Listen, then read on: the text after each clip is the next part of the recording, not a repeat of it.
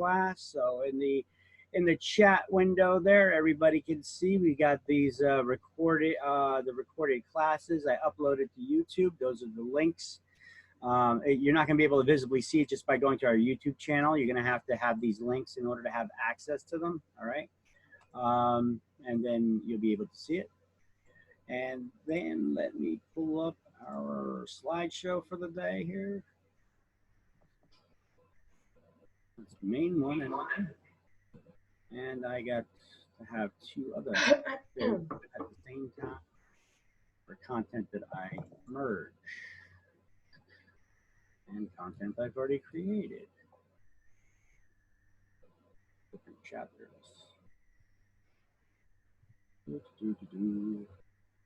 Find the taxes.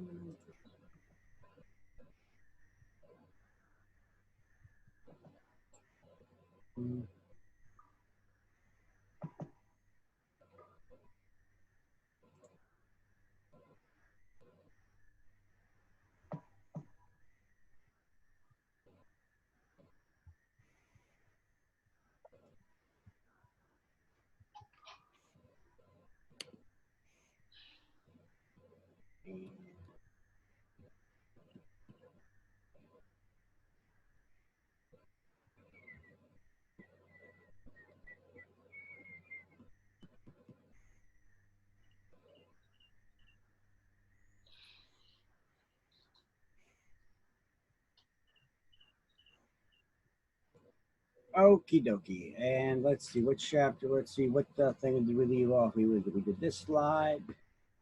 This slide. Oh, we're on that slide right now, right? Special assessments and improvements, the improvement taxes. And we have highlighted something under special assessments. Yes? Yes. All right, good. So the special assessment is an improvement tax. Is it an improvement tax for improvements you do to your property? Yeah. What page we? We're on page 96.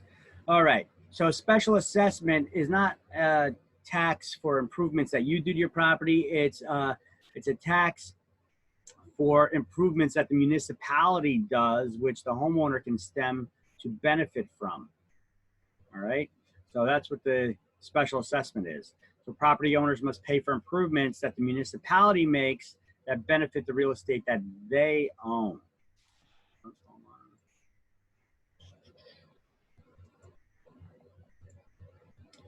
Got some more participants I got to give access to. I got you. I got you. Some people coming in.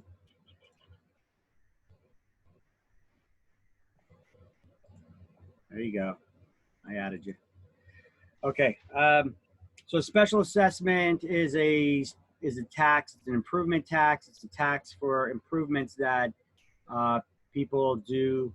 I'm sorry, that the municipality does that can improve the value of your home. So, or that the homeowners in the area stem to benefit from. All right, and that varies from the general property tax, which is the regular real estate tax that most people pay, which is based on what? The Property value. The property value. And so what is this tax also known as in Latin? Ad valorem. Ad valorem. Ad valorem means according to value. So let's see. The special assessment tax, it varies from parcel to parcel. Improvements may be financed over many years or paid all at once. And so therefore it can be a financial burden to new owners if it's passed on to them and the current owner did not pay it. All right. So the taxation process, how does that work?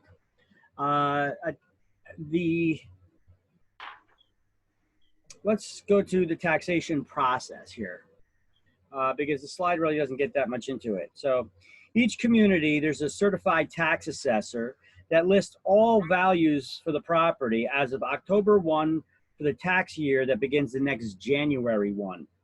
The assessed value is what the year's taxes are based on. Okay, so that is the assessed value that you get from the tax man. That is not the property value. It has nothing to do with the property's actual value. It is a value used for taxation purposes. We're going to learn about different types of values: market value, assessed value. Okay, so the assessed value is a value used for tax purposes, like you see on the slideshow, not actual property value, which is market value.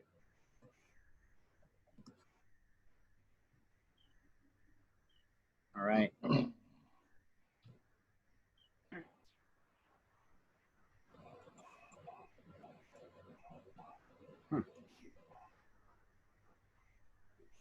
So assessed value is a value that's used for tax purposes, not the actual property value.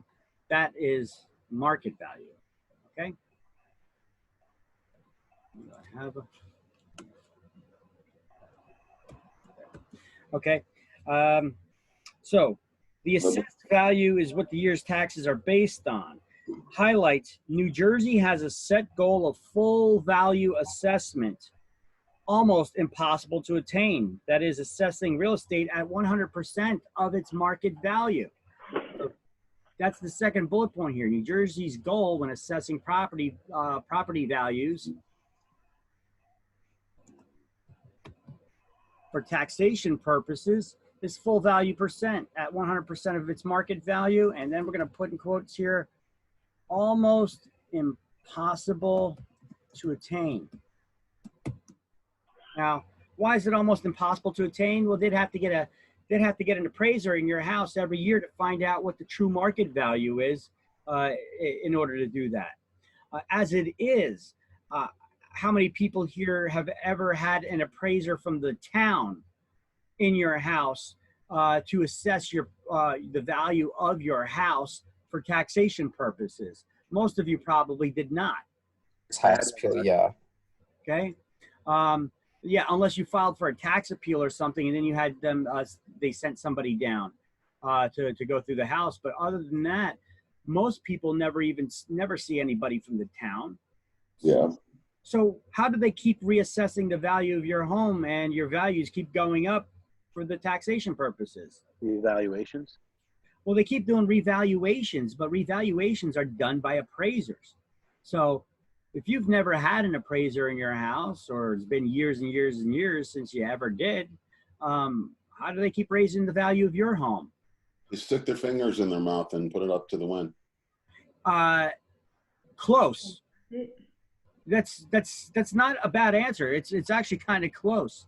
What they do is, if you guys ever look in towns and you see that sections of town where you live, perhaps, all the homes are approximately the same style, approximately the same square footage of lot, give or take. Some lots are a little bit bigger than the others, but they're all approximately the same. The houses are all approximately same square footage or same style. You either got all split levels in your neighborhood mostly, or Cape Cods or colonials, etc. They're all, give or take, approximately the same, give or take. So what happens is every year the appraiser, the municipality does have a revaluation where they will send out an outside appraisal firm to go in and appraise every home in the municipality, but they don't get into every home. Instead, what they do is they do a sampling. So what they'll do is they'll take a handful of homes in the area, chosen at random, they'll do appraisals on them, and then they'll do a blanket assessment based on those homes that they got into to appraise. Now, if those homes that they got into to appraise are all modern and updated and not the average home in the area, which may have not ever had any improvements, but it's just okay, kept together, you may be getting overassessed in your value if they're comparing it to all these homes that have been updated and modernized, right? So that's how they go about doing that. And if you feel like your home now has been overassessed in its property value for taxation purposes, you can appeal that decision by requesting by doing a tax appeal. All right, so they say that In practice, different townships have valued properties in recent years as low as 16.5% of its true market value to as much as 154% of its true market value. You don't want to be on that end. All right. Periodically, municipalities must have that revaluation that I just explained to you guys. And basically, they explained the outside firm comes in. Okay. Now, every taxable property is called a rateable. I want you to highlight that. A rateable is a taxable property. Okay. Where on And the same under the taxation process on page 96. So next to the last line in there, they have a rateable. oh yeah, rateable. Yep, a rateable. A rateable, all it is, it's a taxable property. That's it. So what's a rateable? Rateable is a taxable property. Now, an assessment roll is a list of all taxable properties. Or here, let's word it like this, a list of all ratables in the town, in the municipality.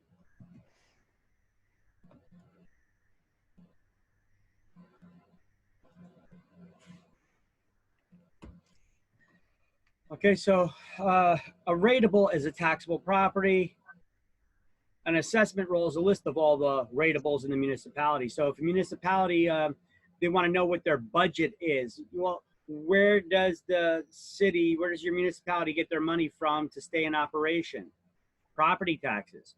So all they got to do is, if they could take a list of all their taxable properties, they could add up the right column, and poof, they got their budget. They got their budget for this year, not counting all the money that they rake in from ancillary things like permits and construction permits and fines and tickets and all kinds of other ways that they earn or they can make money down there at City Hall, right? Yeah, but don't townships and municipalities have to go to the county to get the rate at which they use to calculate what the tax? To get the rate, well, they get their rate adjusted, but it's also based on their their need as well. You know, the city needs a new fire truck, all right, and it's going to cost them $500,000 for a new fire truck. Whoa. Right?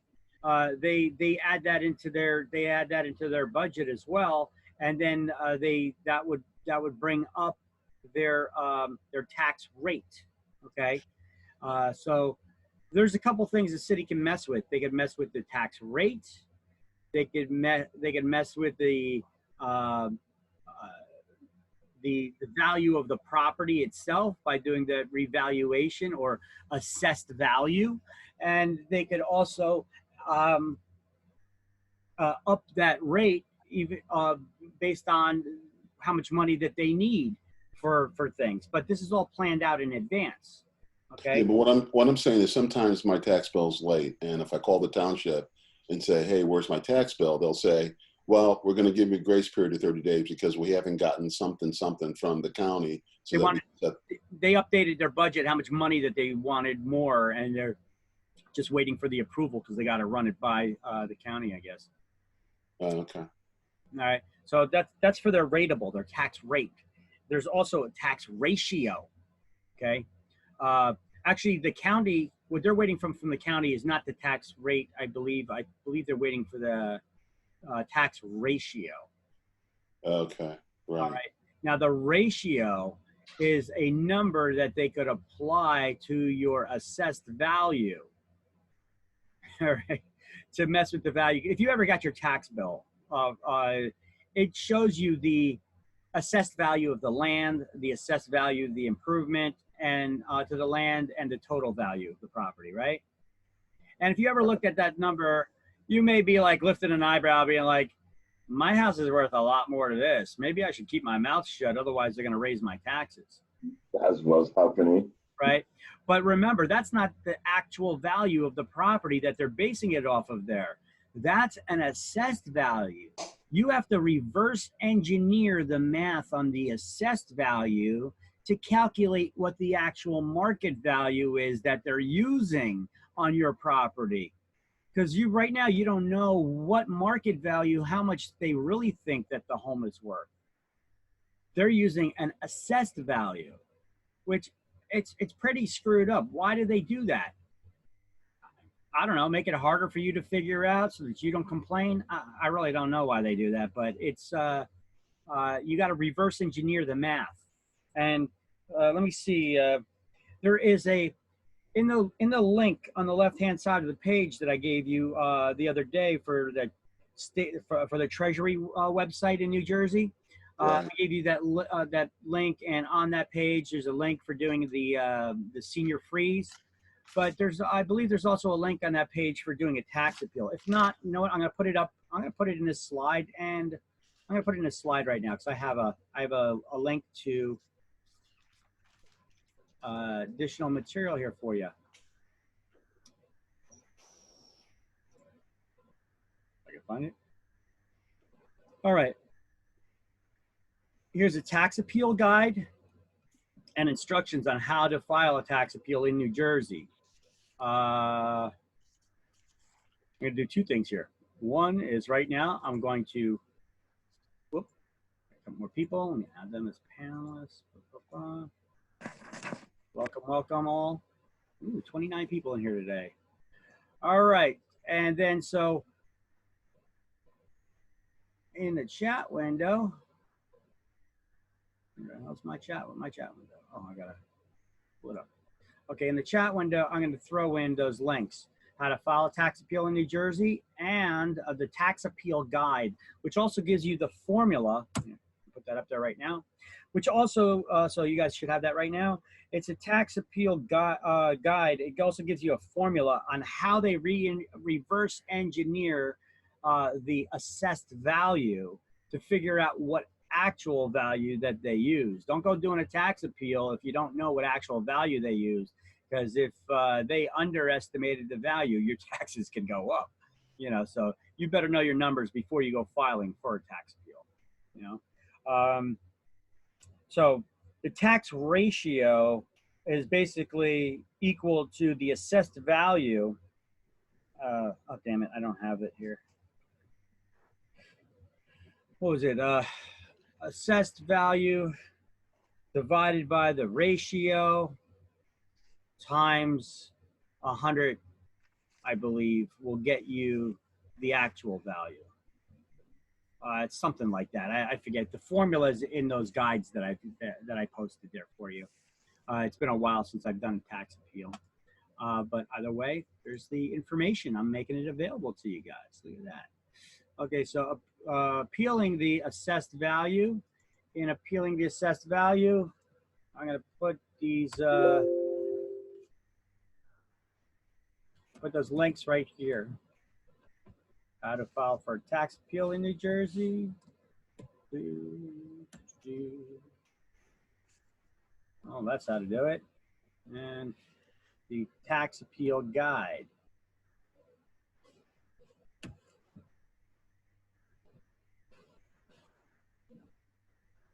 Which we're going to have to get these a little bit smaller. Get on the screen.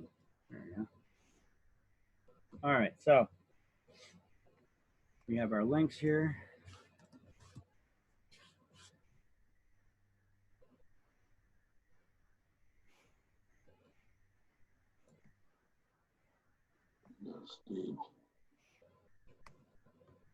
There. And then we got the equal. So this is all the stuff for appealing the assessed value right here. Here's your two links, your guide, and how to file the tax appeal in New Jersey. All right. We got the equalization. We got the equalization factor, or this is how on the right side of the page. So the so to appeal the assessed value. Let's go over that first. To appeal the assessed value, if you feel like you've been overtaxed, your options are up until January 10th. The tax list can be changed by the assessor in your town. But after that time, you have to file any appeals with the county board up until April 1st. Okay, so for this year, we're already past that. The board must rule on all appeals by November 10th. So we're almost near the end of the year already before you start getting an answer if your appeal is going to be accepted or not. If the taxpayer is still not satisfied, then they have 45 days in which they could appeal the matter to the New Jersey Tax Court. All right. Now, to be successful, the appeal should be based on solid data, some sort of a CMA at least, comps in the area for similar homes that have recently sold or that you got the values of. And you got to show that they're worth less than yours. If that's the case, you've been overassessed and you get the value of your improvement lowered.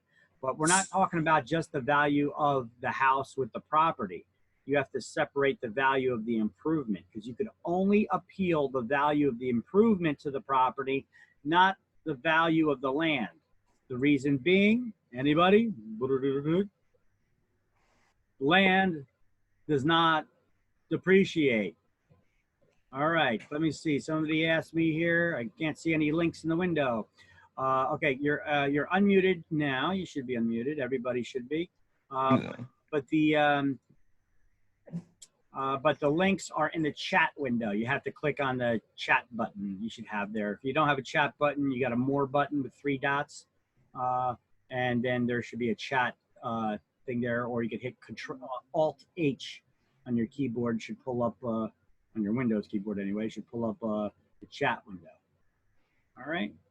So say you bought a house for 900 and the assessed value is 2 million.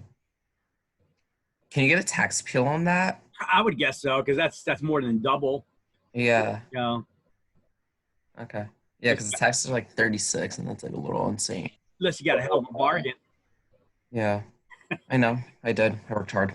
That's a hell of a bargain, but Yeah. still good for you. $900,000. Wow, you got some nice scratch going on there, huh? Mm-hmm. All right. Victor, I'm still not able to see the links for the YouTube on the chat window because I joined later on. You should still be able to see them.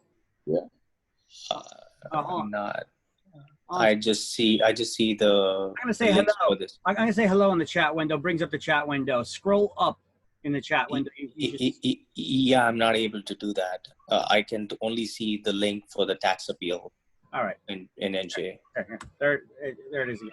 Yes, now I got it. Thank you. Okay. Let's see. So the assessed value. So basically, you got to pull up comps. It has to be based on solid evidence. I live in Union County. In Union County, I know that we have an online tax appeal system now. That's pretty good. That you can even pull up the comps. They just don't show you all the info. So what I did is I cross-referenced those comps by doing a search on my own of the comps in the area using the MLS. And this way I could get an idea of what they look like, make sure that they're not going to be able to tell me, oh, well, that's not a true comp to your house later. So I'm not going to get caught off guard that way. So I cherry picked the comps that I could find from their system, which most similarly reflected the architectural style to mine or the square footage to mine, so that they can't start putting, making excuses of why I couldn't use that as a comp. And then I pulled up what was the valuations by them in their systems for those properties, and I used that as a comparable. And I was able to win a tax appeal. Found out that they overestimated, at the time, they overestimated the real estate, the improvement when they sent out that appraiser. I started pointing everything out. Oh, look at this. Look how screwed up that is. This is messed up. That's messed up. You just talk down the house and hopefully they'll buy into it and give you a bad evaluation. And I was able to get them to lower their estimated value by 35%. Hey, the house the house needed a lot of work too. You know, I mean, I needed to get a new furnace. I had an oil heater at the time. All the walkways and the driveway needed to be paved. They were all screwed up. You know, my driveway used to be just two concrete slabs with dirt in the center. You know, I had the sidewalk was slate, and the slate was getting all loose. You know, so I started pointing out all the stuff that was screwed up and made a point of it. So they overestimated it by 35%. Since then, I improved everything, but I waited till after I won a tax appeal before I started doing that. You know, now after I won the tax appeal, I made sure that it was in the system. I still had to wait to find out what my new taxes were going to be. And when I got my tax bill, guess what? It went up. They lowered the value of the structure by 35%, and my taxes still went up because they just screw with the tax rate. So they raised the tax rate. Wow. Imagine how much more my taxes would have gone up if I didn't do the appeal. It's crazy. Isn't it?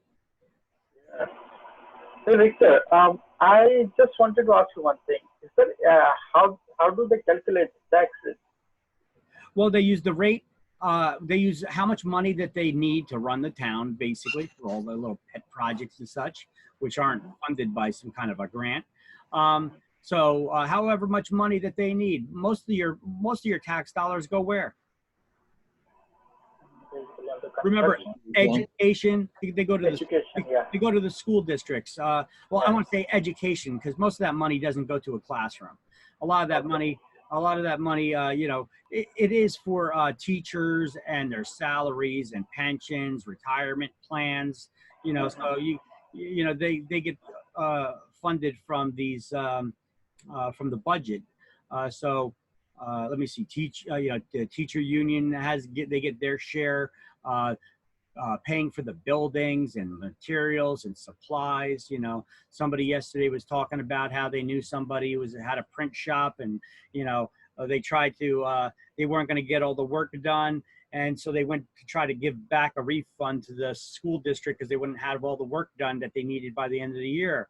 School district didn't want the money back because if they didn't spend that money, then they can't claim it for next year's budget to get even more money. Telling the, how are you going to tell the state that you need more money, or your municipality that you need more money, if you didn't use up what they allocated to you last year? So they do this all the time. My ex-wife used to be a teacher, and she did the same thing. She used to get the some of them have accounts at school supply stores. Some of them they give these cards to, and they go do their shopping for their supplies, and they say, use it all up.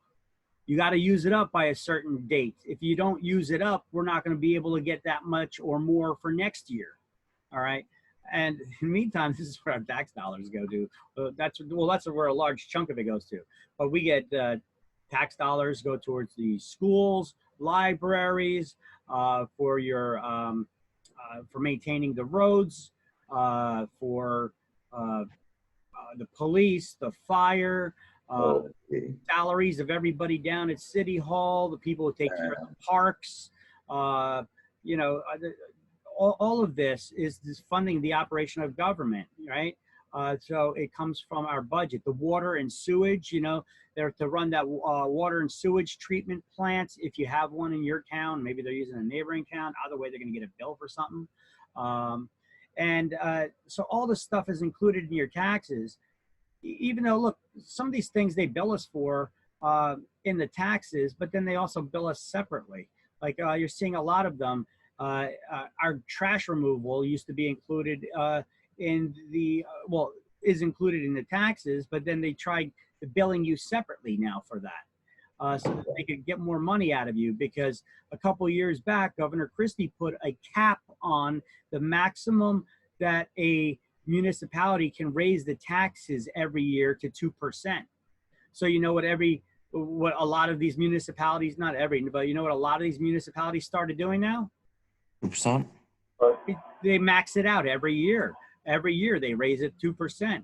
But some municipalities were raising it for even more than 2%. They were like, screw you, Christie. And they started raising it even more. They raised it 3% or more.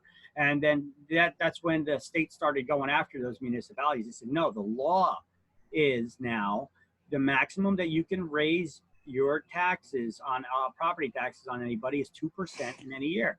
So municipalities started, separating and billing you separately for different things, and maybe not offering you as many services and such, because they want to get more money out of you. And the way to do that is they start playing games with it. But the municipalities that were charging more than 2%, state cracked down on. But they're just maxing it out automatically every year. We need 2% of raise every year, and then they try to squeak it out other ways, maybe by doing trash pickup less often. We used to have trash pickup every month for the bulk waste. The regular garbage used to be, it's once a week. The recyclables once a week. They tried to bill us separately for the trash. That didn't last very long, though. There was a lot of lashback on that.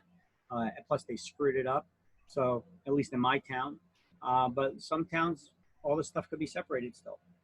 These are just the way the municipalities play games, but this is where your funding goes to. It's where your tax. I think even in my town, like the bulk garbage, they have just like once a year.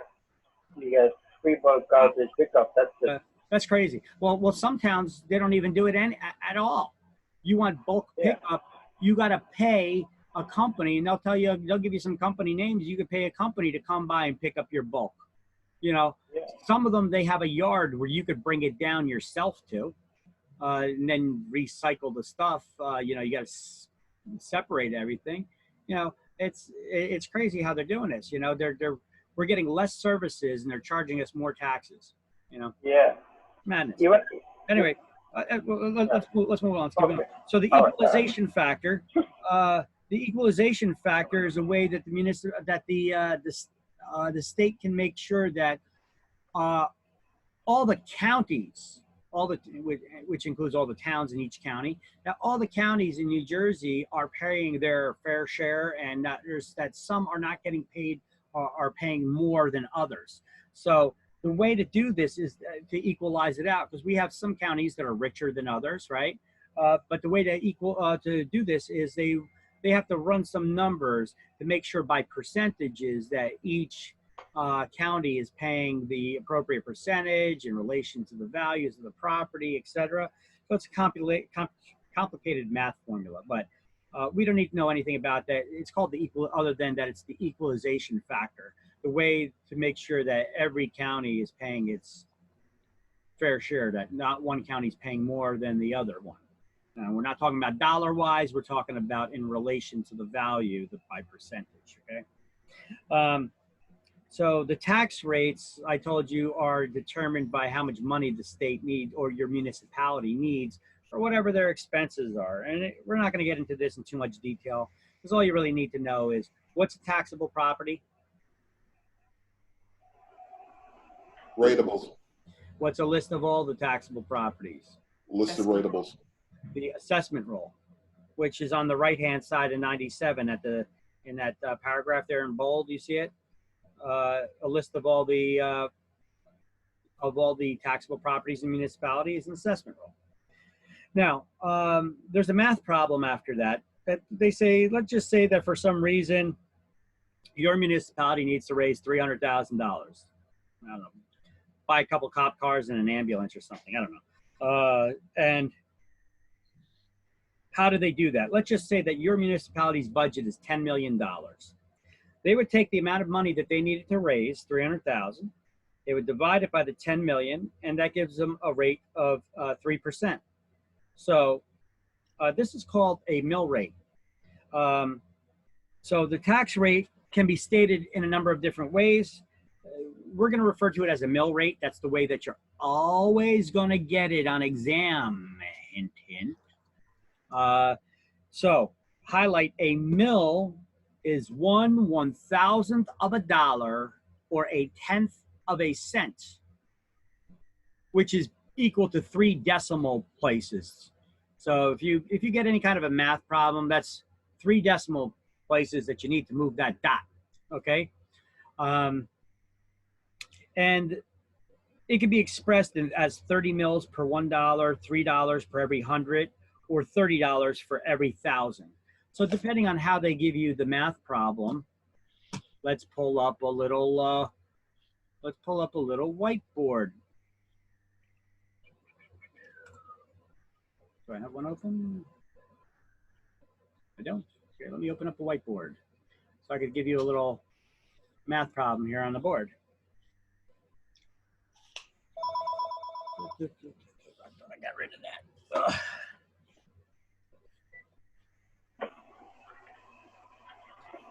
All right, so as this whiteboard pulls up, we're going to be showing you how they actually calculate a mill.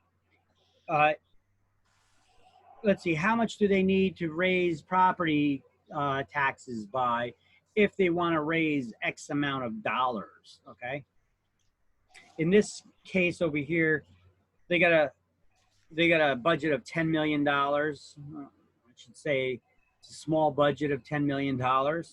And they're trying to raise $300,000. So if that's the case, let's open up this. And so on the whiteboard, you'll see if they want You're not showing the whiteboard. okay, I got the whiteboard open, and here you go. Now you see it. And so let's just say that here we are on the whiteboard. In this example, the mill ratio is it's 3 mills, where they're giving an example saying that each mill is $30 per $1,000 of assessed value, right? So if that's the case, and they assessed, remember I told you your assessment is the value for taxation purposes. They assessed the value of your property. They assessed that value of your property for, let's see, you have a $450,000 property, and they assess the value on your tax bill. It's showing like $200,000, because it'll be something ridiculous like that. Usually they underassess it. So if it's valued at $200,000 and your taxes are going to be raised for every $1,000 of value, $30 per every 1,000. How many thousands do we have here? 200. 200. So here, just cross out the 3 zeros there. And then you're going to times that by 30, right? So we have 200 times 30, and that's $6,000. $6,000 that the taxes have to be on that property for them to get that additional $300,000, in their budget, to work it into their budget. Your taxes on your property should be $6,000. Well, the 30 because of the 1,000, right? What's Yes. that?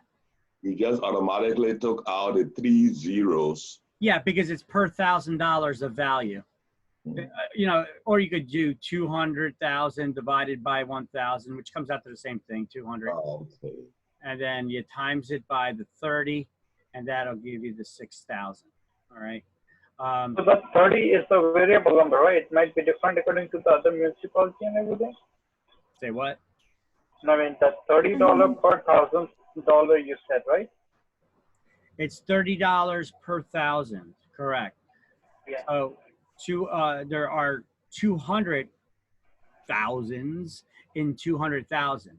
So you take 200 times 30. Now, if they said $3 per $100 of value, if they said $3, because it's the same thing, $3 per $100 of value, then you would do the assessed value of $200,000. You're going to divide that by 100. All right. So 100,000 divided by 100, that gives you 2,000.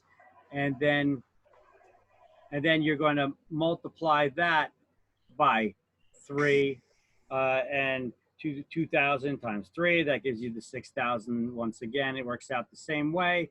It's just that they're doing it a different way. So it depends on how they ask you to come about that value. Per $100, $3 per $100, or $30 per $1,000. It works out to the same way. So in the question, if they ask us in the examination, like they're gonna give us this $30 per $1,000. On state exam, that probably will not give you a math problem pertaining to mills. You'll get a math problem pertaining to mills at the end of the chapter for your practice here. Okay. And when you guys do that on your own as practice, you know, if you can't figure it out, I'll work it out for you on the board, you know. So if you guys are doing these practice exams at the end of every chapter, if you can't figure the one out on mills, let me know in class and I'll work it out on the board for you so that everybody can see how to figure it out. It's just like this. It's just like this, but the way that they word it in questions can get a little wacky sometimes. So you got to go step by step with it. So they're not gonna ask us about this in the state exam. Well, the thing is, it starts getting, well, on state, they're going to ask you, you know, what is a mill, or 1/1000th of a dollar or 1/10 of a cent can also be expressed as a mill. You know, so there's a lot of different ways that they could ask it. It's probably going to be some kind of a word question rather than a math question. But if it is a math question and they're using the decimal points there, how many points you got to move it over? 3. 3. All right. Because it's 1/1000th of a dollar or 1/10 of a cent, which we saw. We get to express it in 2 ways here. $30 per $1,000 of value, or $3 per $100 of value. Okay. So they could express it in these 2 different ways here. Okay.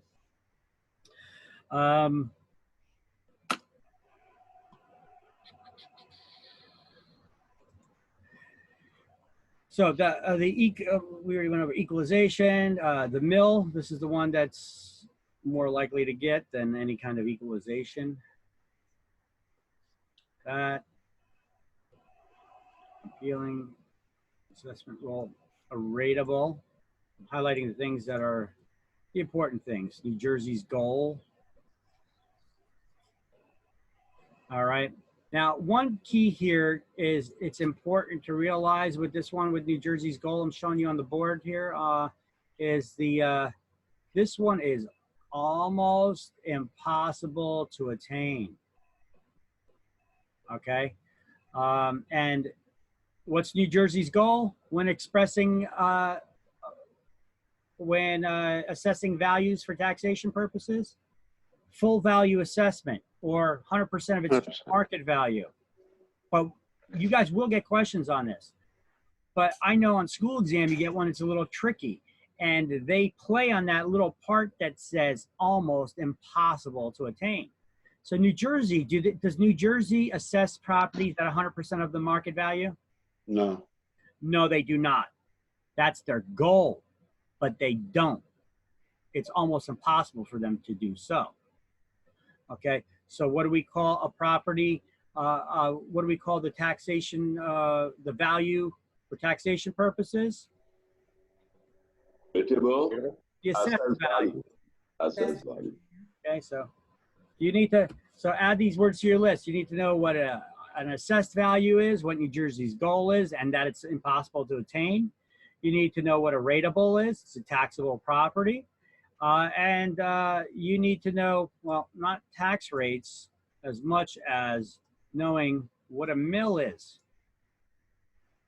You need to know what a mill is. All right.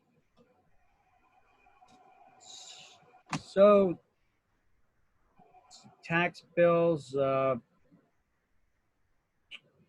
property bill is computed by applying the tax rates to the assessed value of the property. Okay, which they take the rate, they multiply it by the assessed value that they're showing you here in the example on page 97, is it, down the bottom? And then they go by that. so the value in this example that they give you here is the property's assessed at $90,000 at a tax rate of 3% or 30 mils. The tax will be $2,700. 90,000 times the mill rate equals $2,700. All right. And then if they put in an equalization factor by saying that the property is actually billed at 70% of its assessed value, well, now you're going to have to, you know, figure out what 70% of the assessed value is, That's, right? So you got to just pay attention to the words in the question as you work out the math problem. Now, the last thing, the tax lien. Let me ask you something about a tax lien. There's different kinds of liens. They can be general or specific. A property tax lien, is it general or specific? Specific. It is specific. Specific meaning that it affects only that one property, right? within the county. Well, no, a tax lien, general or specific. A general lien affects all the properties that you own. A specific lien only affects one. So, Yes, but it got to be in the jurisdiction of a county, right? well, the property, your property. The property, that's what I meant. Yeah. So your property tax for your property, is it general or specific? It is a specific lien. Because Yeah. if you don't pay it, that lien can only affect the one property. They can only foreclose on that one property. That's what we're talking about. Okay. So taxation process continued here. Okay. Tax sales. Let's turn the page. Now we're getting to the good stuff. Okay, so a tax sale. Taxes are due when? Every 3-month period. Every month. Yeah, quarterly. Well, taxes, you get a tax bill, and as of January 1, you owe the taxes, for, you get that bill, and taxes become a lien on your property as of January 1. Now, the municipality does not expect you to pay them in full on January 1. They'll break it down quarterly, so you'll get a bill every 3 months, right?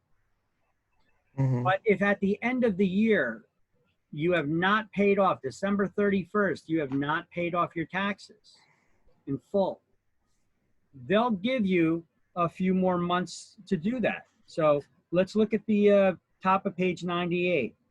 When taxes go unpaid 6 months after the end of the year, the taxing body can resort to a tax foreclosure. So the local tax collector is required to hold a tax sale of the property. Now, this is those tax auctions I was talking about the other day. When somebody goes to these auctions, and if I go and I bid at one of those auctions and I win the auction, I don't get your property. What am I getting? I'm getting a tax lien certificate. So as you can see on the slides, it's called a tax sale certificate or tax lien certificate. You're not entitled to occupy or use that property because I don't own that property. I just paid off your taxes, and then the municipality gave me a certificate saying, okay, this person owes you this much money as of this date, and they have 2 years to pay you back at this interest rate. That's what the tax certificate says. And then if that person does not pay me back all my money that I used to pay their taxes, plus the interest, plus any legal or filing fees that are not excessive, I can foreclose on them as if I was the municipality myself, foreclosing due to the non-payment of taxes, as if they did not pay the municipality the taxes, which they didn't, but they're required to pay me because I went in and I paid the municipality on their behalf. But the municipality passes along that authority to me because it's still dealing with taxes and they have not paid the taxes. So because I won that auction, you know, the municipality doesn't want your property. They want the money so that they could piss away, right? So house is worth $250,000. They don't pay their taxes in a year. I go to the auction and I bid. Do I have to bid? Is the minimum bid what they owe in their taxes, or how does that work? Well, this is the way it works. What are you bidding on? you have to pay, let's say the taxes are $8,000. I'm not bidding on how much of that I'm paying. I have to have $8,000 in my pocket. Well, I have to have $8,000. I have to pay the municipality $8,000. I have to pay that full amount. That's non-negotiable. All right, taxes must be paid. So what I'm bidding on is the interest rate I'm going to charge the homeowner to pay me back because I paid their taxes for them. Wow. So I'm going to the auction saying, oh, please let me pay their taxes. I want to pay their $8,000 of unpaid taxes. Please, can I pay their taxes? That's basically what I'm saying when I go to the auction. Right. Victor, quick question for you. If they can't even pay their own taxes, why would they even have any money to pay you an interest rate? I hope they don't. So you can take the house. That's what you're saying. Because now the municipality is not trying to make it harder for the homeowner to keep their house by having these auctions. I mean, the homeowner has to pay their taxes, but if they didn't pay their taxes, they still want their money. So how do they get their money? Well, they made it available that investors can come in, step in, and pay the taxes on your behalf. And that's what I did by going to auction saying, please let me pay their taxes for them. I want to pay their unpaid taxes. And the municipality says, sure, you could pay the taxes. Wow. And we're going to start at 18% that you could charge the homeowner. Wow. And then it goes down from there. So it goes down. 18% goes down. They're not trying to make it harder for the homeowner to keep their house. So I bid 18% to pay the $8,000. And now, Fred, you step in there and you say, well, I'm going to bid 17%. And then someone else steps in there. Matt, you step in, you say, I'm going to do 16, and then people just keep, bidding, and you're bidding down. Whoever bids the lowest interest rate that they're going to charge the homeowner to pay them back, they win the auction. So what happens if so for example, let's say you win that interest rate at like a 5% or something, right? Yep. And what if the owner can't pay it? So what happens at that point? Okay, so the question is, what happens if I won the auction and I won it at 5%, right? So the homeowner had to pay me back $8,000 plus 5% in 2 years. They have 2 years to pay me that, right? Now, 2 years comes up, they did not pay me back. What happens? You have the right to foreclose on it. I can foreclose on that homeowner as if I was the municipality that was not paid the taxes. By that certificate that they gave me, that tax lien certificate, I can now take that to the foreclosure court to foreclose on that homeowner due to non-payment of taxes. Now, this foreclosure can be a long process, but with taxes, it's not. Look, I already waited 2 years, right? So I take this certificate to court. It's a pretty speedy process to do that foreclosure because that person had 2 years already to pay me. It's no surprise that they owe the taxes and they have not paid the taxes for the last 2 years. So it will be a streamlined process. It's not going to take as long as foreclosing due to a non-payment of a mortgage. Now, when I foreclose, if that person did have any outstanding mortgage loan on their house, I wipe out all other liens. I get the property free and clear for whatever the property, I get the property free and clear with no other liens on it. Wow. It wipes out all other liens. So if I only paid out $8,000, I paid $8,000 plus any legal fees to an attorney to do the foreclosure for me because I'm not going to deal with it. I don't know how to do a foreclosure. Do you? I'm going to hire an attorney to do that for me. So whatever fee I paid the attorney to do the foreclosure and that $8,000, that's what I get the house for. Oh, that's so look, even if it's a cheap house, it's a $200,000 house. It's a $150,000 house. I put $8,000 into it, and I'm getting a $150,000 house. Are you for real? I mean, I don't care how shitty of condition. So what happens to the bank? Screw them. I don't care. It's their problem. They should have paid the taxes. This is why banks. This is why your lender will usually try to incentivize you to include your taxes and homeowners insurance in the monthly mortgage payment. This way, they can make sure those important bills are being paid. So Victor, the bank is out of the picture the immediate time that you purchase the. They could step in if they find out about it somehow. they could step in last minute and pay me back all my money plus interest. So that's a worst case scenario. I get all my money back plus interest, which is how much money are your bank accounts paying you these days? 1%. No, you're not even getting a percent. You'd be like if you're getting 1/4%, right? So I'm getting 5% back on my money. I mean, Victor, it's a win. if during those 2 years though, say, you know, again, they didn't pay the following year and the Okay. year after that. Good then question. Okay, so the next year comes and they didn't pay their taxes. So keep in mind, what's the timeline that's going on here already? At the end of the year, they didn't pay their taxes. The municipality gave them 6 months to get caught up on it, and they still didn't pay it. That's when they will schedule a tax auction. So that tax auction still may be a couple months away. So they're almost 2 years behind in their taxes already before the first auction takes place, right? So they're almost 2 years behind there. So I got to step in and I got to pay their probably 2 years of taxes. All right. So I pay their taxes and I get the tax lien certificate. Now, what happens if the next year they didn't pay their taxes? Well, the municipality will see that I am the current holder of a tax lien certificate on that property. So they'll call me up and they'll say, listen, the homeowner didn't pay their taxes this year. What do you want to do? Would you like to pay them?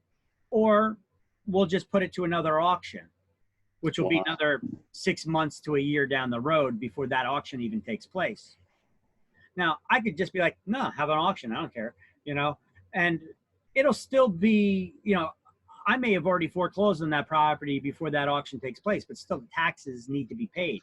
Whether, you know, at some point I'm going to have to pay them. If I wait till an auction takes place before I pay them, and I may have to pay another investor who went and bid and got a certificate that's behind me.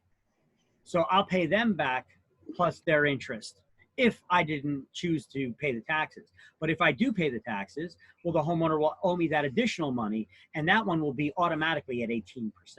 So what happens to the homeowner? So when you do foreclosure, like how are they Get out. released out of the house? I don't know. I'm not your mommy. Go wherever you go. You know, you're gonna have to figure something out. This is not something that you should do if you're a bleeding heart. You know, if you're more worried about where those people are gonna go, you know. No. You misinterpreted my question. My question is really like, how do I get them out? Like if they don't want to leave. Same process as a sheriff sale. Yeah, get a sheriff. You got a foreclosure order from a court. You take that to the sheriff's department. Sheriff's department will physically remove them. Oh. All right. Now, so yeah. Unfortunately, this sounds like a cold-hearted thing, but you know what? Oh well. Somebody's going to do it. Money's money. Well, let's not even look at it like that. Let's look at it like this. You know, somebody's going to do it. You did not pay your bills. You're going to get kicked out of that house, whether it's me that does it or it's somebody else that does it. You know, I might as well be the one that makes the money on it because it's going to happen to you anyway. They would have done it to you. You know, so it is what it is. So, I mean, we get some people in the class, they're like, well, maybe, you know, that's pretty sad. How, maybe you could just rent it when you foreclose, maybe you could rent it to them. Well, let me ask you a question. If they weren't paying their taxes, what the hell makes you think that they're going to pay you rent? You're looking for a problem there. You're going to end up getting foreclosed on when they destroy your property and don't pay rent because it used to be their property and they're all pissed off now. Right? So my advice to you is get them the hell out of there as quick as possible and sell that property. List it for sale. List it at a fire sale price. You could sell it for cheap just to get a quick sale on it, and you will make a killing. Look, I haven't sold one of these in a while, but the last one that I did was in Hillside on Route 22. There was a 4-family house.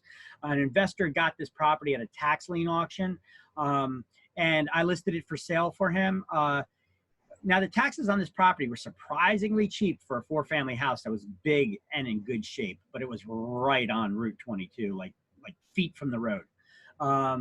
And 3-bedroom, each 4-family, 3 bedrooms, 1 bath for each unit. The taxes on it were, I mean, it was fully occupied, so I don't know why the guy wasn't paying the taxes.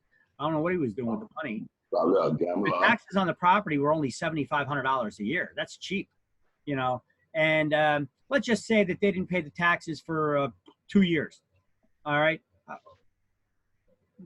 What is that? $15,000. Okay, so as an investor, the investor steps in, he pays $15,000. Let's say he overpays an attorney to do the foreclosure. What's he in a hole now?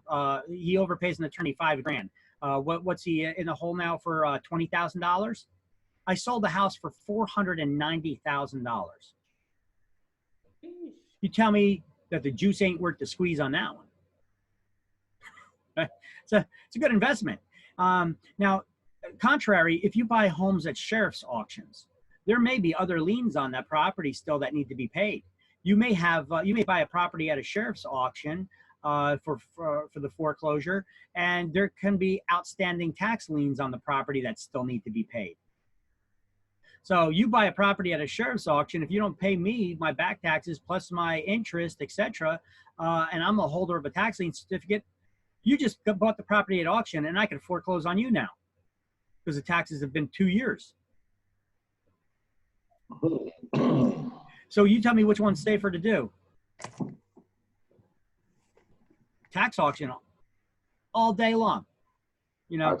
Number one priority. But because of this, you're getting some REITs, the real estate investment trusts, that are dealing with at least 100 investors and tens of millions, hundreds of millions of dollars.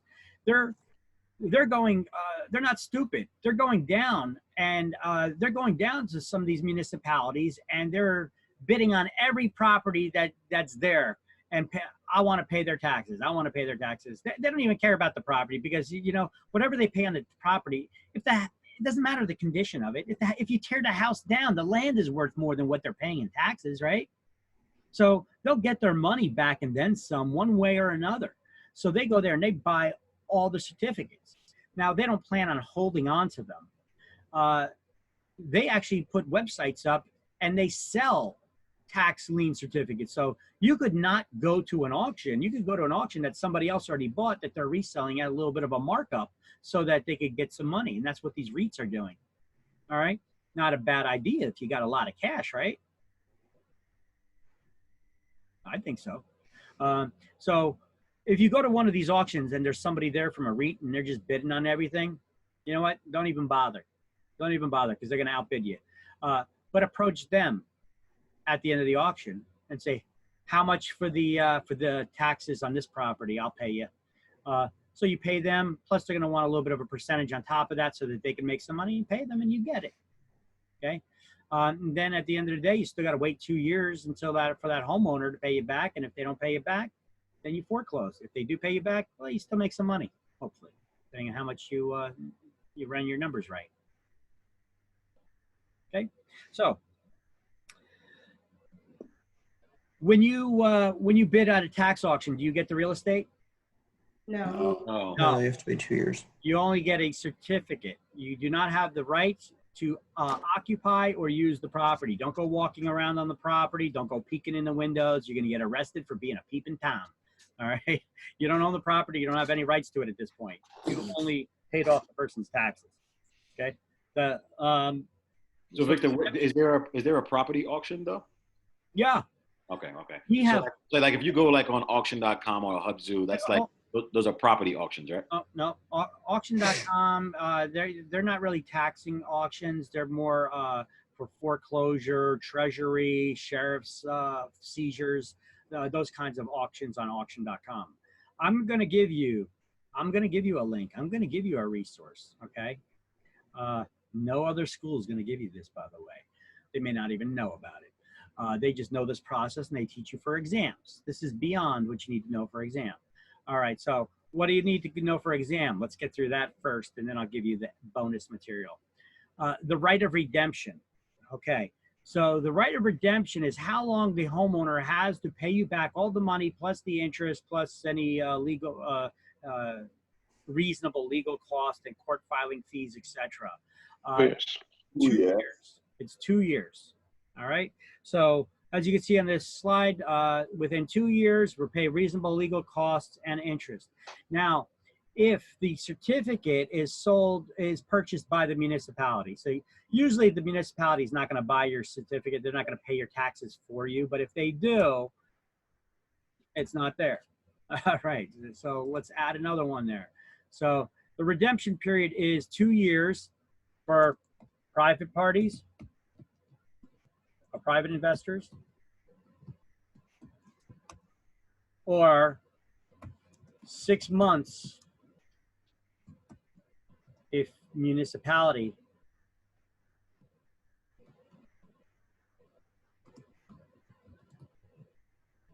purchases the certificate.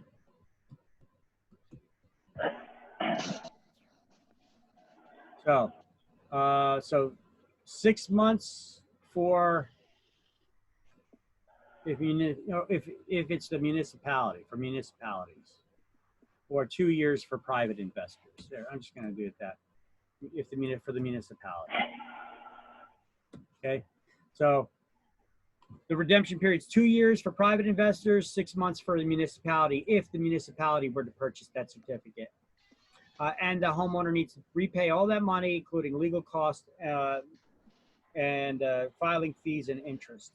Now, after that 2 years goes by, how long do I have to foreclose on them? Because I don't have to take legal action right away. But why would you want to wait? Because if you know that they've been that they can be foreclosed on, they're probably going to. And at this point, it doesn't matter. They can't pay you back really. At this point, you've already you have this. You already went past that point. Then you have 20 years. So highlight in the book under right of redemption. If a municipality purchases the certificate, the delinquent homeowner has 6 months to pay the money due and redeem the property. If the certificate is bought by a private party, the redemption period is 2 years. Highlighted all that. It's everything that's on this slide. Now, the homeowner trying to regain the property must pay reasonable legal costs and interest on the overdue taxes as well. Okay, so they have to repay the money. Let's see, they have to pay the taxes. Okay, so the homeowner, here, let's put another thing over here. That the homeowner has to pay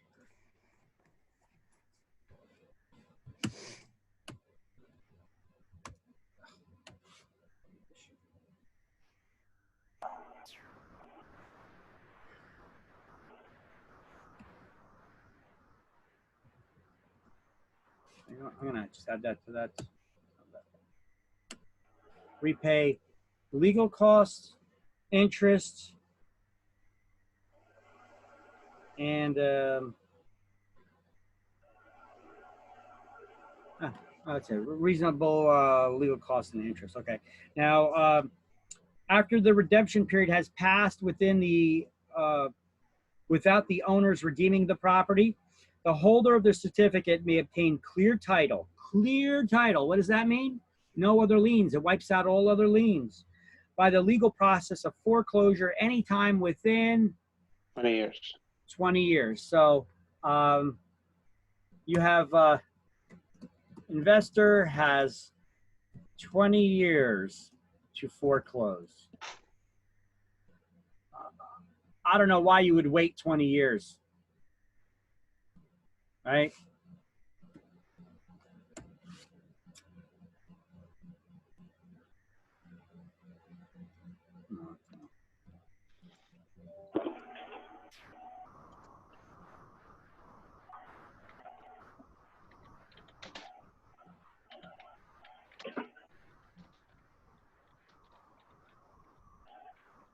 What's about this word REM in REM during a foreclosure? What's that? I read something at the bottom of the. Okay, so yeah, we're not done with this yet. So the we're going to highlight if the municipality forecloses on a tax sale certificate, it's through a judicial foreclosure before a court called an in rem proceeding. Okay, so investor has 20 years to foreclose, and if municipality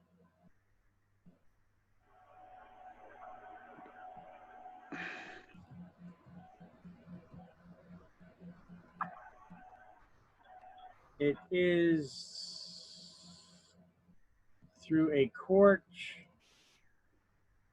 proceeding called an in rem. Okay. So if the municipality forecloses, it's through a court called an in rem proceeding.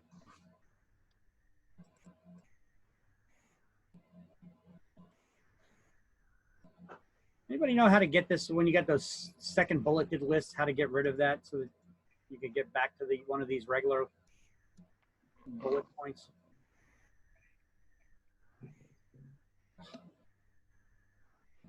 What do you want to do? Oh, wait, there we go. I got it. There we go. Hey, I figured it out. Okay. Has to deal with the indent. Okay.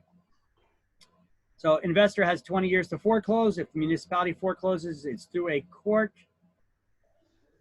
called an in rem proceeding. What do we call the special proceeding reserved only for a municipality to foreclose due to a non-payment of taxes? It's called an in rem, R-E-M, in rem. All right. Or actually, there's no abbreviation. There's an in rem proceeding.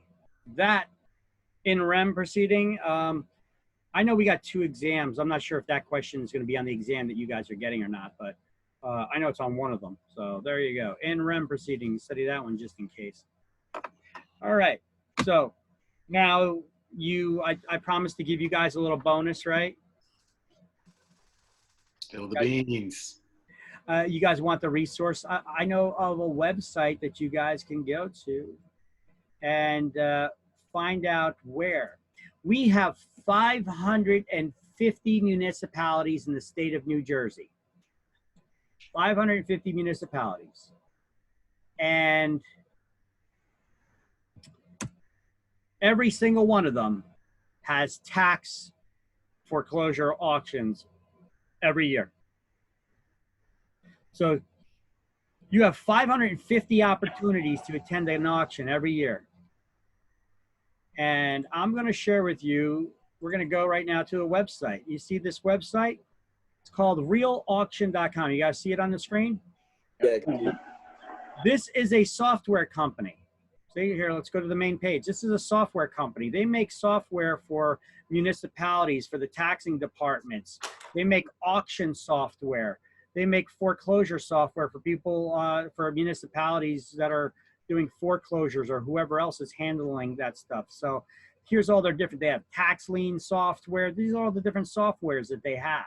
So if you click over here on their client list, so the website here, this is the website you need to know, realauction.com/client-sites. It takes you to this page here and you see all the different states listed and all the different municipalities or counties. And some of them, some states it's by county, others it's by municipality. Scroll down to New Jersey. Okay, here's New Jersey. And look, they have a practice website that you could click on here so that you can see what an auction website would look like. And you see this one, Aberdeen, they got one coming up. Let's see, they'll have a date here showing. Sometimes they only have the website available if they got a, when they have an auction coming up, like in Aberdeen right here. Site opens up and they got a date. So these are all the municipalities in New Jersey that use this software, Real Auction, to manage their tax auctions. They have these auctions in person, usually at the courtroom, in one of the courtrooms in your municipality. But some of them, but they also, some of these also make it available. In addition to that, they make it available online, so you could bid online. But let me let you know, you can't just go there onto the website on that date to bid. You have to make sure that you know how much the taxes are. You got to have, I think, 10 or 20% of the tax dollars that you want to have for the property you want to bid on. You have to put that on retainer with the tax department in the municipality before the day of the auction. And these are all the municipalities in New Jersey that have those, that use this software. And it looks like a lot of them, right? I get a 404 error when I get to Right there. Let's the client.site. It's realauction.com. Okay. Oh, client sites. Got it. Okay. Here, let me take the direct link. I'm going to take the direct link and I'm going to put it in your chat window right now. That was a major key, man. Thank you, Victor. You're welcome. So I'm also giving you, I'm not just telling you how to do it. I'm giving you guys the resource of, here, I'm giving you guys the resource of how or where to go to do it. So here you go. This is for the tax auction sites. To give you the direct link of where you got to go. And I'm going to put it in the chat window. Ready, ready, ready. Here goes. Boom. You're welcome. Thank you. Some people will charge you $3,000 for their system, telling you how to go about doing it. I just taught you how to do it in this class. And then I gave you the same resource that they would charge you $3,000 for. And they would probably just turn it into a very long seminar teasing you about it first. And then at the end, they would give this to you. You know? Thank you, Victor. You're welcome. You're welcome. Jeez, I should raise the price of the class.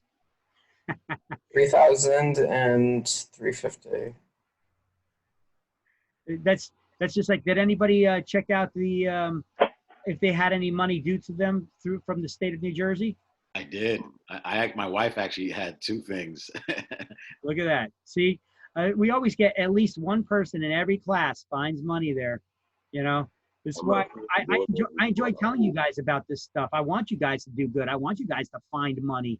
You know, I want I want good for everybody. You know, I'm not a hater. All right. So let's see. That's that. And I can put up that auction site resource here. I will add it here. Tax auction site resource. And I'll put that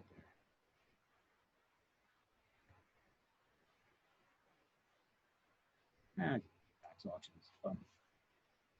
Now, if your municipality is not listed there, or a municipality is not listed there, because I don't think there's 550 municipalities listed there, and you want to find out how they do their tax auctions, you need to contact the tax department, you know, the tax collector in your town, and find out how they do their tax auctions, and how you can get, if they're doing them online or only in person. Some of them you still have to be on you got to have a fax machine and get a fax from them, and you get a list of their auctions that are coming up with the dates and stuff by fax. You got to get on their list. Some of them are by snail mail, regular mail, so you got fax, regular mail. Some of them just post it on their website. You know, like they copy and paste like a Word document on their website. It's not very interactive. The list of the properties and the date and where it's at. You'll see that this tax auction site that I gave you, Real Auction, their software is actually not bad. They include tax records. You can see the values of the property, what they owe on it. It's interesting. It's interesting. Some of them even have pictures. So you have to be a real estate licensee? Anybody can go to this. Anybody can go. All right. The municipality just wants their money. So this is an awesome resource for you. Okay. So this is before I have a team so isn't it being worked on by Stephen and? Is that question?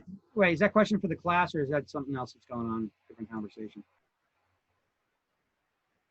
I guess it's a different conversation. Okay. So let's continue on here. Let's go to the next slide. Income tax issues for home sellers. Okay, so if we go to the book, a lot of times property buyers may approach us as the real estate experts when they should be referred to their accountants about how purchasing this property is going to affect their property taxes or affect their income taxes. So it says, although the seller should be referred to their accountants or attorneys for specific information, many ask the real estate broker about regulations on profit from the sale of real estate. Okay, so New Jersey, we're going to highlight the next paragraph. It says both the federal government and New Jersey provide an exclusion from capital gains tax of up to $500,000 profit on the sale of a principal residence. That's your primary residence, not an investment property. By married taxpayers who file their taxes jointly, or for single filers, whether they're married and they're filing separately, or if you're just a single person filing taxes on your own, you get a property tax exclusion of up to $250,000. Can you mute that? Okay, so you get so for couples, what's the capital gains tax exclusion? $500,000 on the profit. For single filers, $250,000. You do need to know this for exams. But in order to qualify for this, you had to have owned and occupied the property for at least 2 out of the last 5 years. 2 out of the last 5 years. So you have to own and occupy the property for at least 2 out of the last 5 years.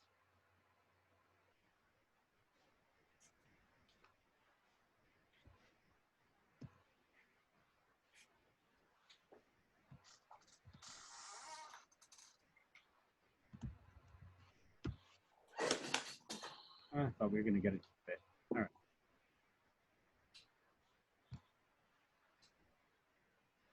So let's see.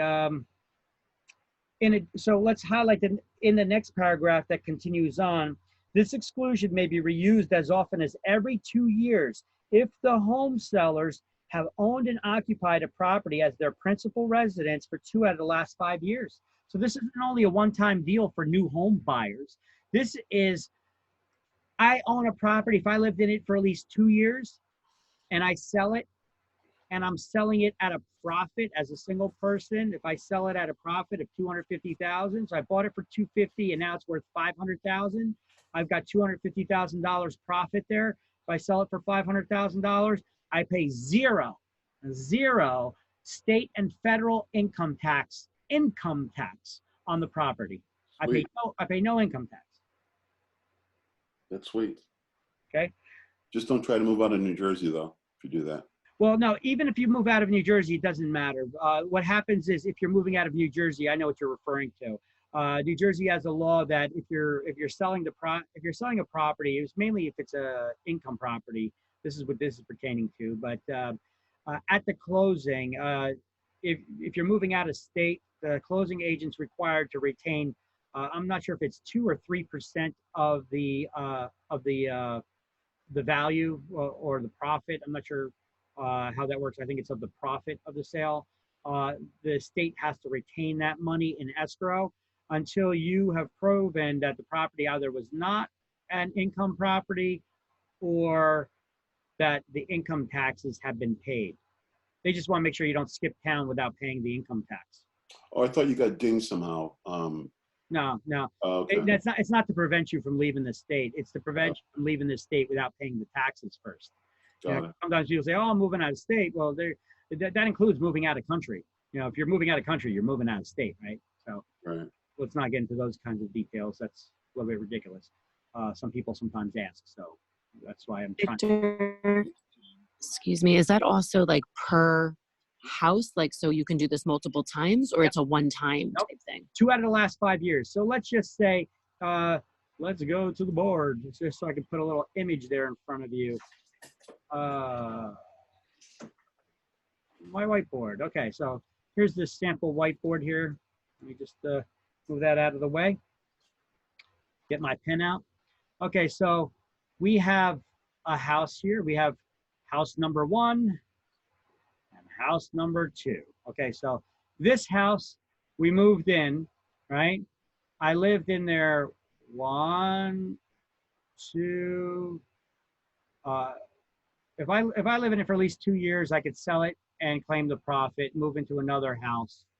But let's say I did not sell this house, but I lived in it as my primary residence for at least 2 years. So I got these black circles indicate I was living there. Now the blue ones I'm renting out. I buy another house and I'm living in this one. Oh, I got some stuff popping up on my screen you can't see. Okay, so now I'm living in this house, but that's okay. 2 out of the last 5 years, as long as I was living in this house, 2 out of the last 5 years, or wait, let's say I was living here too. I only rented out the last 2 years. So I'm in this house now. Did I live in this one 2 out of the last 5? 1, 2, 3, 4, 5. I did. I lived in it 2 out of the last 5. I lived in it Are we talking about 1, number? 2, 3, 4. Okay, and here's the 5th year. But I lived in this house 2 out of the last 5 years. So now I could sell this house. I'm not even living in it anymore for the last 1, 2, 3 years. I haven't lived in the house, but I have lived in it for 2 out of the last 5. So I qualify to pay Number 1, correct? to pay 0 income taxes up to $250,000 on this one. And on this one, as long as I live in it for at least 2 years before I sell it, I would pay 0 on this one as well, up to $250,000 profit. Good. So you see what I mean about 2 out of the last 5 years? I don't have to be living there anymore as long as I've been there for 2 out of the last 5, right? And that's your primary residence? It has to be your primary residence though. Yeah. All right. Go back to our slideshow, which is, I believe, the last slide for this chapter. Hey, Victor, what if you I know you said it's primary residence, but what if your wife is Only not- one of the owners. Only one of the owners has to be listed there. But go ahead. Your wife. Yeah. Yeah, what if your wife is not like on your mortgage and you want to have her? Only one of the owners has to be listed as the owner. Now, what happens if you live there less than 2 out of the 5 years?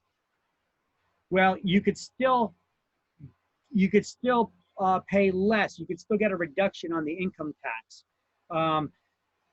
but you have to show that you had a need to sell that property. Okay, so let's take a look for a second. If we continue reading, it says, in the case of a couple, only one had to have been listed as owning the residence, but they both had to live there as the primary residence. Ah.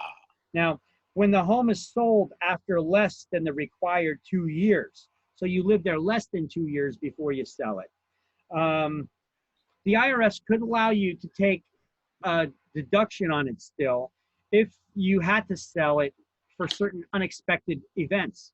And those unexpected events the IRS includes would be a job transfer, health reasons, death, divorce, or multiple births.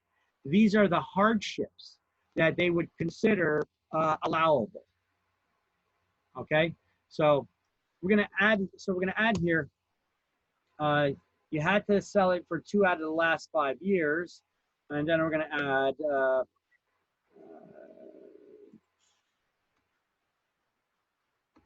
If owner lived less than 2 years before selling, the IRS may allow deductions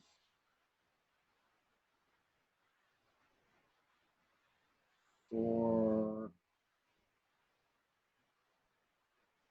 if forced to sell due to hardship.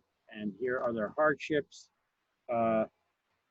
Job transfer, health reasons, death, divorce, and multiple births.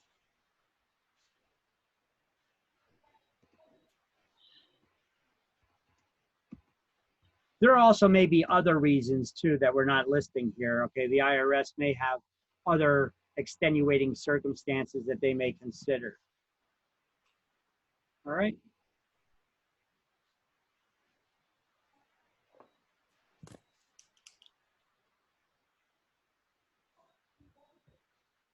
All right, next slide. This is the last slide. Now, first-time home buyers we could give advice to. We could let them know that they can make penalty-free withdrawals from their retirement plans, such as an IRA, if they use the money towards the down payment of their first home. They can take out up to $10,000 from their retirement plan. They just give IRA here as an example. I believe they could take it out of other kinds of retirement plans as well, or other kinds of retirement funds as well. You just need to make sure that you're talking to your tax professional to make sure that you're taking it out properly and notifying the IRS that what you're using it for, and you're following the process to do it. Now, this money must be paid back. So they could generally take out, so first-time homebuyers may make penalty-free withdrawals from retirement plans.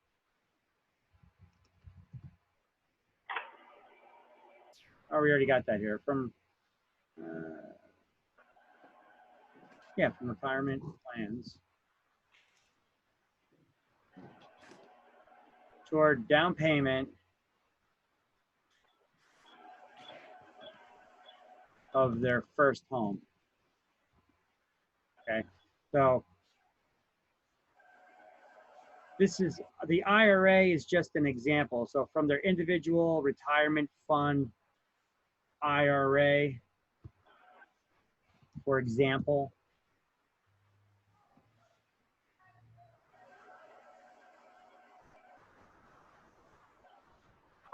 generally up to $10,000. Money must be paid back with interest. Okay, but that's okay. You're paying yourself back, right? It's your retirement plan. So that interest you're paying back, who are you? Who's making the interest? You are. You are. Okay, so you're just paying yourself anyway. So who cares? And they give you plenty of time to do it. But this is just another option to let people know. All right. All right, and that is that for that chapter. I will add this slide today to the thing. I'm going to do it right now, actually. Boom, boom, boom. Give me 1 second. I'm going to add this slide to your Google Drive there with the slideshows.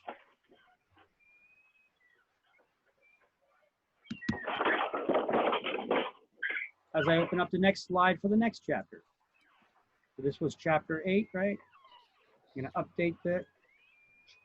Because I already had chapter 8 in there. Just updated it. Boom. Everything's up to date now in that in your Google Drive, right? I'm doing it as we speak. Okay, it's already updated. There you go.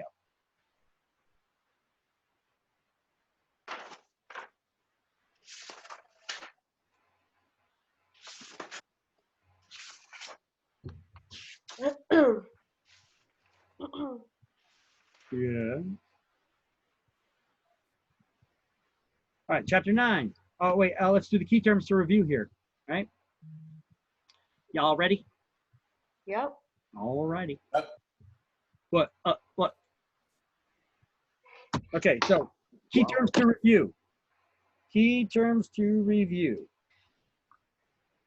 Adjustments for Adjust for assessment variations. Adjust Equalization factor. Equalization factor? 4 is A, equalization factor. A list of all the taxable properties. Assessment rule? 3 is B, the assessment roll. An estimate based on probable sales price. Full value? Value. Full value assessment, 5 is C. Almost impossible to attain, right? Tax set according to the value of the property. Ad valorem? Ad tax? valorem, Ad valorem tax. general property tax, 1 is D. Value used for tax purposes, Assessed Assessed value. 2 is E. Collection of overdue taxes through public auction of the property. Tax sale? The tax Tax sale. sale, 13 is F. 1/1000th of a dollar. Mil. Mil. 6 Million. is G, a mill. Seizing of property for unpaid taxes. Closure. Tax foreclosure. Tax foreclosure. 11 is H. Assessment of all the municipalities' ratables. Special assessment. Revaluation? No, reevaluation. Evaluation, 9 is I. Municipalities' financial claim against the real estate. Tax sale. lien. Tax Tax lien. lien, 12 is J. A taxable property. Rateable. Rateable. 7 is K, the rateable. Tax only on property directly benefiting from an improvement. Special Special assessment. assessment. 10 is L, special assessment. And a rate at which, time in which foreclosed owner can regain. Redemption period. That's the redemption period. 8 is M. So there we go. Missing money. I have a question. So, nothing against like how we do the terms. Is there any way you could just do like 1 to 13 and then match letters, or do you think it's easier that what we're doing now? Yeah, it's easier. I found it's easier to do Thanks. this way. Okay. Having you yell out one word versus the whole definition, it becomes True. pandemonium, you know? Okay. Yeah, because I kind of got confused like with some of them, and I'm like, okay, wait. This way actually works. It works pretty good though. It does Yeah. work pretty good. Even though sometimes there's 2 words that could fit the definition, because they give long lists sometimes, you know. So the reason why I do this is because it gets you more attuned to paying attention to how the slight variations in the wording of the question or the answer could mean something different.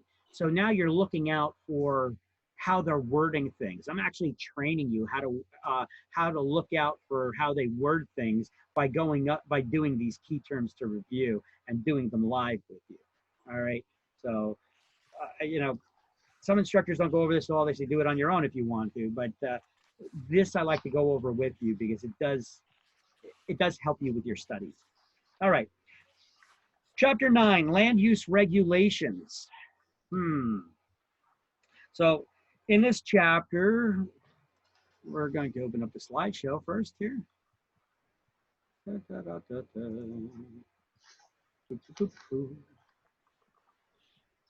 Chapter 9. Open it up. Hey, Victor, do banks still have what are called hot sheets? For what? A list for foreclosed properties. They call it REO, bank-owned properties, and they have asset managers that manage them. They used to release them to the public like every Monday. You would have to contact each bank because banks will usually list them with real estate agents. Banks don't want to deal generally with the general public, but you could contact one of their asset managers if you know who they are, if you have the connections like that. You can reach out to an asset manager and they would sell it directly to you. Trust me, I tried that. I found out the asset manager, this guy is like an airhead bobblehead, literally. You need to make nice. I know. We were nice. So, yeah. I mean, it is what it is. You're at the mercy of these people. They're the ones with the power. So, I mean, you got to suck it up a little bit. You know, you got to try to be nice to them and get in on their good side. You know, if you need to, you know, take them out to drink wine and dine them so that you just get that business. You know, if you could even make that connection to find out who the asset manager is, if you're that lucky to get that far. Yeah. All right. Now, how can you find out about this? Well, you know what? I've done plenty of short sales my time, but I've also done a lot of BPOs for banks.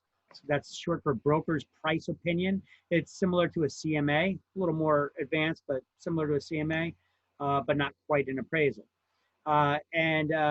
If you're doing short sales and CMAs and stuff like that, you do them on time. These are ways to attract the eyes of asset managers of banks and their asset managers. But you could also go to a local community bank. Sometimes some of these local community banks, they keep everything indoors there for their, they have their asset manager in-house, and you could find out and get some information about their foreclosed properties there. And if that's the case, you can become their real estate agent. If you make nice, you could possibly become their real estate agent to will list properties with you. They'll try one out with you, see how you do. If you do a good job, they may throw more work your way. Good for you. Have them introduce you to other asset managers. See how that goes? You want to know other ways to get listings? You want to get listings for new construction? Yes. Talk to me. All right. Well, this is something I usually go over in a chapter where we go over subdivisions, chapter 18. But I'll give you a little tip now. Before any new construction can take place, especially if it's a larger subdivision, they need to, you have to go through the permit process at the municipality. And that may, depending on the size of the subdivision, if it's a larger subdivision, may require public hearing. And you just basically go to your town hall meeting in your town. Anybody ever been to your town hall meetings? No. Well, if you go to your town hall meetings in your town, every town has them. You got to find out what their schedules are, where they discuss changes and things that they propose. They talk about the politics in the town, basically. Remember, I told you, look, everything deals with politics. You know, they talk about proposed changes and spending and all that. A lot of boring crap, but this is an opportunity that you have to voice your opinion or question it or ask them to produce more information for the public, and you put them on the spot and on the public record. But this is also the opportunity where developers will go there trying to get their plans approved for projects, and the public can ask them questions about it. Or you could just sit there back behind with your business card in hand, ready to slip it in the guy's pocket and introduce yourself. You know what I'm saying? That's true. It's a good one. All right. So land use regulations and environmental issues. Let me just check one thing because I think I have also, yep, I do have slides on this from the other slideshows that I have.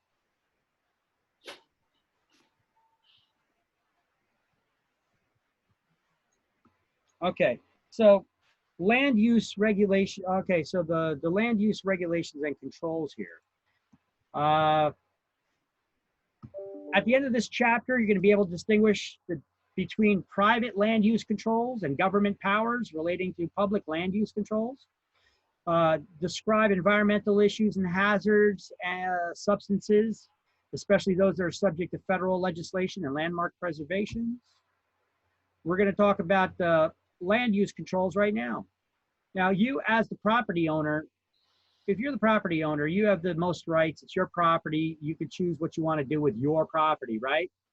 But your rights may be subject to certain governmental controls, which, I hate saying this, supersede your rights, all right? So, so you're subject to the public and private land use controls, and some of them may include zoning ordinances, building codes, and deed restrictions.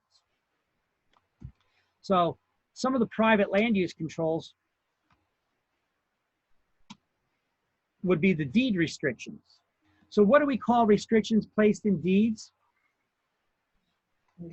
Deed restrictions? Remember that? Restrictive covenants. Restrictions in deeds are called restrictive covenants. I'll just leave it like that. Restrictive covenants. So who can place restrictions in deeds? I'm going to leave that. Called restrictive covenants. Who can place those restrictions in deeds? The seller.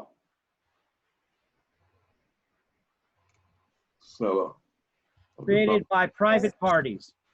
Anyone you owe money to? The owner. The property owner can put a restriction in a deed. That's like when I sell my property, I say it can never be used as a gas station. Right? that's a restriction that you would place in the deed. Or you can never have alcohol in this property, or there always must be the date camp on the far end of the property. Those are deed restrictions that we're putting into the property. You could never subdivide the property to be less than 50 feet wide. All right. These are restrictions that can be placed in, even though a municipality zoning ordinance can say you need to have a minimum size lot. If the municipality says that the minimum lot size requirement's 50 by 100, can I, as a property owner, say it can't be subdivided less than 100 by 100? In the deed. Let me draw you a picture of it so that you get an image of it.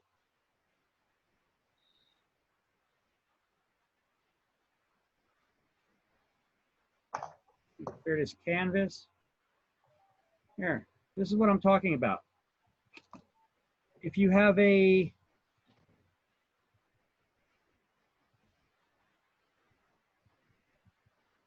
property, you guys seeing the whiteboard right now? If you own a property and that property is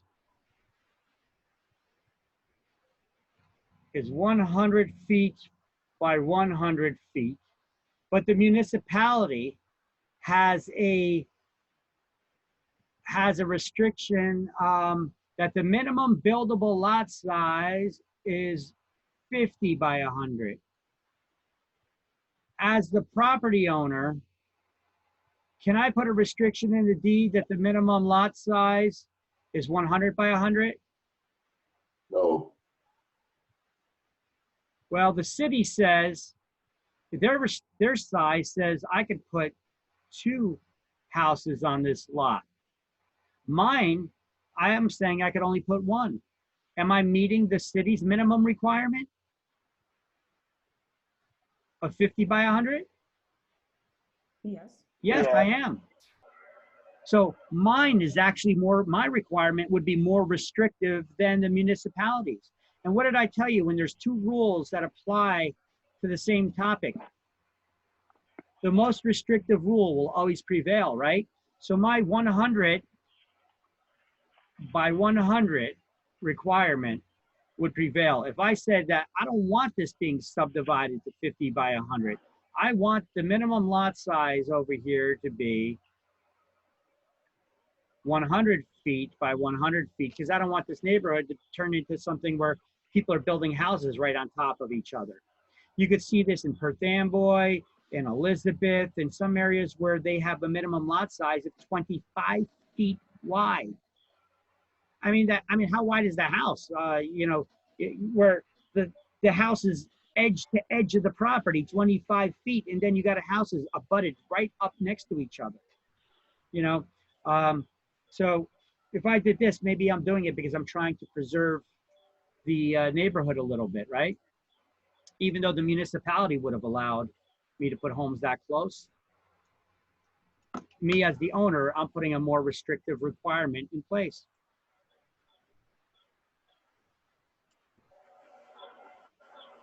All right, so private land use controls are placed on property by private parties. Okay, so I got that here. They're called restrictive covenants. I guess I didn't have to add that in because it was in the next slide or next bullet point. They're placed on property by private parties. I guess I didn't have to call them restrictive covenants either. Okay, but either way, deed restrictions are placed on property by private parties. They're called restrictive covenants. What is a covenant?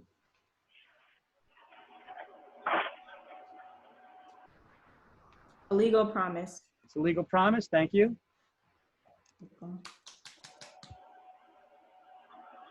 Okay, restrictions in a violation of the law are not enforceable. So if you see some old deed restrictions out there, for instance, that may say that a person of color cannot own the property, those restrictions are illegal. So only legal restrictions are enforceable and valid. And you can place time limitations on restrictions. All right. you could say that this restriction is only in place for the next 10 to 10 years, or until Jimmy graduates college. No alcohol can be on this property until he graduates college. Okay, so that's a time limitation, right? But what if Jimmy never graduates college? It's there forever. Unless you go back to the person who put that restriction in the deed and ask them to remove it. Now, who can enforce it? Who can enforce these deed restrictions? Oh, they don't go over that here. Okay, so I'm going to add it into this slide. Neighbors or the original subdivider? Okay, well, they refer in the book here, they're talking about the original subdivider because the example that they give is a subdivider. But can I, as an individual, do this? Can I put a restriction in the deed without being a subdivider? Because I mean, this isn't a subdivision, this is just my land. Can I put a restriction on my own deed? Absolutely. Yes, I can. Okay, so the book just gave the example of a subdivider because that's one possibility. That's the example that they talk about there. So I'm going to put, see, that enforcement. Who can enforce deed restrictions? Well, owners, property owners, Subdividers. which would be, you know, a subdivider, right? Owner, subdivider, a remainder man, or heirs, right?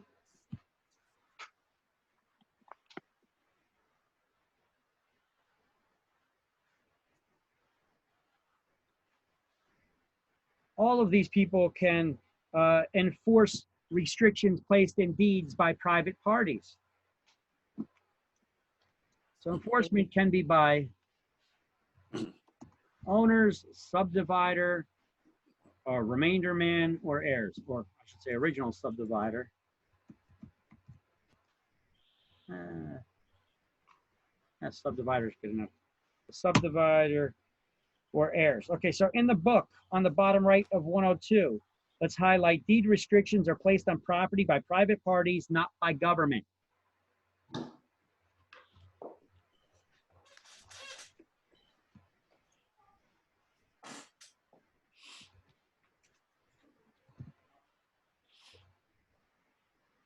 Government has their own powers that we have to follow. We call them police powers, which we're going to be getting into in the next slide. All right. So under enforcement on the left side of page 103, above government powers, it says neighbors or the original subdivider may enforce these restrictions through court action. We're also going to add underneath that owners, remainder man, and heirs, just like I put there on the slide. Owners, remainder man, or heirs can do that.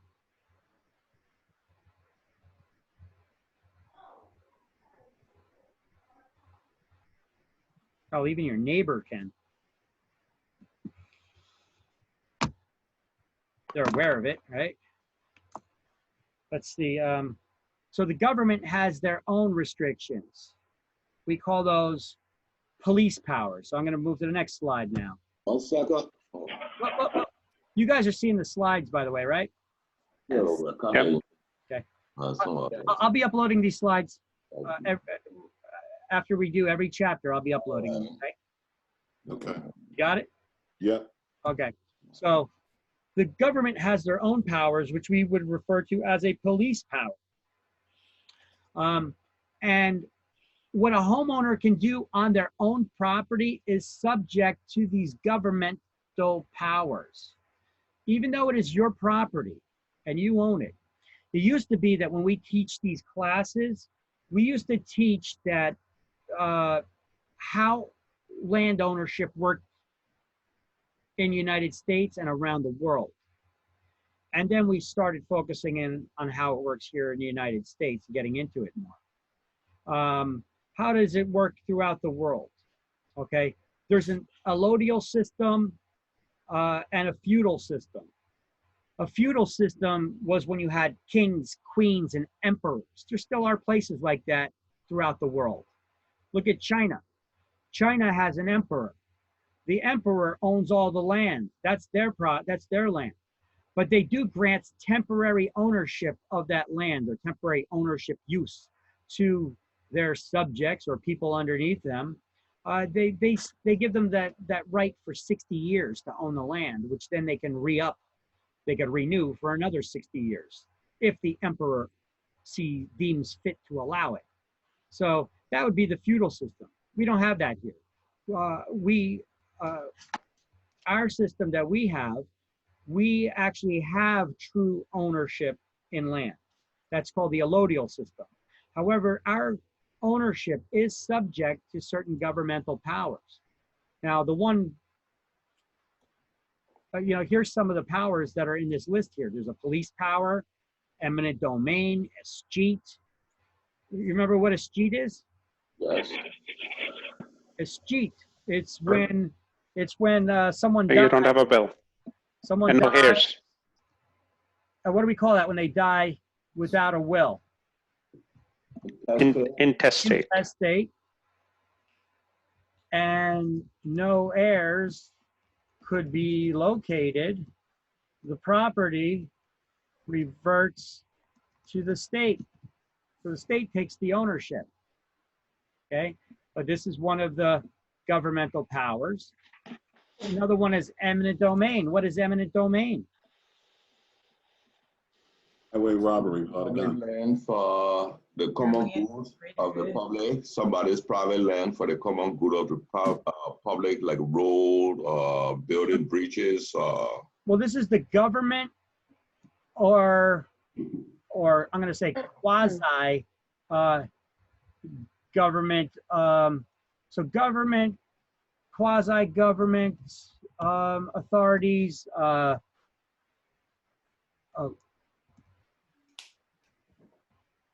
public utilities, land, who else gets this? Land clearance, let me take a look here in the book. Public agencies, governmental bodies, railroads, land clearance commissions. Let me see, what do they call them? Quasi-public bodies such as land clearance commissions.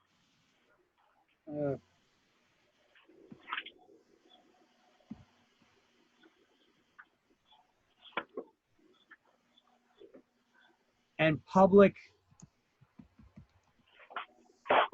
housing or redevelopment. Developers. Not the developers, but the redevelopment authorities within the municipality. So the public housing authority or redevelopment authorities have the powers of eminent domain as well. So we have, I might as well put just the whole word here. Government and certain quasi-government authorities.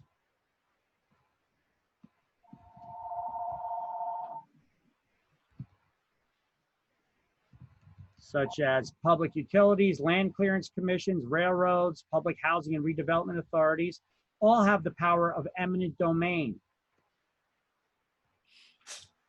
which allows them to seize the property of an individual if needed for a greater public good, but owner must receive just compensation. Okay, that's eminent domain.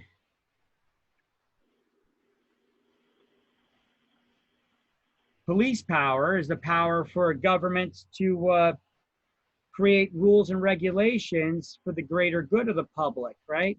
And let's see. And these powers, all these government powers supersede the rights of an individual. To me, that's like nails down a chalkboard, because I'm for less government intrusion in our lives. You know, I don't know about you guys, but you know what? I'd rather the government stay out of my business. You know, sure, government is needed for certain things, but they don't need to be as intrusive as they are. Guess you don't like the Patriot Act then. They need us. They need to stick to their. Well, what's the government's job?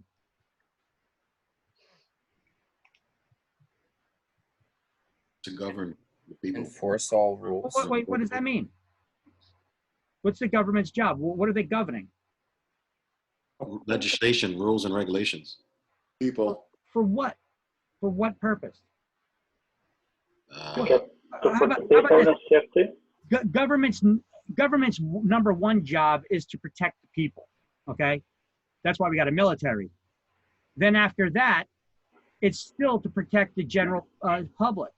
Now, how do they do that? Over the years, they've been changing that a lot. They have police powers. So they say, well, to protect us from criminals, can a cops break down your front door and enter your house? No. Absolutely. Not unless they have a warrant. But if they don't have a warrant from a court, can they still break down the front door of your house? Yes. No. Sure they can. If they saw Patriot Act. if they saw a criminal run into your front door and they lock the door behind them, they can pursue them. See, it's under certain instances. A cop can't just come to your house and kick your front door in. They need to have some sort of cause to. Either the court gave them permission to, because they painted a picture to the court that there is reason to, or they chase the criminal who they saw just go into your front door. They could continue that pursuit, kick the door down, and follow them.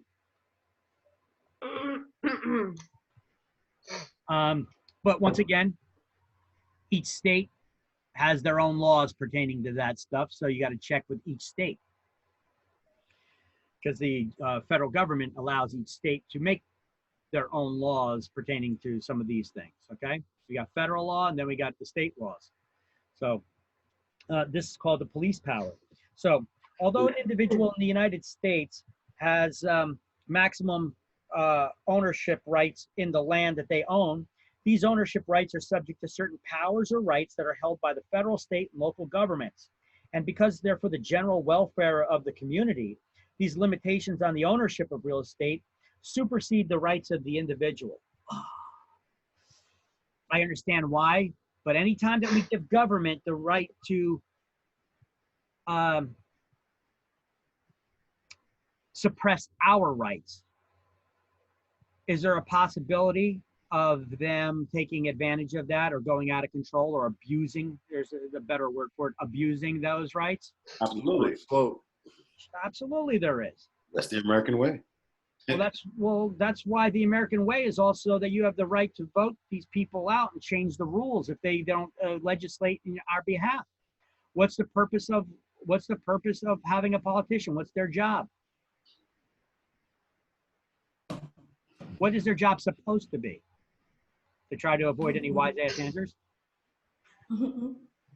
It's to do things in our best interest, to legislate in our best interest as they think that their constituents would want things done.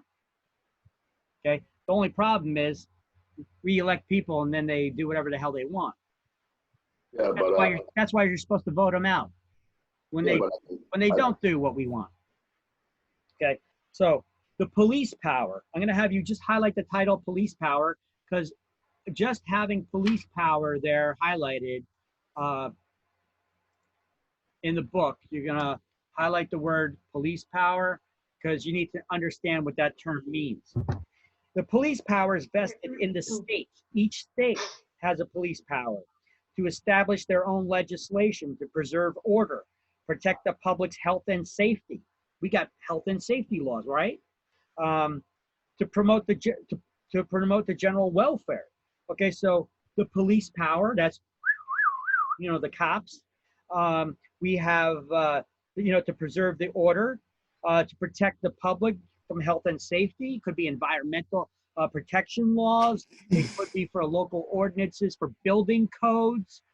They want you to make sure that you're not just slapping a building together, but who gives them that authority to dictate how I'm going to put a structure together that I'm going to live in?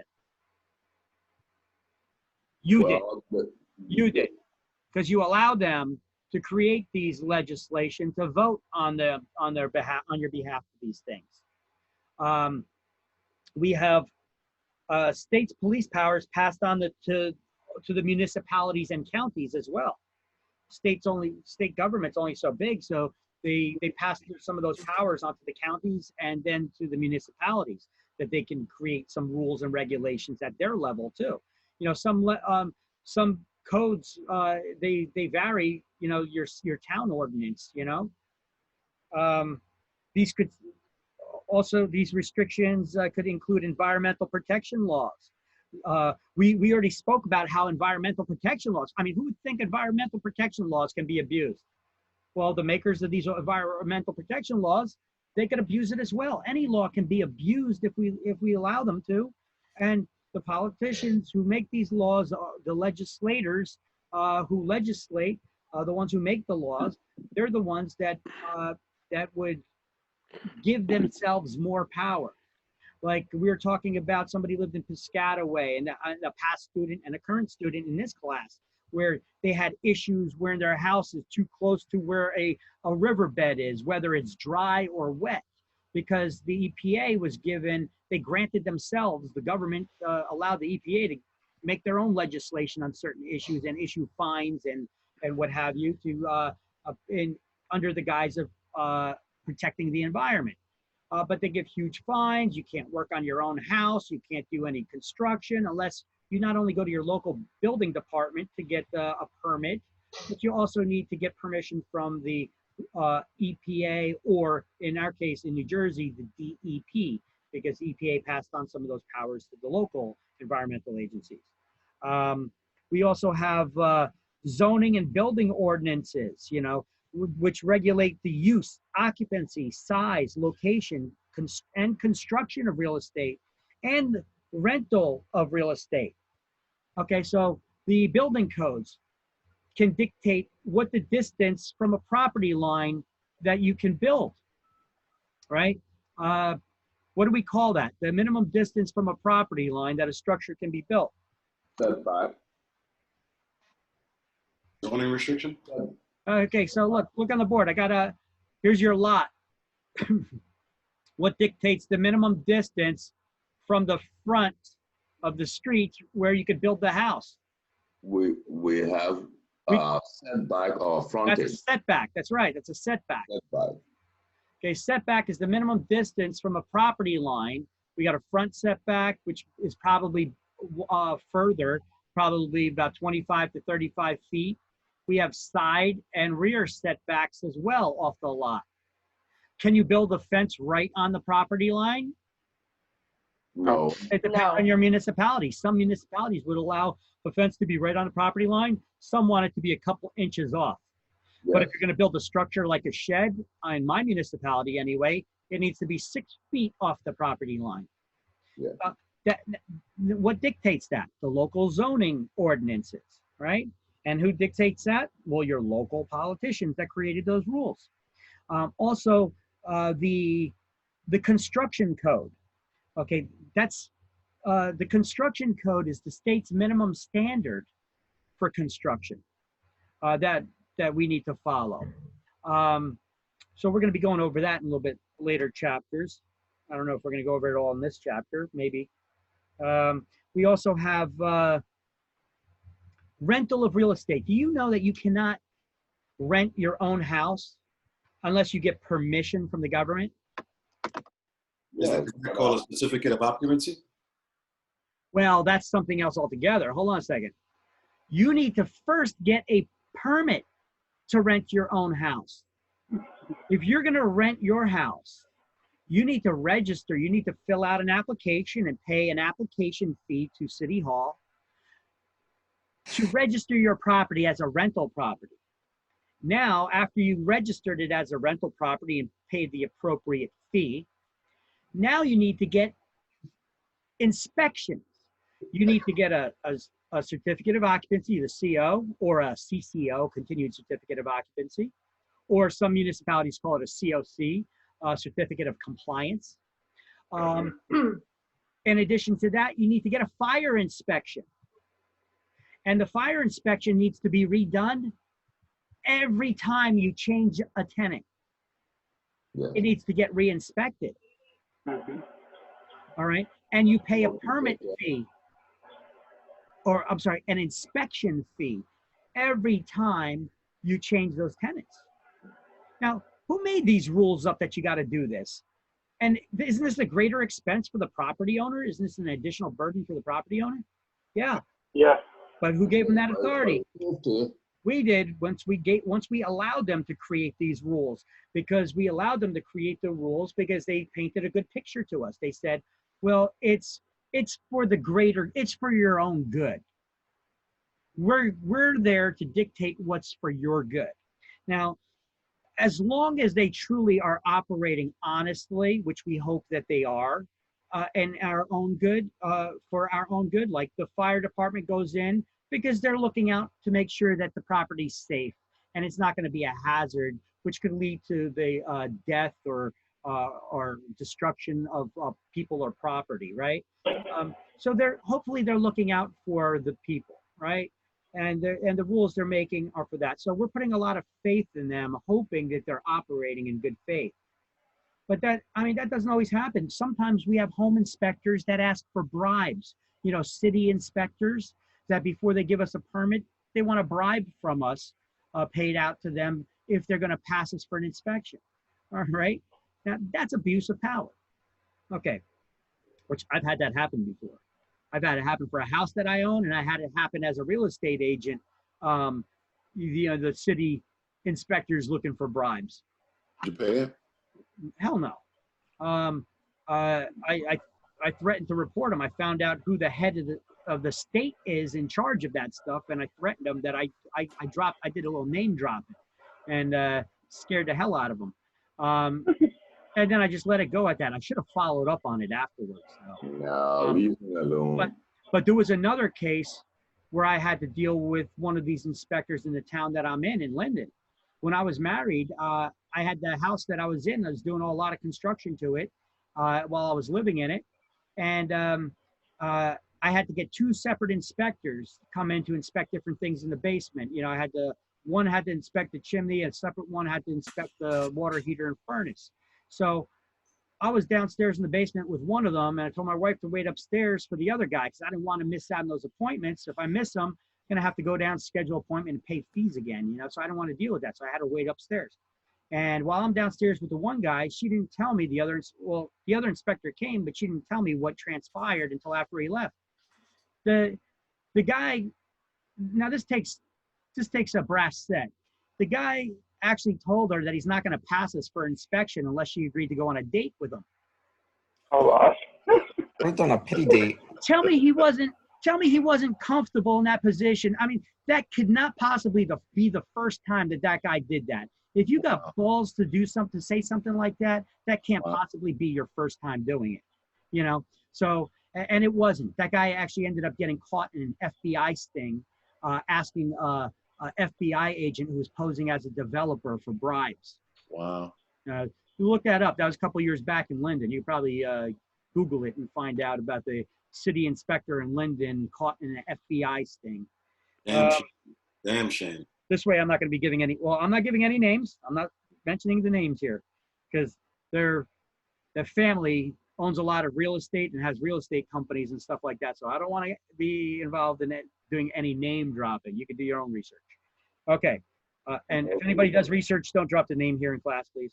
Okay. Now, in addition to this, we also have eminent domain. Highlight eminent domain enables a government to exercise its right to acquire privately owned real estate for public use through the process of condemnation. That sounds very civil the way that they said it, doesn't it? Sometimes it can be very contentious, though. You don't want to move. You don't want to sell your house, but you got now the government stepping in and saying, you got to move. We're going to give you some money. You're going to take it and you're going to leave, whether you like it or not.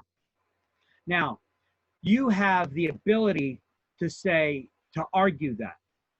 So you could contest that in court. And if you contest it in court and you don't win, you could escalate it to the state Supreme Court. All right. So let's read about that a little bit. But what do you have highlighted there for eminent domain? Well, I mean, eminent domain enables. You have those first three lines, right? Yeah. First 3 lines. Yeah. All right. So eminent domain is the government's power. Okay, so these are the people that have the authority for eminent domain. Ew. Bless you. Oh, I thought that was a fart. These are the people who have the power of eminent domain. Okay, but what is eminent domain? It's the Governmental authority. It's the power to seize the property of an individual. Where are you? For a greater public good, but owner must receive just compensation. yes. The court process of taking the property is called Condemnation. condemnation. Okay. So they don't have reverse. I'm gonna bolden that word because you need to understand the difference between eminent domain and condemnation. Eminent domain is the power of the government to seize the property of an individual with just compensation. Condemnation is the process of actually taking it through the courts. Okay. So now if we continue reading in the book, the taking must be for a public good and the owner must receive just compensation. If after negotiation the owner doesn't agree to the taking and a fair price can't be agreed upon, then a condemnation suit can be instituted. If after the hearing agreement's still not reached, the case can go before Superior Court or for trial either by a jury or before a judge in open court. Which would you rather? A judge. You would rather a judge or a jury on that one? I always like a judge. You would only want one person to decide whether the government is going to take it, and that person already working for the government. For the time, what do they do? Oh, man, I hope you're not in that position. But okay. Especially in New Jersey, where we have a shortage of judges and they've been taking them out of retirement. Some of them are senile. Yeah, they really are. The right of eminent domain is granted by state laws, not only to public agencies, but governmental bodies like railroads, public utility companies, and quasi-public bodies, such as land clearance commissions and public housing and redevelopment authorities. Let me ask you a question. Can I take away your property through the power, using the power of eminent domain? Absolutely. Yeah. Me, Victor Kaminsky? No. Yeah. Government. No. No, it has to be the government. Government only. So I can't take your property through eminent domain? No. Unless you're part of the government. Really? I'm going to teach you a valuable lesson right now. You ready for it?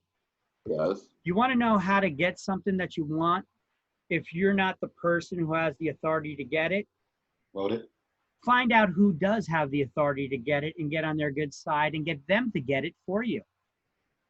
Yeah. How do you get my house?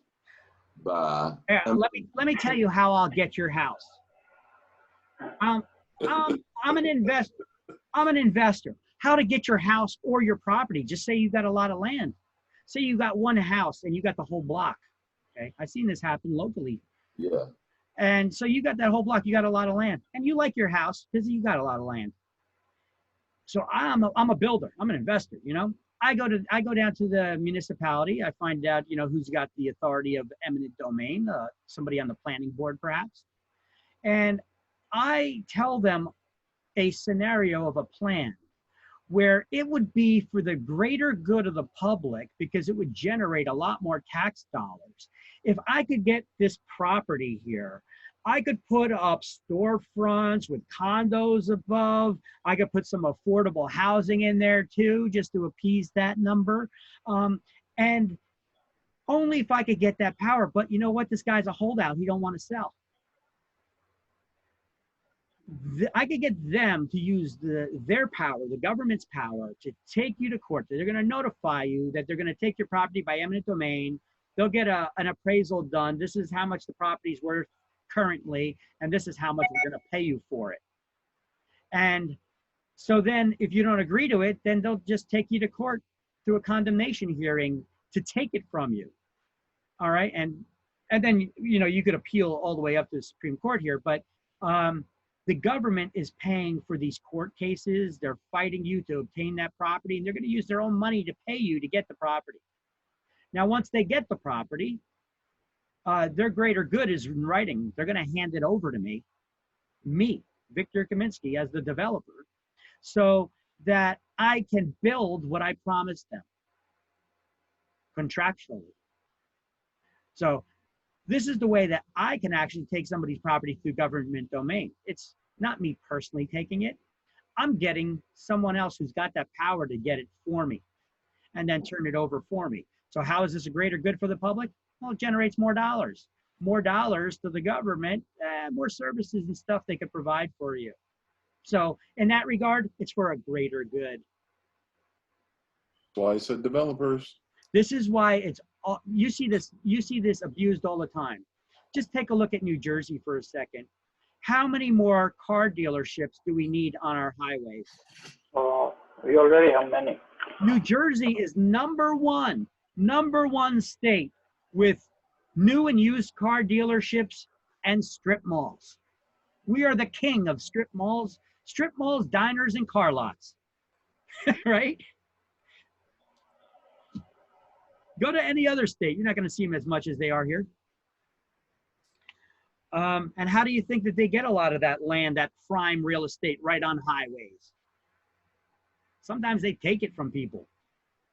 Look, sometimes the government takes that property, not for that reason, but maybe they need to change the highways. Maybe they need to widen the roads, because over the years, there was construction, we got buildings and such, but you know what?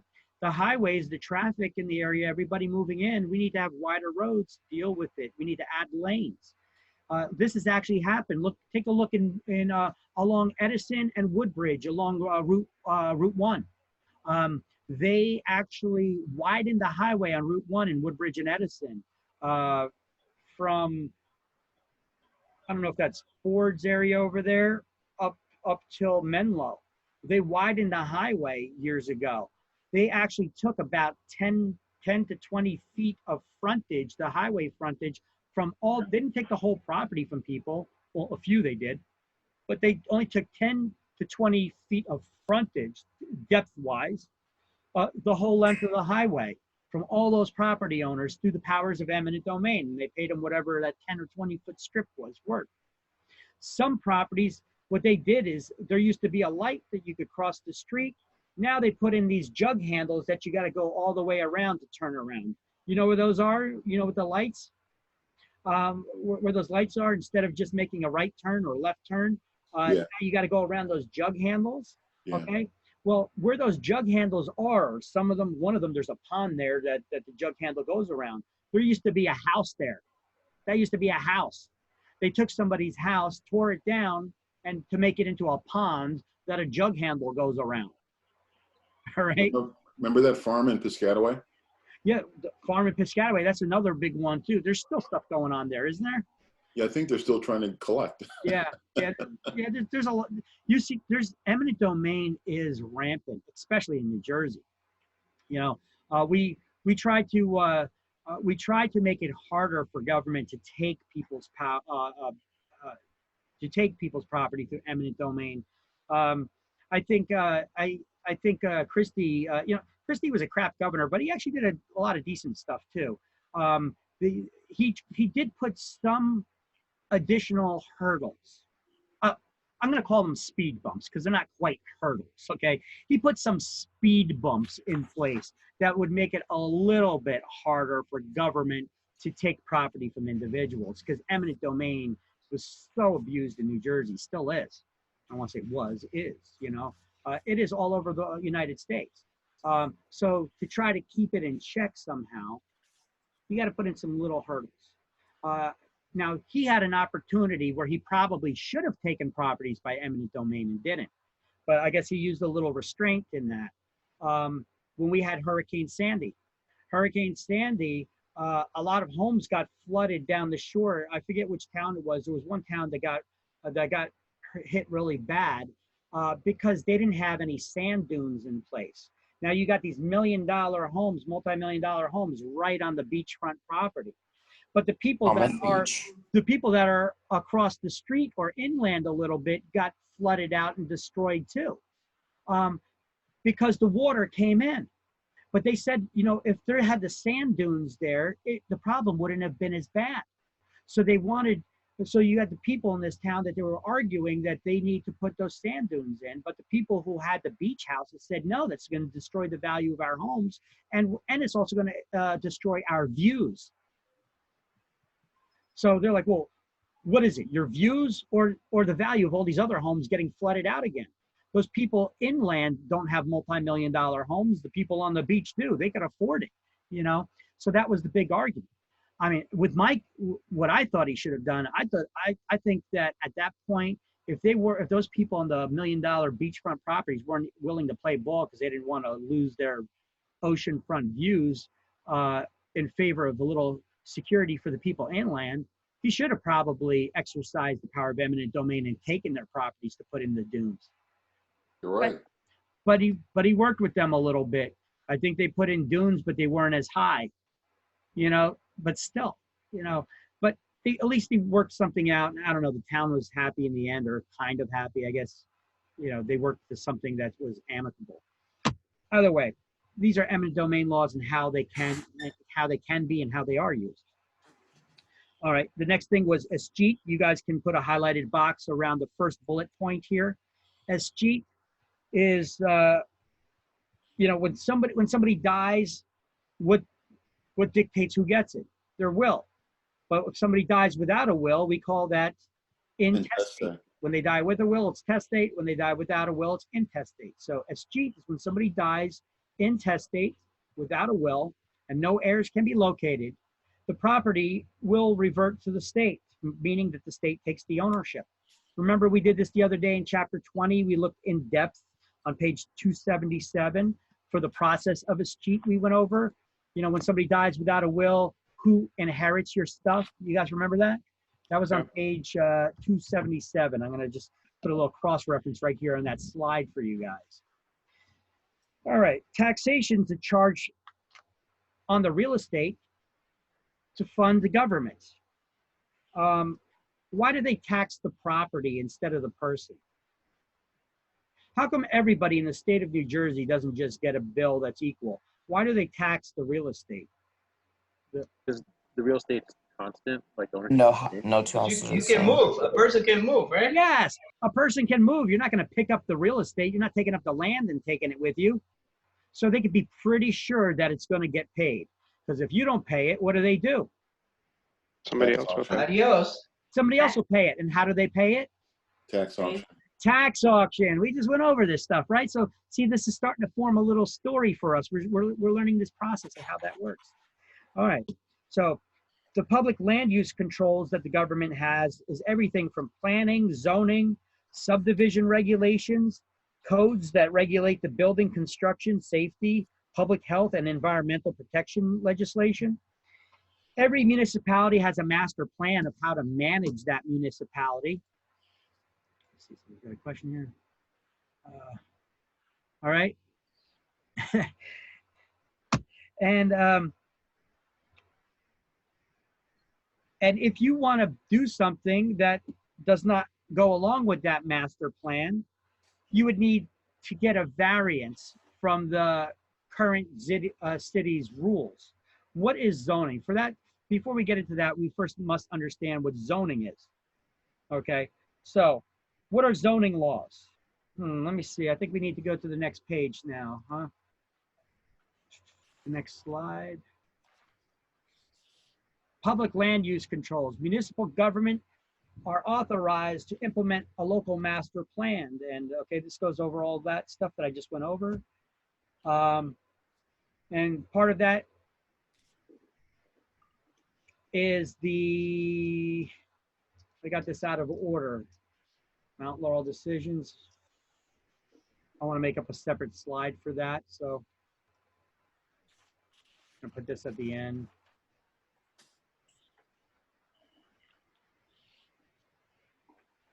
Put that at the end, but we're gonna actually go over, we're gonna have a whole slide for just that on its own. So it would include zoning.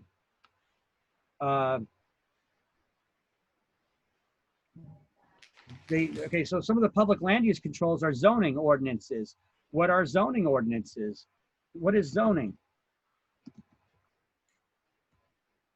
It's a way to designate certain areas for commercial versus residential versus.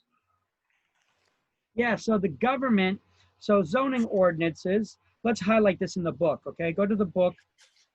You guys seen the slideshow, by the way? Yep. Okay. 104.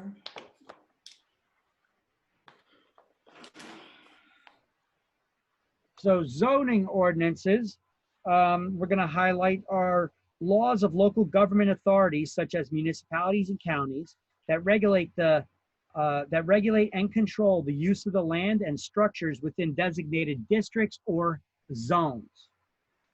Now, those zones, let's see, we have, here's some of the common zoning classifications. We got residential, commercial, industrial, institutional, recreational. There's also subclasses because something is designated. Now, these are just some of the zones, some of the zoning classifications. Because you have a property that's zoned for residential use, does that mean you could put up a one-family house or an apartment building or a four-family house or a two-family house? You could put up anything you want? No. No.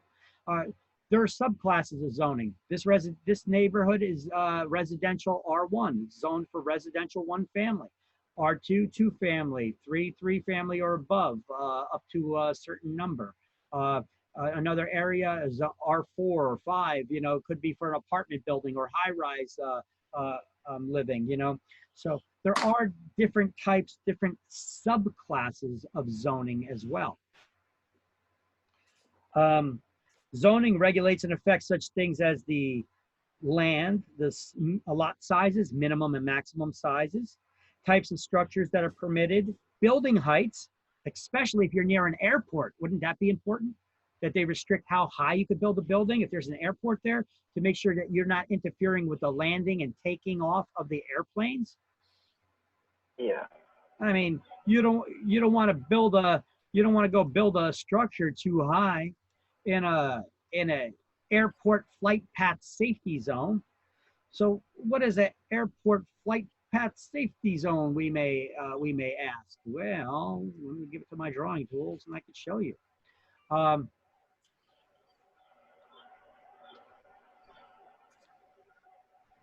So let's say that we have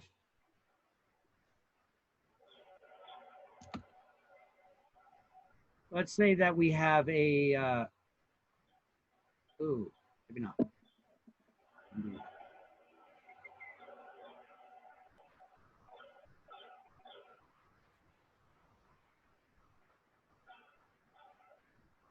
Hey, what happened to that shape?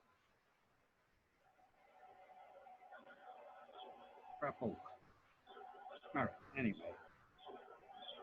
So here's the airport runway, right? This is where the planes are taking off and landing. Now, come on.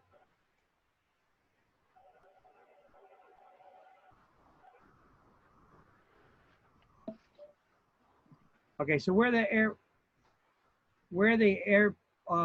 planes are taking off and landing, where's the most dangerous area, the most likely area for a plane to crash? Takeoff and landing. It's during takeoff and landing for miles in this direction and miles in this direction, right? Now, they also have a safety zone over here because the planes can veer off course as well, right? So all of this is known as the airport flight path safety zone because these are those areas where it's possible where it's most likely that if a plane were to crash, that's where it's going to crash during takeoff and landing in these zones. These are the red zones, okay? These are the zones where it's more likely that a plane is going to crash. So if you own a house and your house is right over here, right? They don't want you constructing that building too high. If you make that building, if you build that building higher now, the planes may not be able to come in on their flight path. Now they're going to have to do one of these jammies and then sink down last minute. All right. So that's why we have these airport flight path safety zones. And in every contract of sale that we have listed the airport flight path safety zones, the towns that have them. The towns where airports are located or near. We used to have to do the research for ourselves to find out if a town has an airport flight path safety zone and where it is, and notify the potential buyers of those dangers that the property is in an airport flight path safety zone. Now, instead, it's actually written into our contracts already. We have a whole list of them. If we, I could show you really quick.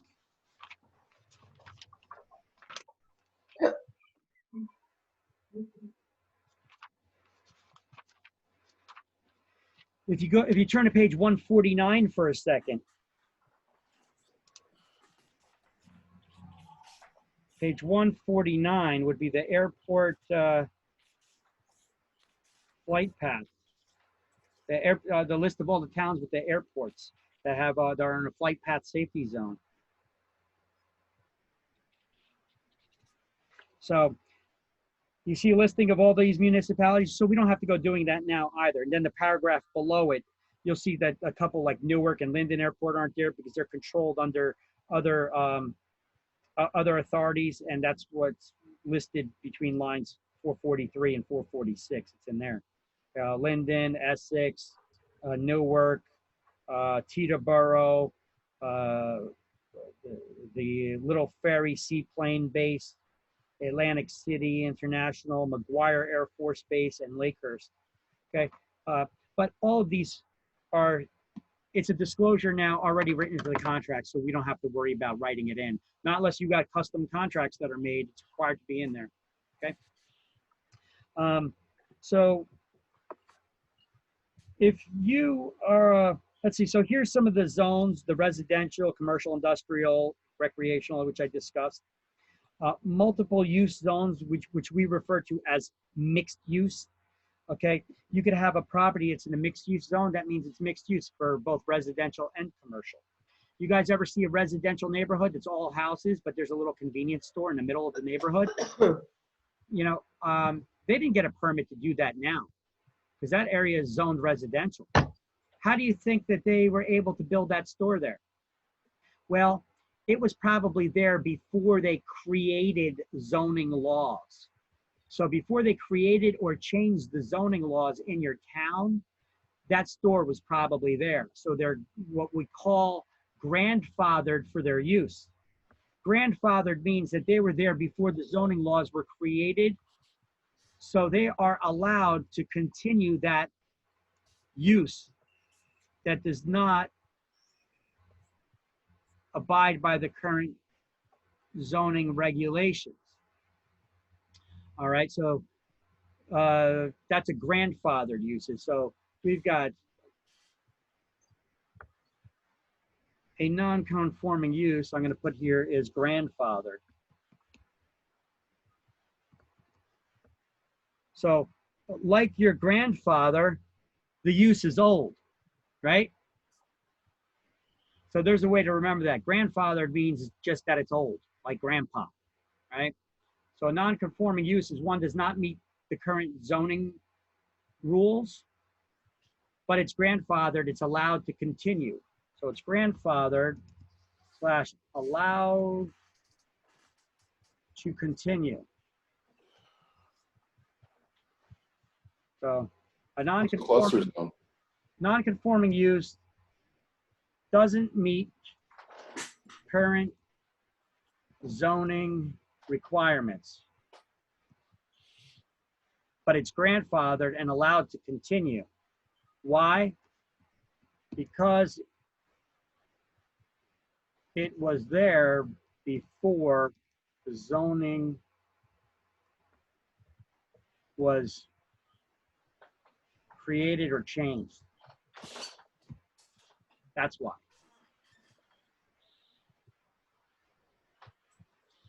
Now, what if you buy a property now and you want to use it for a purpose that doesn't meet the current zoning requirements? Apply for a variance. Okay. So what is a zoning variance? I'm going to switch these around here. What is a zoning variance? Zoning variations or a zoning variance, I'm going to say,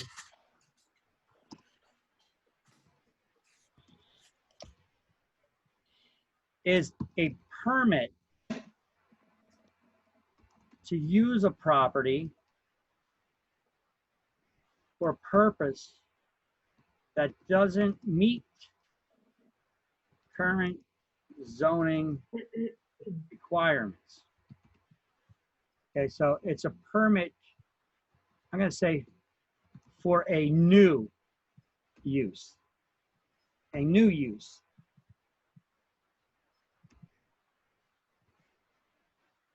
So it's a permit for a new use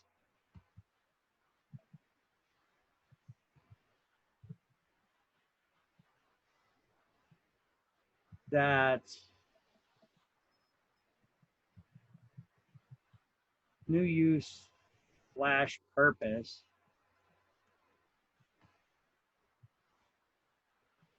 that doesn't meet current zoning requirements.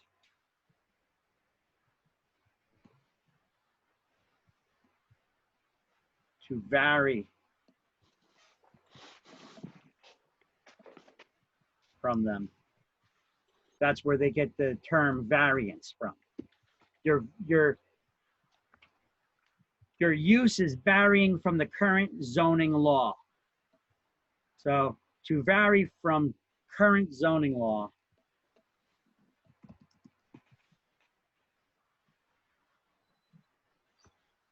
All right. And now who do you apply to get the zoning variance permit from? Township. To be more specific, Construction? right here, the Zoning Board of Appeals. Okay, so the zoning board. So let's go to the book so we can get caught up on highlights. At the top right-hand side of page 104, remember the Mount Laurel decisions? We already went over that stuff in chapter 4. Here's the definition for that again. Exclusionary zoning, sometimes used in the past to keep low-income or moderate-income families out of suburban communities, has been outlawed by the Mount Laurel decision. All right.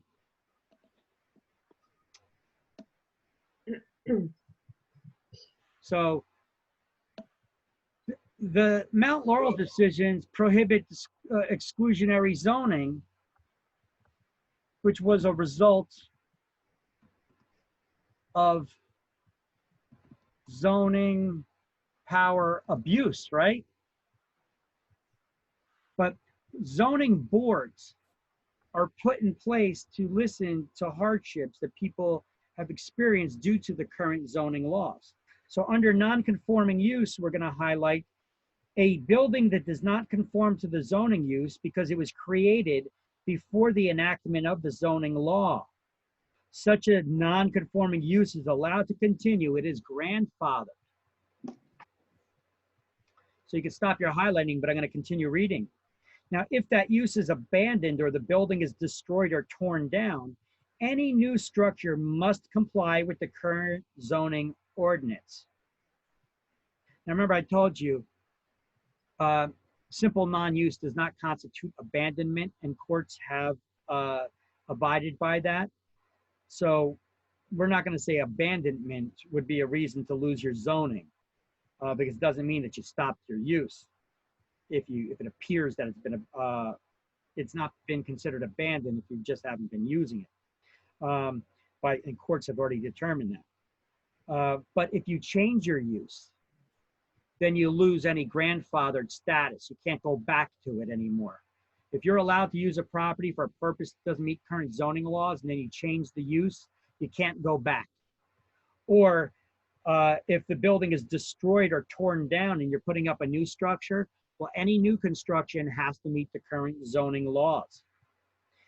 So local laws may say that the right to a non-conforming use is lost if such use is discontinued for a period of time, usually a year. In general, though, courts have held that simple non-use does not constitute abandonment, what I was telling you already.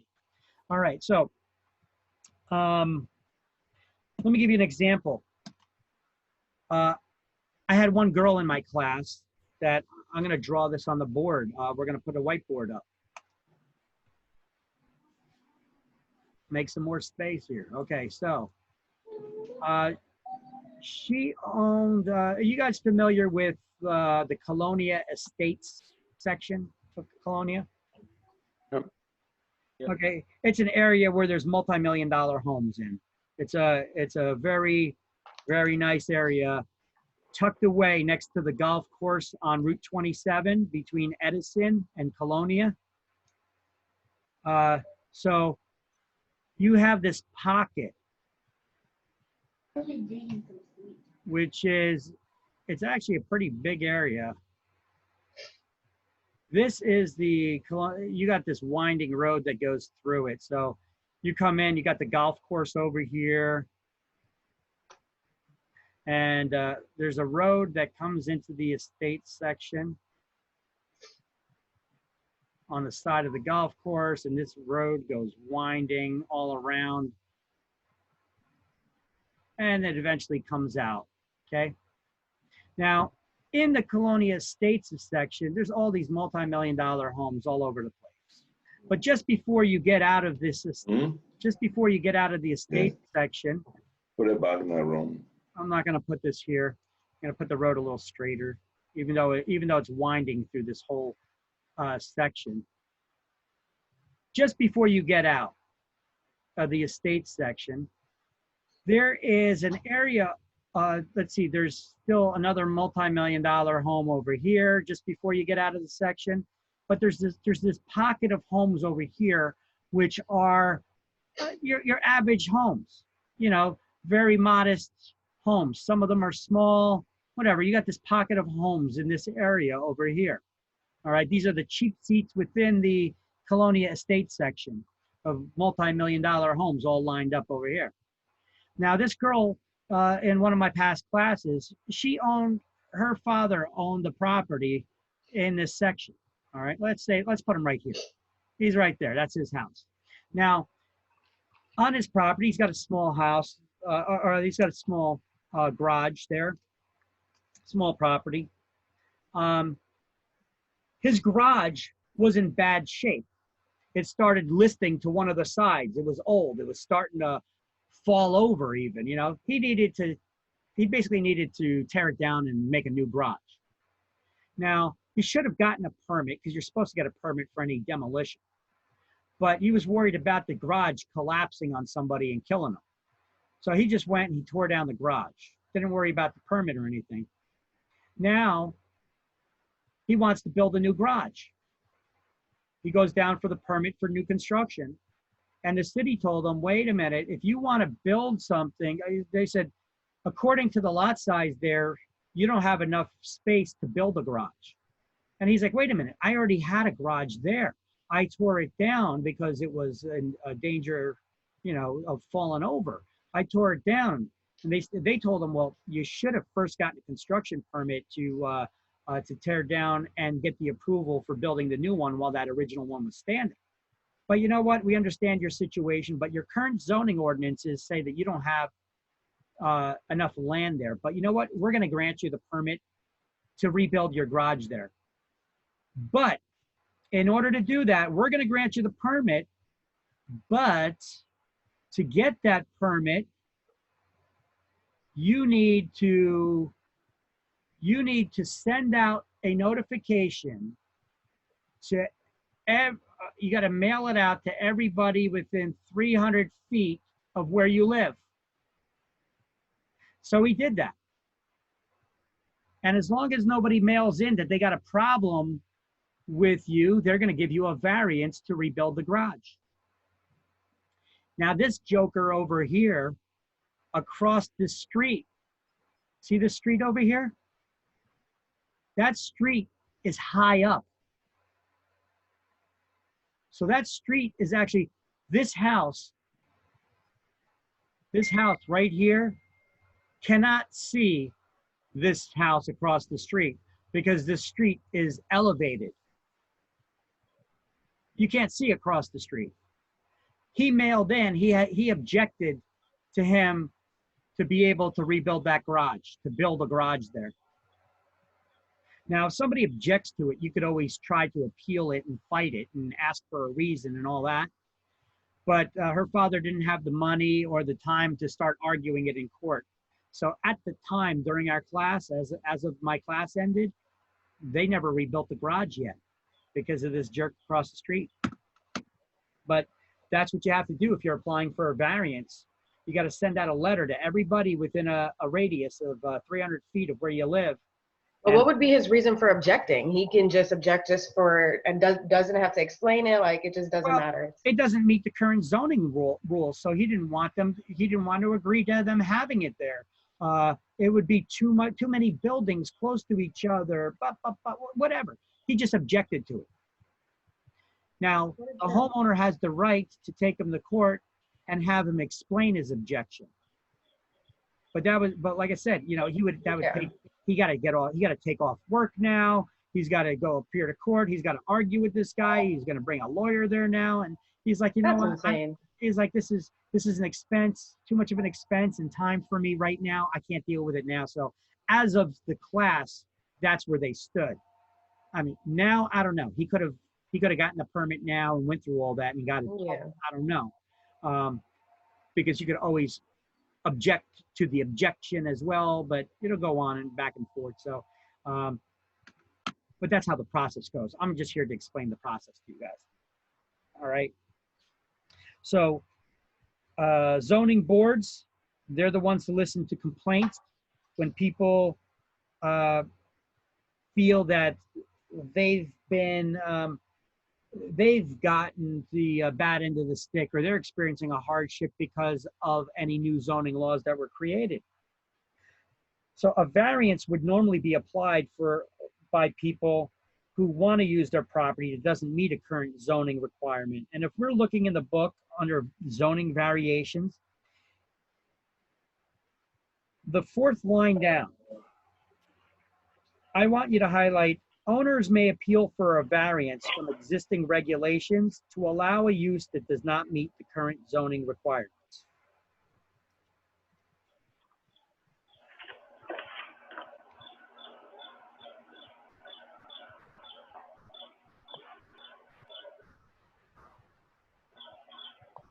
Where is that?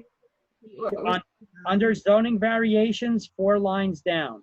It begins with the word generally, but I skipped the word generally and I skipped the word such. I started at owners may appeal for a variance from existing regulations to allow a use that does not meet the current zoning requirements. Thank you. You're welcome.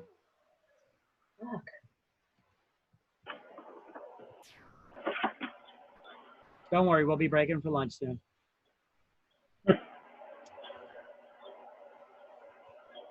And then they give an example here.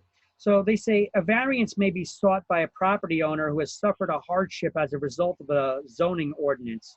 For example, an owner's lot is level next to the road, but then it slopes steeply 30 feet back from the road. The zoning board may be willing to allow a variance to an owner to build closer to the road than normally allowed. Here, let's build a little picture. Let's draw a picture for you so that you can see a better idea of what they're explaining here. They're saying that, let's just say you do this.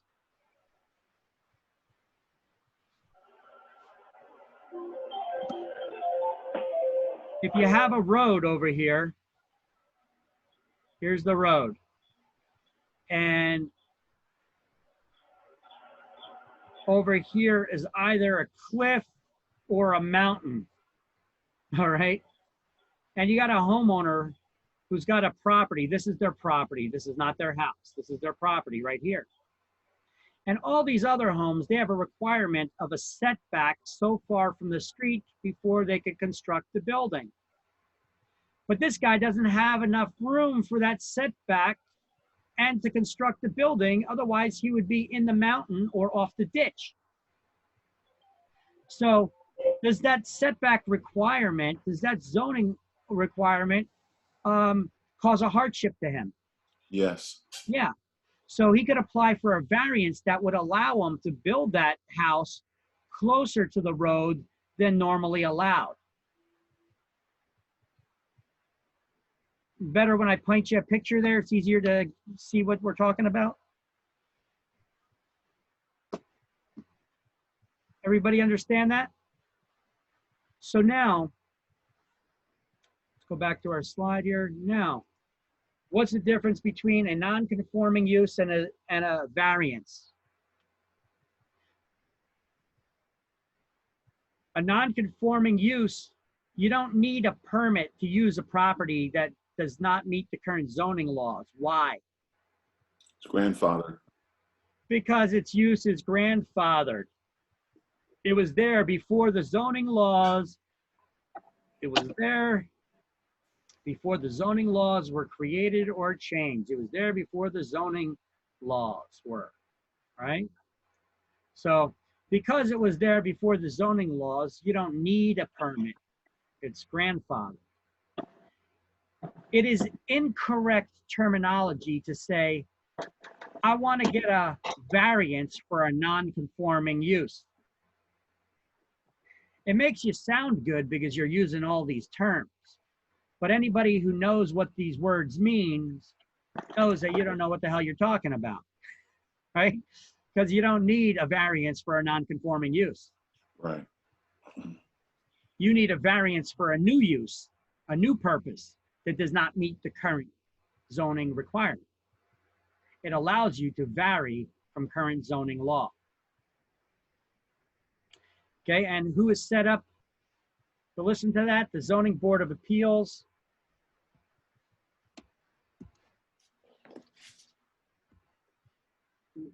They listen to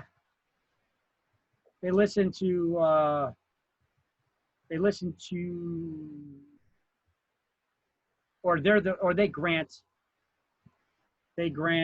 or deny variances. Okay, that's who you would apply to for the permit, variance permits.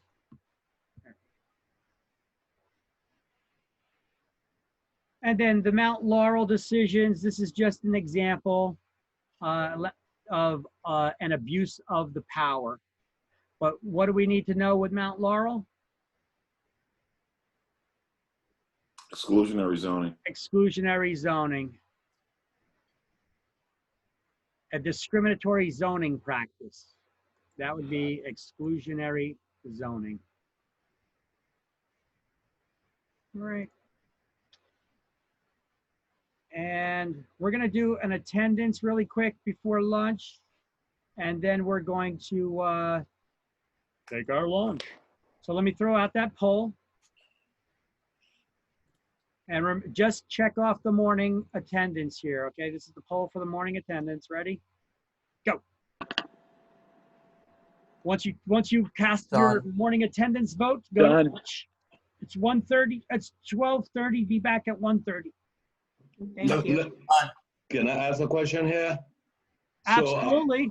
yes, I had a multiple family building in a residential area, neighborhood, and I'm a dentist, and I decided I can use my first floor for a little dental practice office. Were you mixed use? Were you zoned in an area that was zoned for mixed use? No, it's residential. Can I get a variance for that? Are there any other mixed use properties in the area? None that I know of. Maybe at the far end. Yeah, I mean, you could try to apply for it, but typically in your house in the middle of a residential area, they're not going to allow you to start a business there. When they would, do you have a separate entrance visible from the street, kind of like that split level with the separate entrance? Yes, I'm saying it's a multi-family where I rented downstairs, and I live upstairs. Now I want to change downstairs to a dental office because probably You would have to file. You would have to check with your municipality. I couldn't possibly give you the answer on that. You'd have to check with your municipality to find out for sure. And you know, chances are though, if there are no other mixed use properties in that area, that they're probably not going to grant it. But doesn't hurt to try.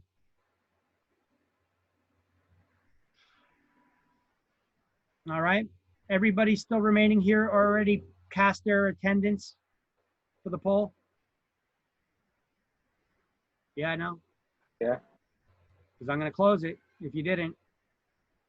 I know it says 100%, 25-25, but we lost people in the room. So according to that, it says it adjusts to that.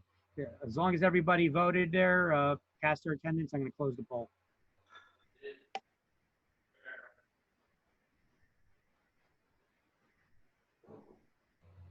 All right.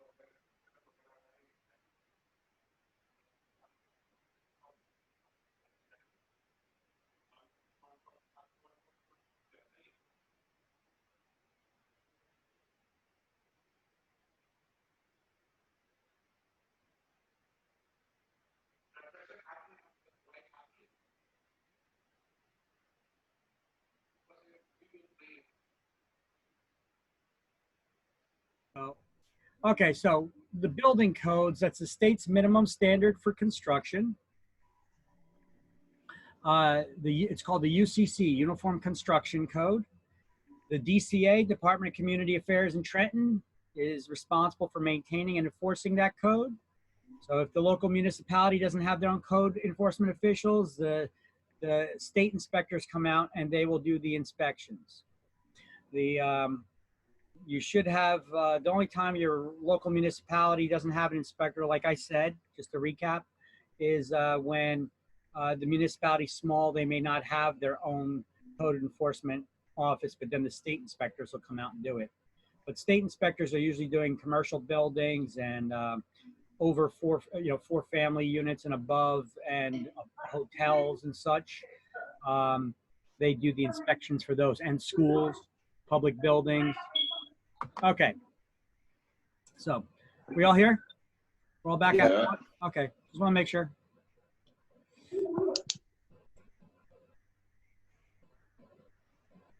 Okay. Anytime a building gets inspected, you got to get a building permit. So most communities require the issuance of a building permit by the building department or any or other authority before a person can build a structure or alter or repair an existing building on a property within the municipality. And through the permit requirement, the officials can verify the compliance with the building codes that the work was done up to code. By by examining the plans and inspecting the work after it had been done. After the new structure, this is for new construction, after a new structure has been inspected and found satisfactory, the municipality, the inspector, will issue a CO, which is short for Certificate of Occupancy, or a C of O. Or if it's an altered building, it's a Certificate of Compliance. So if it's an existing structure that just had work done to it, it would be a COC, Certificate of Compliance. Some municipalities, a certificate of continuing occupancy may be required for simple transfers of ownership of a building when no work had been done. They would require a CCO, the continued certificate of occupancy, but that would depend on municipality to municipality. Some municipalities don't even require this, but that's very few. But for new construction, they always would. Okay. Now, the rest of this chapter is going to be talking about environmental issues, environmental hazards that we come across in the real estate business.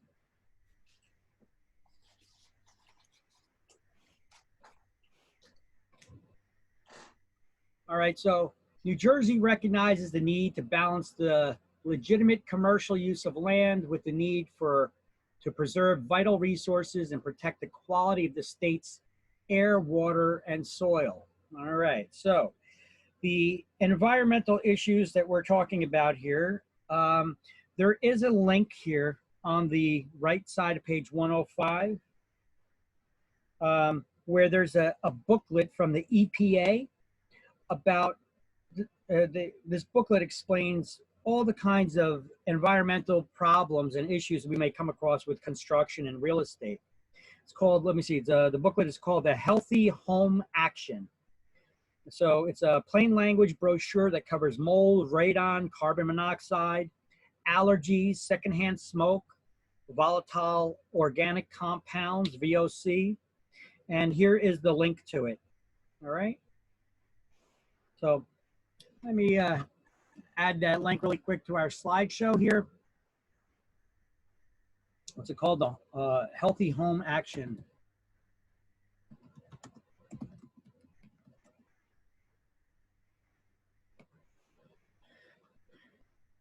The Healthy Home Action booklet from the EPA. Do we need to highlight anything under building codes, or are we coming back? Under building codes, no. In our notes, we put the UCC, or what you could write next to the title of building codes. You could write UCC, Uniform Construction Code. That's the state's minimum standard for construction. Okay. And then go down below and highlight Certificate of Occupancy, CO, or C of O for an altered building, a Certificate of Compliance.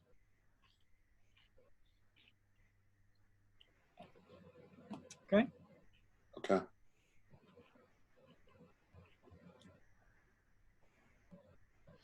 Now, New Jersey recognizes the need to balance the legitimate commercial use of land, the need to preserve vital resources to protect the soil. They got the EPA booklet here.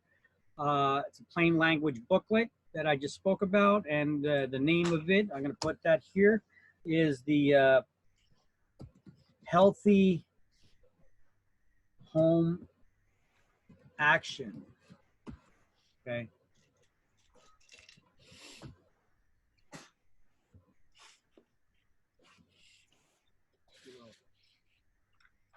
Yeah. Healthy Home Action. And this booklet, I'll post a link to it. I just got one. Copy that link. And we could post that link to that booklet right here.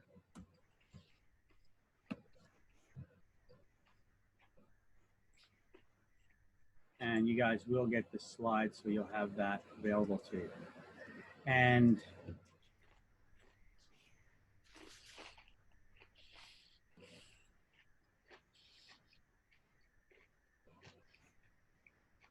all of these things that are available on the EPA's website are also available on HUD's website.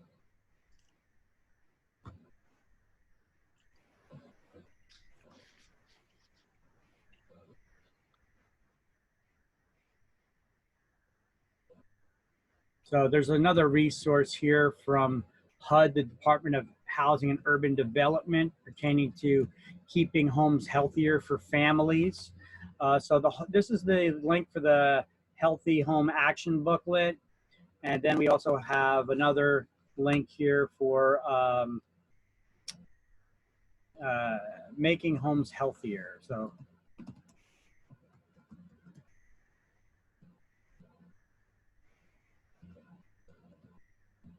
and that can be found here. All right. The booklet, these booklets discuss all these things that we have here in that list there. Let's go to the next slide. Hazardous substances that we're going to go over right now. Here's some of the hazardous substances. Asbestos. Asbestos. What is asbestos? Anybody know? Isn't it? Go ahead. Oh, isn't it like it's what some siding's made out of? It's something that isn't tangible, but it's in the air, like when removed improperly. It's like spores, and then when you breathe it in, it causes lung cancer, maybe. Very, very fine glass. Yeah. Okay. Is asbestos man-made? Yes. All right. Here's a mind blower here. Not everything that's dangerous that causes cancer that'll kill you is man-made. So asbestos is a mineral. Oh, okay. A mineral. So if we look in the book, asbestos is a mineral once used as insulation because it was very resistant to fire and contained heat effectively. So asbestos is a mineral with excellent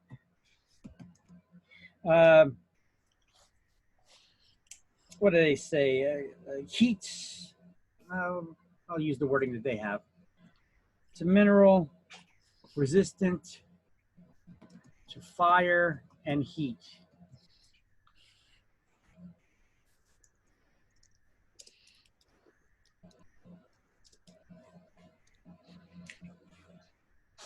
So they use it in insulation, right?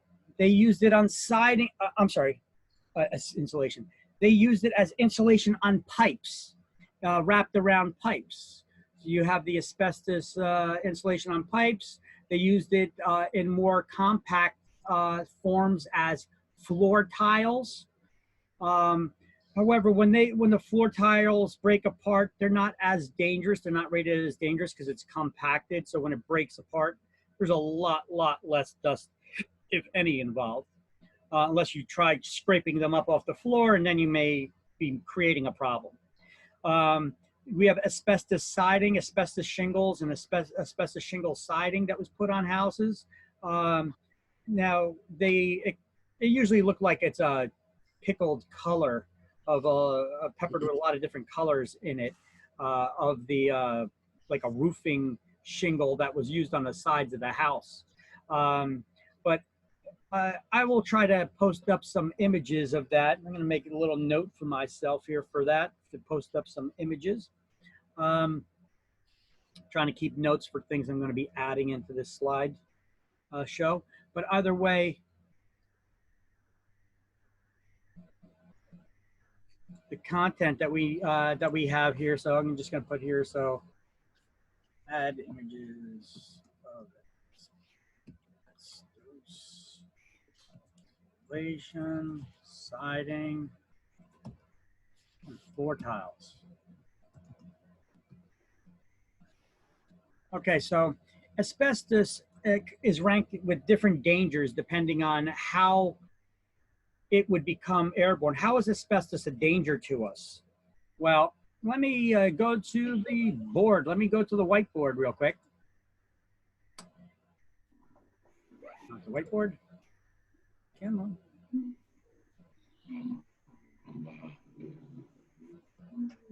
And let's start a, let's just clear off this slide. Let's clear the canvas here and start a new thing here.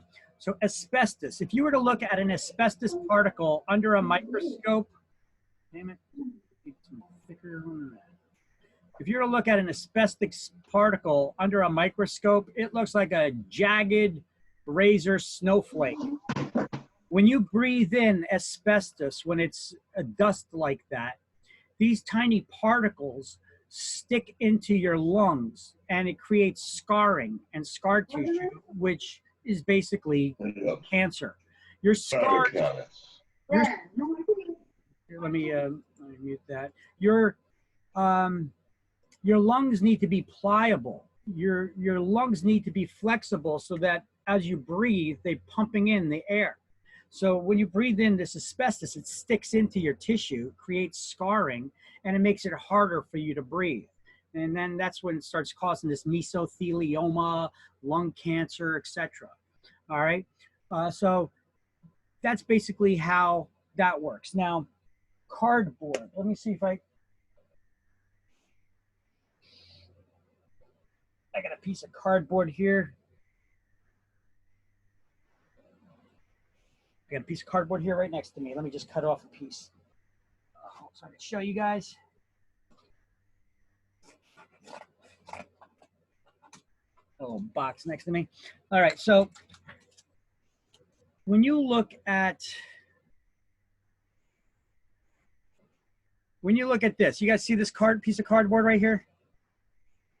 If you got it wrapped around a pipe, if you see layers and layers of this wrapped around a pipe, you see how it looks like that? It's all right. So it's usually layers and layers of this. It's maybe about that thick, wrapped around a pipe of this type of a material. It looks like cardboard, but it's white or gray in color. That would be the asbestos insulation that's on the pipe. All right. It's an excellent insulator. It's got great heat retention properties. The problem is at the ends of the pipe is where people may disturb it. And when you disturb it there, it starts flaking off like a cast. You guys ever have a cast on your arm or leg or something? You itch and you keep playing with it and it starts breaking apart and getting dusty at the end. Well, the same thing happens over here on this when it's wrapped around the pipe. You play with it or maybe you're doing some work and that gets disturbed. It starts becoming a dust. If you don't touch it, it's not going to be a problem. But when you start messing with it, that's when it starts becoming a dust, starts crumbling. It becomes airborne. You breathe it in. Now, it takes either long terms of exposure to asbestos or high quantities of exposure to it. I mean, if you walk into a basement and you see the asbestos dust floating in the air everywhere, you know, that's going to be an issue. But don't get freaked out as a real estate agent. You go into a house and it's got asbestos on the pipes. Don't be like, oh, we got to get out of here. It's got asbestos on the pipes. We're going to get cancer. Don't get freaked out. It doesn't work like that. It has to be disturbed. It has to be airborne for you to breathe it in. You don't play with it, it's not going to be a problem for you. But this is where we most commonly see it in real estate. It's like this, wrapped around pipes, okay? But I told you it could be the asbestos siding. It could be tightly compacted floor tiles. Let me see if I can look up asbestos floor tiles in Google real quick for us.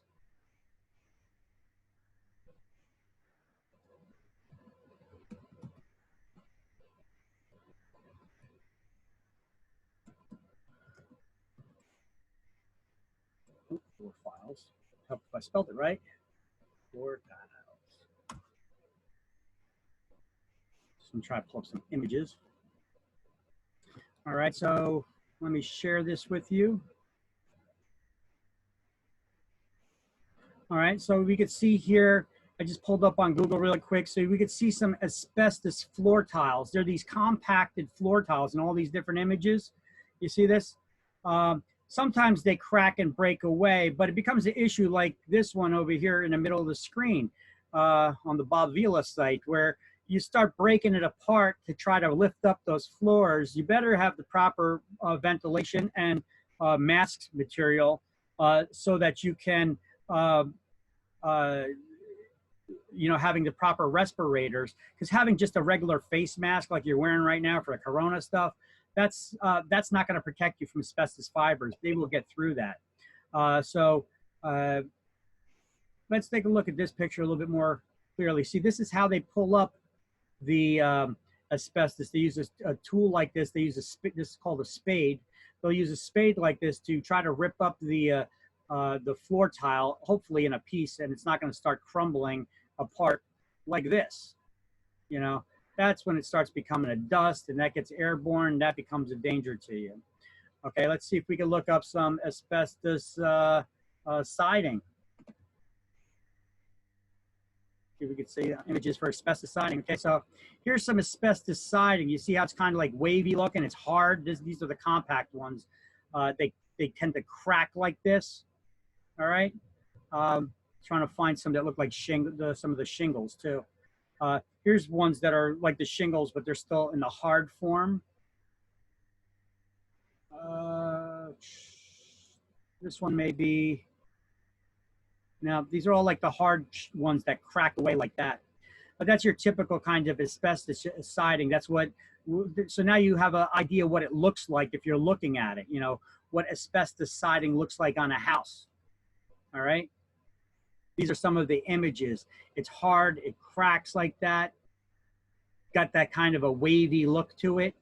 You see that? And then let's look at asbestos around pipes, asbestos pipe insulation.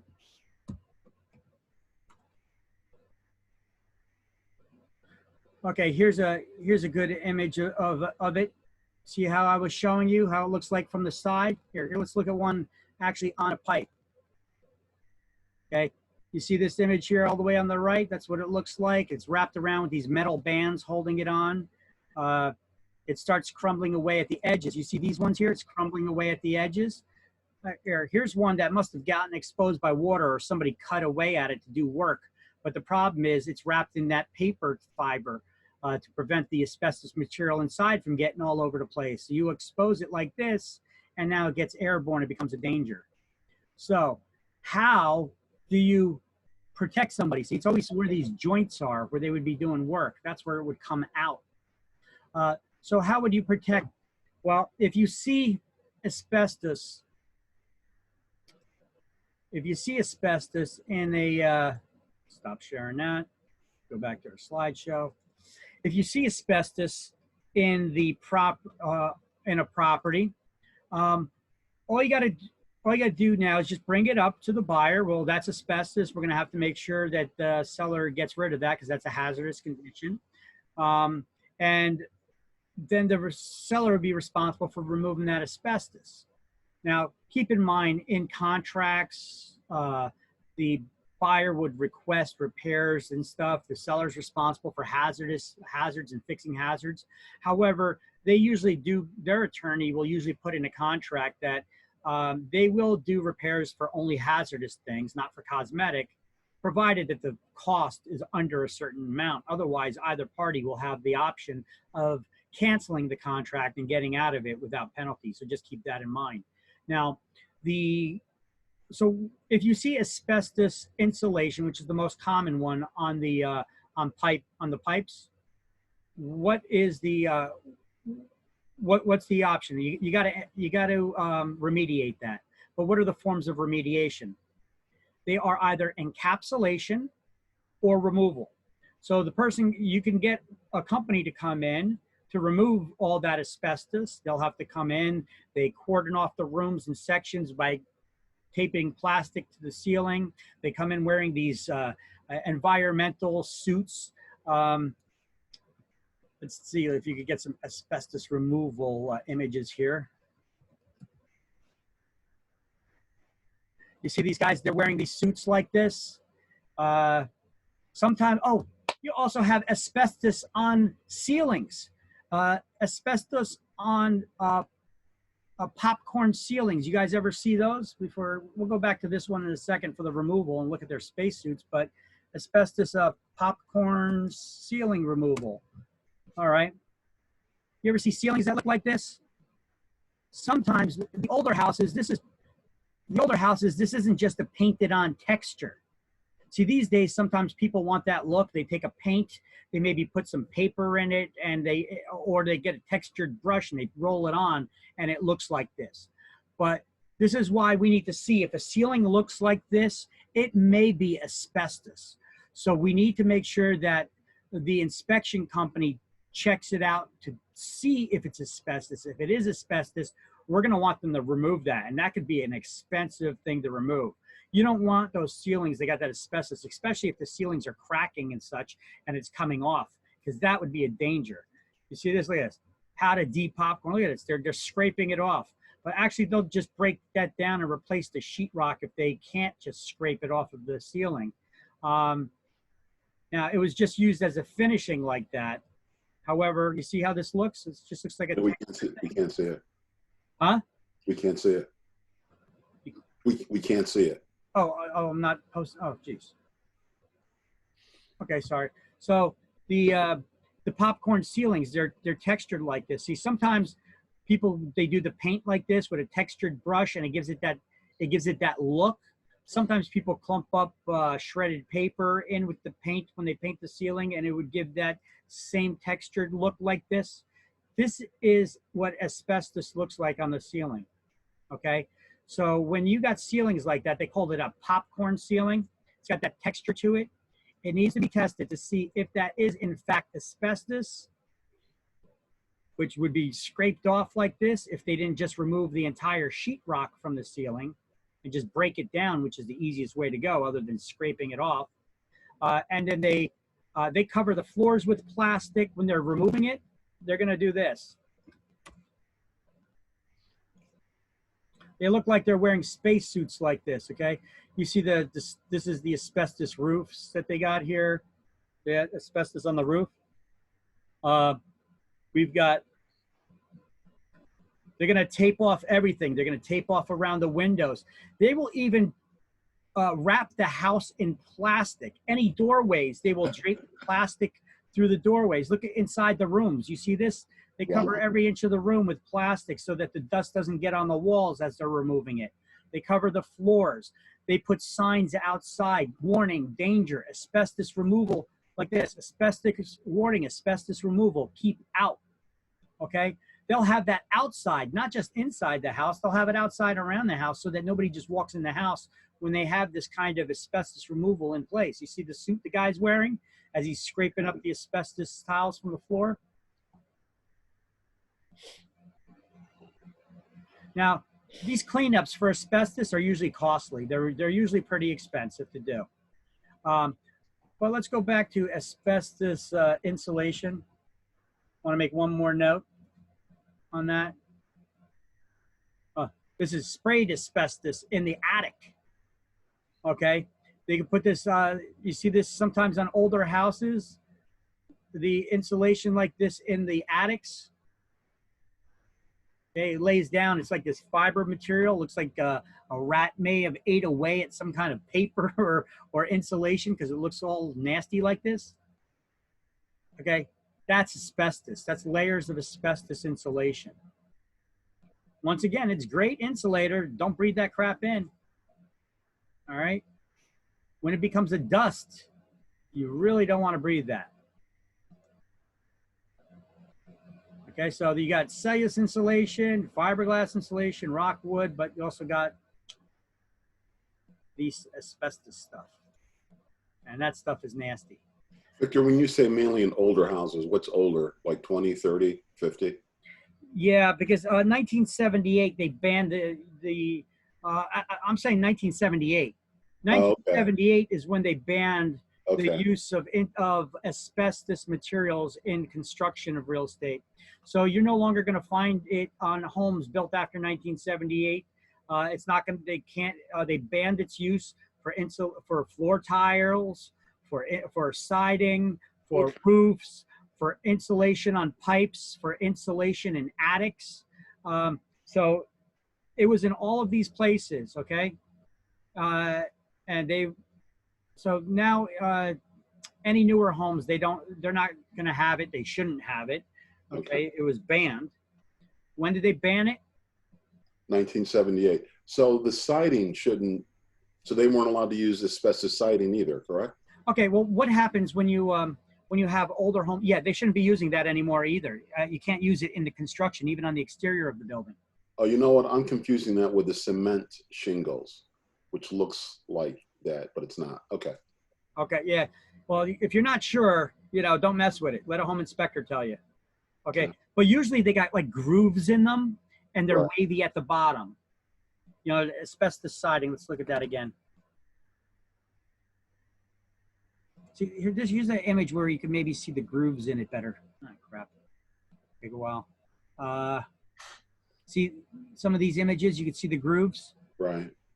Some of them could be smooth, but they usually have grooves to them. If you get close to them, you can run your fingers across it. They got grooves, and it's brittle. It'll crack like this. Sometimes it just falls apart on its own. You see it over here? Okay. Here, you could see the texture on this one, right? If you get close up, you can see that texture that it's got to it. Okay. Oh, look at that. Somebody's posting something. How much does asbestos removal cost? Okay. Low cost 800, average cost 1,000, high cost 1,200.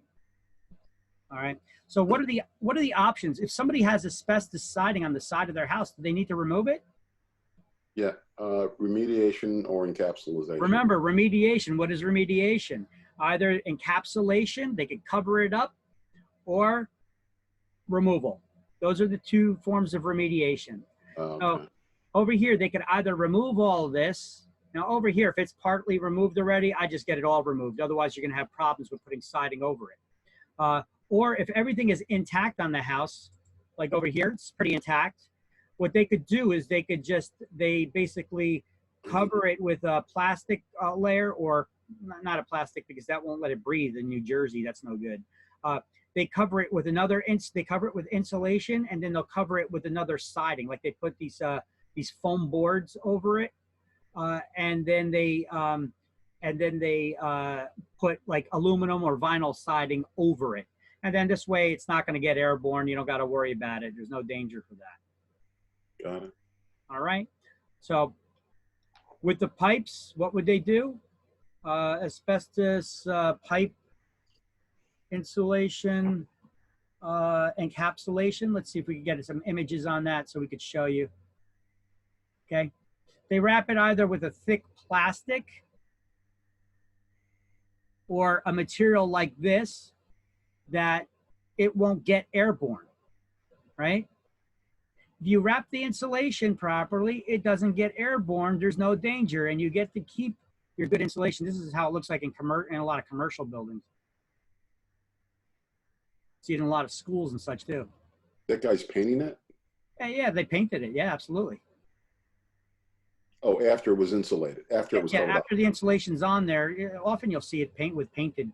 Otherwise, it's kind of like gray. It could look gray, it could white. It's like I said, it's like a cardboard. The insulation is the mineral inside, which is a great insulator, but how they keep the insulator sticking to the pipe? Well, they put it in like a cardboard. It's wrapped in like a cardboard layers, and then paper on the outside here. You see the layers of it? Yeah. Okay. Now over here, it looks like on this one, this is an encapsulation. They put a plastic cover around it. So this is the way that they either they cut it away and remove it. And they'll have plastic all over. These guys will wear spacesuits like this as they remove it from the house. Or they'll wrap it with some kind of a fiber like this. You see this wet wrap and seal? This is kind of like the cast that they put on your arm when you break your arm or leg. They put the cast on it, and then it would prevent it from escaping. But what I see more often other than this, maybe they put this on underneath. I wasn't watching the whole thing. They would also, after they wrap it in a material like this, they would also wrap it in plastic, like a thick, like a 4 to 6 millimeter plastic. And then they would just duct tape it along the way so that it never becomes airborne. And I'm not seeing any pictures of that here. All right. But either way, here, look, asbestos dangers. This is, how they do these removals. All right. So let's get out of this and go back to our slideshow. So asbestos is what? Is it man-made? No, it's a mineral. Nope. It's actually a mineral. You guys remember all those Johnson and Johnson talc powder lawsuits? Yeah. Okay. So, what are those talc powders? Asbestos. Let's see. What are the talc powders? What? What are those talc powder lawsuits about? Well, People that were using them for years, and it caused certain types of cancer within Yep. women. but the only thing is, the talcum powder does not cause cancer. I don't know. I don't know. I'm not a scientist. Talc is another mineral. Okay, talc is another mineral, and it is mined. They dig it out of the earth. I'm trying to find an image here for you. So I'm on another screen right now. Talcum powder is another image. It's a fine powder, but it's from a stone that breaks up. It becomes like a fine powder. They dig it, they mine it, they dig it out of the ground. But the thing is, the layer of mineral that's just below the level of talc, where they get the talc from, is where they get the asbestos mineral. So when the trucks dig out of the ground the talc, they scraped that top of that asbestos and it mixed in. So they're supposed to filter out the talc. Now, they filtered out the talc, but upon testing, the way these lawsuits came about was because the testing, they do their own internal testing. They found that there was still levels of asbestos mixed in with the talc, but they never disclosed that to the public on the containers.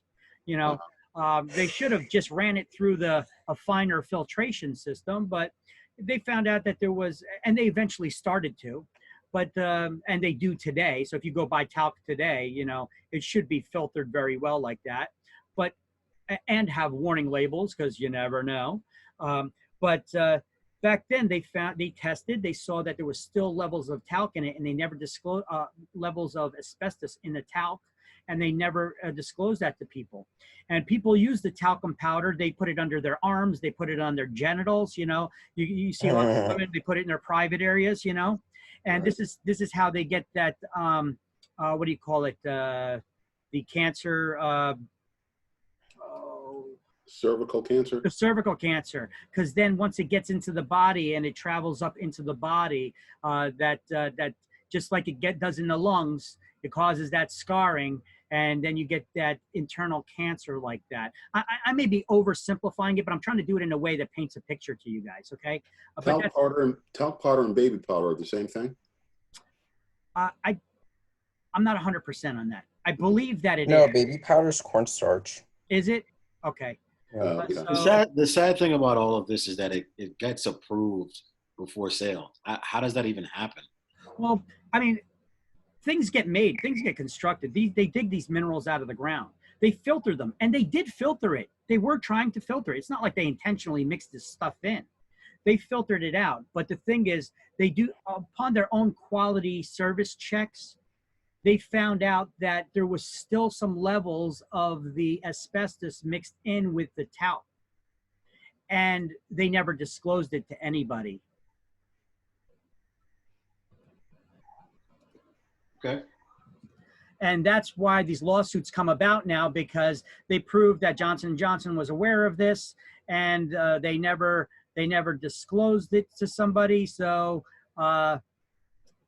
no sympathy for so now people who are affected by it can sue. I'm just looking up the images. I'm trying to find like the mining images. I mean, I find a bunch of mining images, but I'm looking for like the cutaway that they show you so that you could get a graphic image of how they mine this stuff. Here, hold on one second. Let me just go to the browser window and share that with you. You see this asbestos contamination. So they would use like mining dredgers like this, and they cut away at the level. So they get the talc that's at the level above it. Okay, here, and then you get the companies that come in that use the asbestos, and they use the asbestos, okay? That's crazy.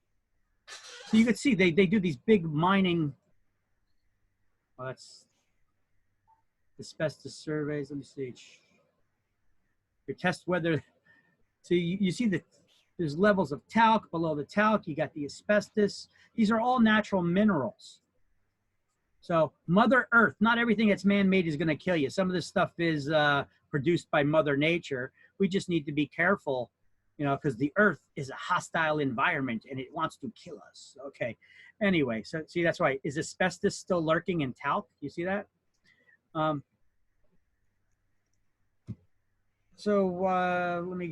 me just go to my notes here and put some asbestos talc.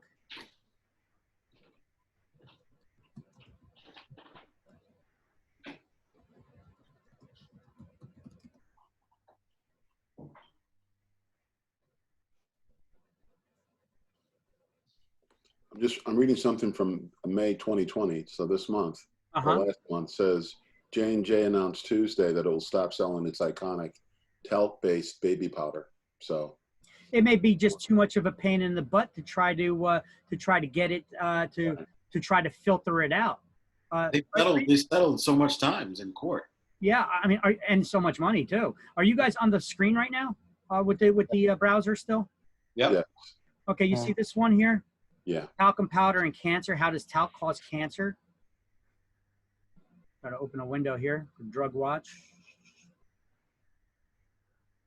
Well, they had an image there. Okay, here's the image that they have here. Let's try to expand on this a bit.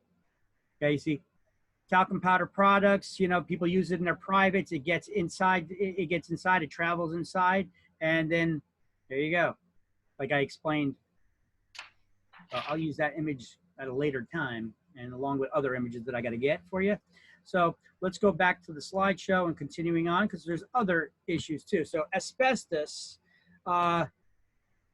it's in a lot of materials. It's in a lot of things, everything from hygiene products to insulation on houses, to roofing, floor tiles, you name it. Asbestos is there, and it is a naturally forming mineral.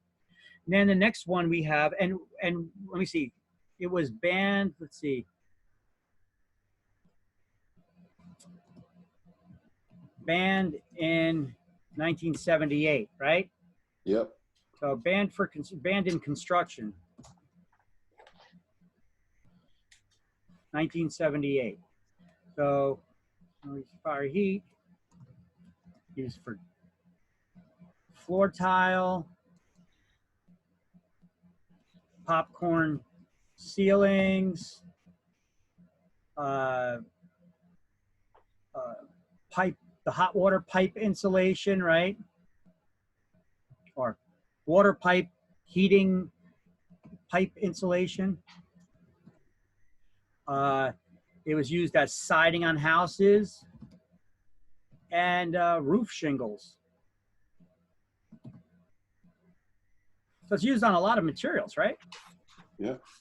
And this was banned in 1978. Okay, now we have lead-based paint. Lead. Is that man-made? No. It's another mineral, all right? It's a metal. It's a metal, okay? But any heavy metal is dangerous to the humans if it's ingested or if it enters our body in any way. You guys are seeing the slideshow right now, by the way? Yeah. Just want to confirm. Okay, so lead is a heavy metal, and heavy metals, if they get into our bodies, will kill us.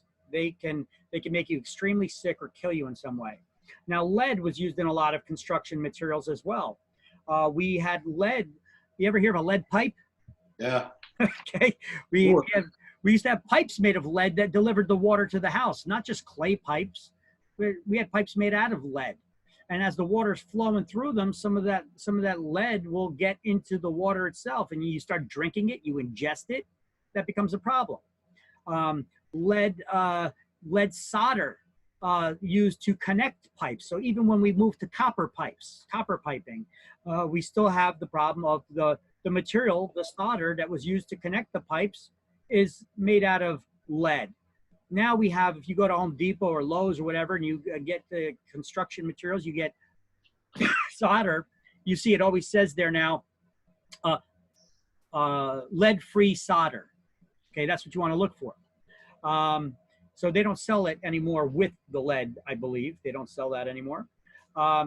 lead was also used by roofers where the chimney meets the roof. It's a pliable metal that they can bend with their hands real easy, and then they attach it under the shingles. It makes a nice water, and they could cut it with shears real easy, and they could shape it around the roof where it's got that oddball shape where the side of the house, the roof meets the chimney. If that chimney was on the side of the house, and it's an easy way to make that watertight seal there. You know, nowadays they're using other plastic materials and other things to that'll better protect it, that does not use lead, the metal. See. All right, so lead was also used as a pigment and drying agent in alkali oil-based paints. So let's turn the page to page 106.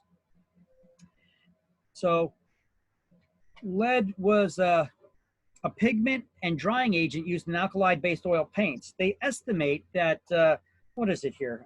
This was also banned in 1978, a pivotal year where they started banning everything. This is the year where they found out that everything will kill you.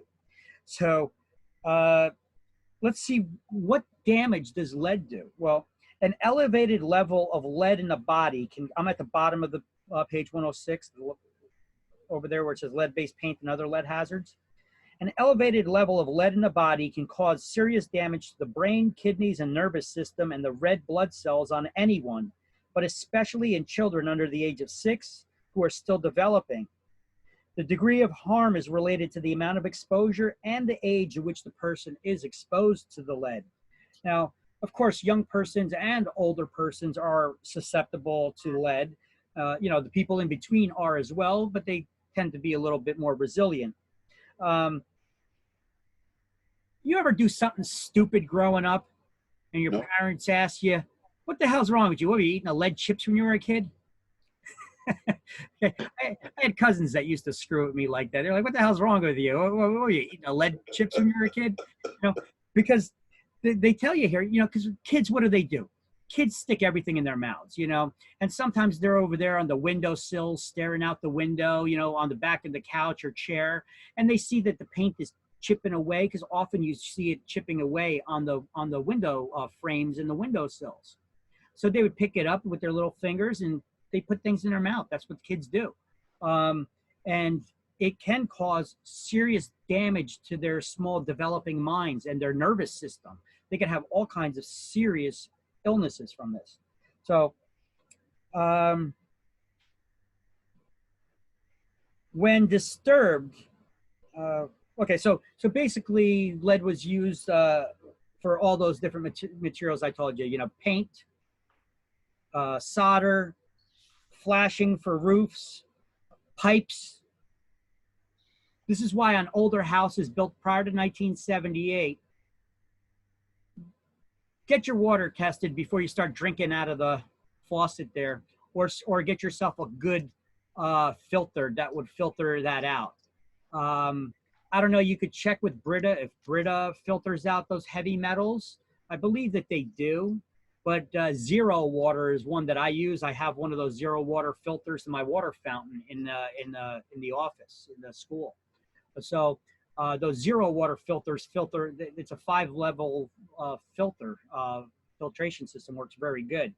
But if you have levels of lead in your house, you don't need to drink bottled water. If you ever measure the dissolved solids in bottled water, you'd be surprised at how high they are.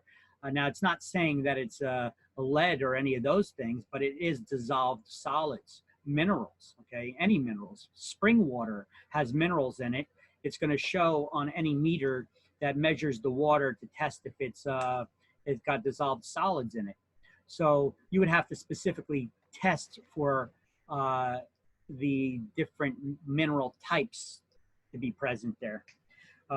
So bottled waters, not always the best you could see. Some tap waters are better than bottled waters, but not always.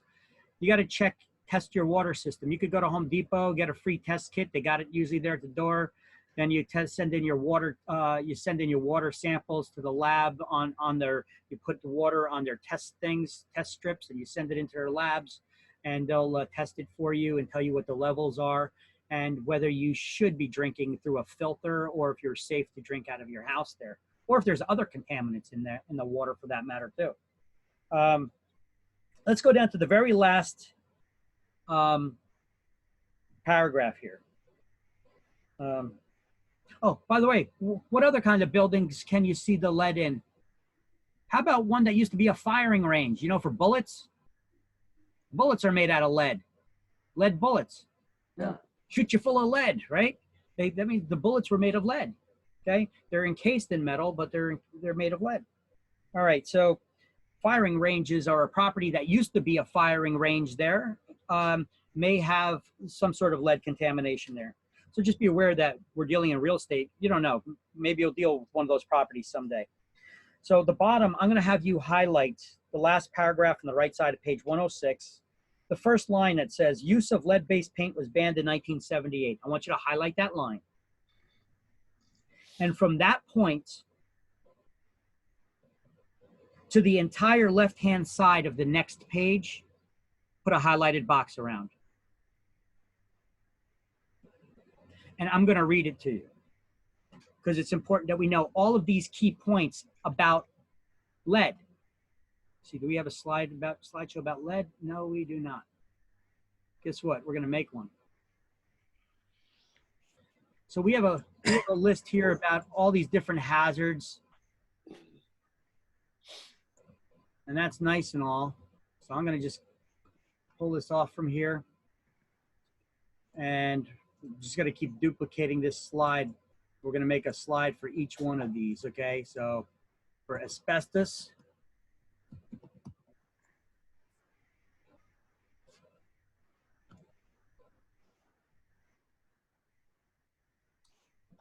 we put this information in there, right? Then we'll make another slide here.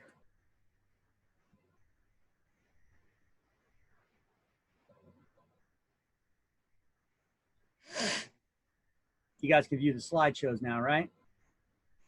Yeah. So the next one is this slide. We're going to make it about lead. Lead. And so what are the different lead hazards that we have?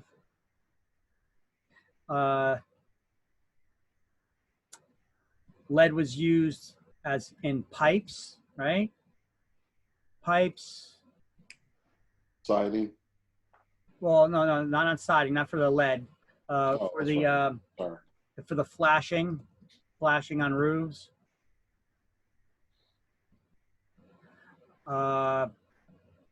Solder.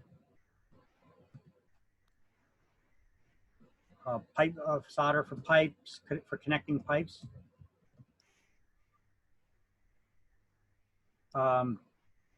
Pigment. Drying agents,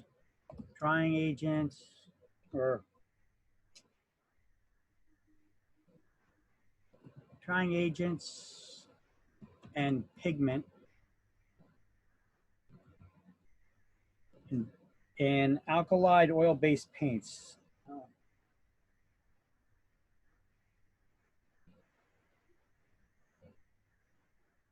Okay, why the alkali oil-based paints. We also, let's see, so lead was used on the pipes, flashing on roofs, solder for connecting pipes, drying agent for pigments and oil-based paints. What else did I say? Did I say something else that we were using lead on in construction? No. Okay. Hey, Victor, quick question. So if lead is that, if lead is so, regulated in so many, why is it that Newark still goes through all this lead stuff and like no one's doing anything? You got a lot of old buildings. Those schools are old. You got a lot of old schools that have lead. Actually, Newark is having an issue with like a lot of schools are, with the asbestos insulation on their pipes, but they also have lead-based pipes. They got lead pipes that are leading the water to the buildings. That's what I mean. Yeah. They would So have. isn't that a sewer issue, like a township? Well, sometimes the pipes are not in a building. Sometimes the pipes are also leading through the neighborhood. Now, usually those are clay pipes that they use, or concrete pipes. But some of the older areas, you may have some lead pipes in the areas that are leading up to the buildings, and that is introducing some lead in the system. Maybe the water is contaminated because you have factories in the area that have some sort of a contaminants, whether it's lead or other contaminants in the water. Look, we live in New Jersey. And I know people say dirty Jersey, New York is even worse. They try to say that it's not, but it is. But in New Jersey, we used to have, we don't make anything here in the United States anymore, but we used to do a lot of inventions. We used to do a lot of creation. Look, you guys know what it says on that bridge in Trenton? Trenton makes, the world takes, right? So we used to make a lot of things. We used to have a lot of factories, and unfortunately, some of the byproducts are hazardous materials. So we do have contamination in a lot of our grounds. We do have a lot of contaminated sites throughout the United States, but we're talking about Jersey because we live here. All right. So unfortunately, it could already be in the water that's coming to us. It's just got to be treated properly. If between the treatment plant and the schools, it's issue. Some of those homeowners may be experiencing it. Contamination and such in their homes as well that live in the area, not just the schools. I'm not sure. I'm not that keen on that topic there. So lead-based paint and other lead hazards need to be disclosed. Okay. Does the homeowner have to inspect? Yes. No. No. It just needs to be disclosed. So lead-based paint and other known lead hazards need to be disclosed to buyers and renters. So the owner just needs to disclose any knowledge that they have pertaining to lead hazards in the property. They're not required to inspect for that. Okay, this is a federal law. Okay, so buyers and renters must be given the federal, this is not a New Jersey document, this is a federal lead paint / hazard disclosure.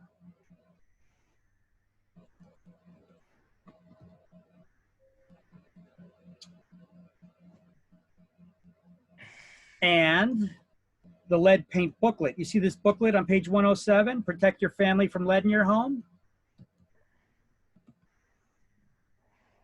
They have to be supplied with that, and they need to be given a 10-day opportunity to conduct an inspection.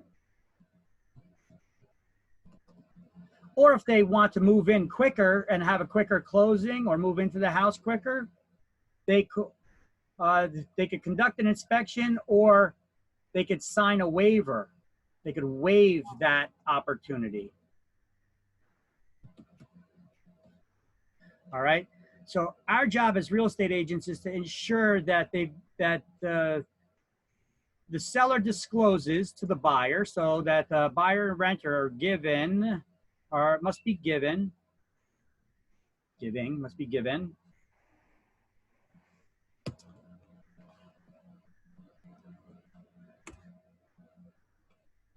federal lead paint hazard disclosure, the lead paint booklet, and a 10-day opportunity to conduct an inspection or waive that opportunity. Okay.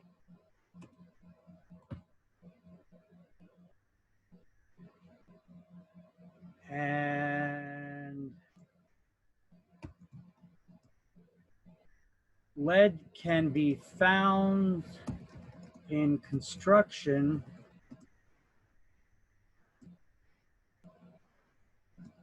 products like this. These are the products that lead can be found in.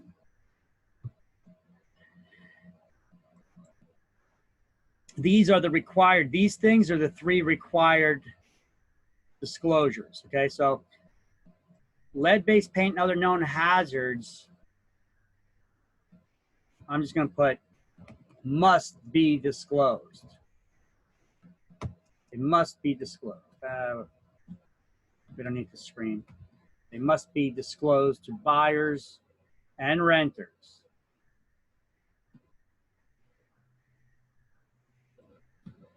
And given the federal lead paint hazard disclosure, the lead paint booklet, which is entitled Protect Your Family from Lead. That's too long. Lead paint booklet, okay? And a 10-day opportunity to conduct an inspection, okay? So this is the EPA lead paint. This is from the EPA.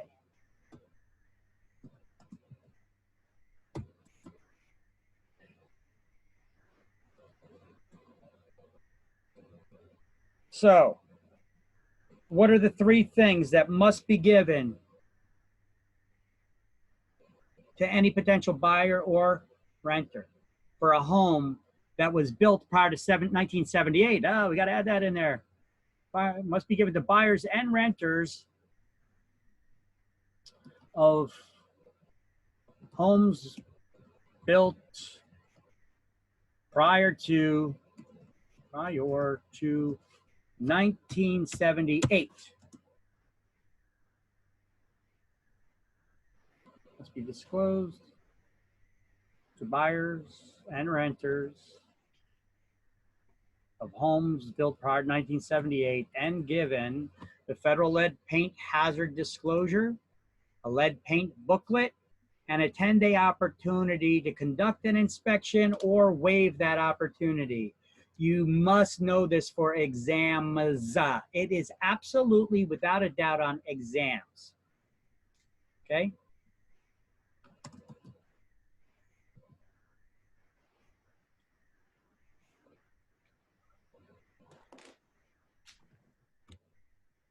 So in the book, you got all that stuff highlighted, the entire left-hand side of page 107 and that last paragraph on 106, right?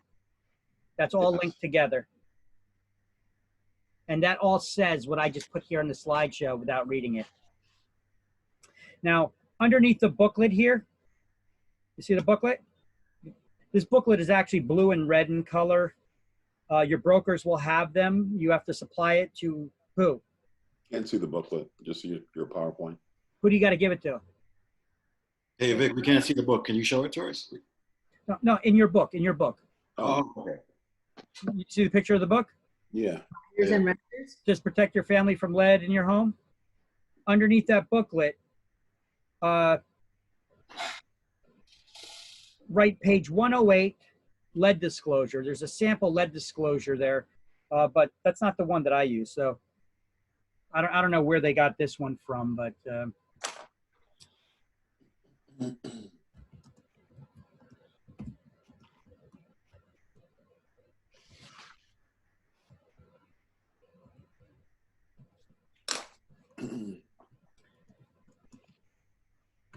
it's got some of the basic stuff in there that we need to have.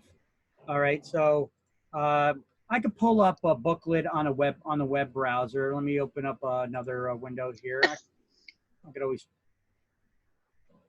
pull up the EPA lead paint booklet.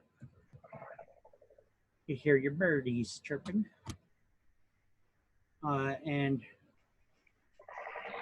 you could find this on HUD's website. You could find it on the DCA's website in New Jersey. You could find it on many websites. But let's see. I'm just going to pull it up on the first one. It was updated April 13th, 2020. Look at that. And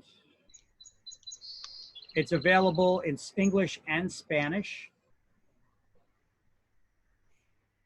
I'm gonna just open it up so you guys can take a look real quick to see what it looks like. There you go. You guys see it on screen here? Yes. This is the, this is Protect Your Family from Lead in Your Home. It's the same one, well, different images, but it's same booklet. It's the EPA's lead paint booklet. It's for homes built prior to 1978. They talk about the effects of it, how it gets into construction, what it can do to you. Now, lead can be found in commercial properties. It can be found in lead paint can be found in commercial properties. It can be found in residential properties. It can be found in everything from multi-million-dollar mansions to low-income housing. All right, so it does not discriminate. It affects everybody. All right. So this booklet just talks about its effects on the health. It goes over all that stuff. Okay. So just wanted to show you what the booklet looks like there. Somebody's got a yappy, chirpy bird there going on in their yard. All right, so let's go back to our slideshow.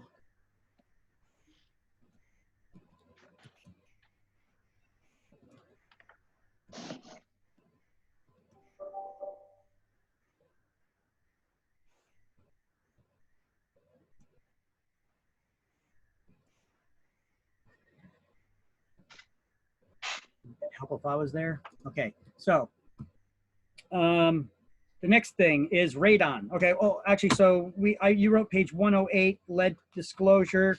This is a lead disclosure. This isn't the one I usually use, but either way, it's got the same info there. Basically, there's a statement on page 108 that shows you at the top of the page. It shows you the homeowner or the buyers or potential renters what the problem with lead is, the dangers that it poses, and it must be filled out first by the owner.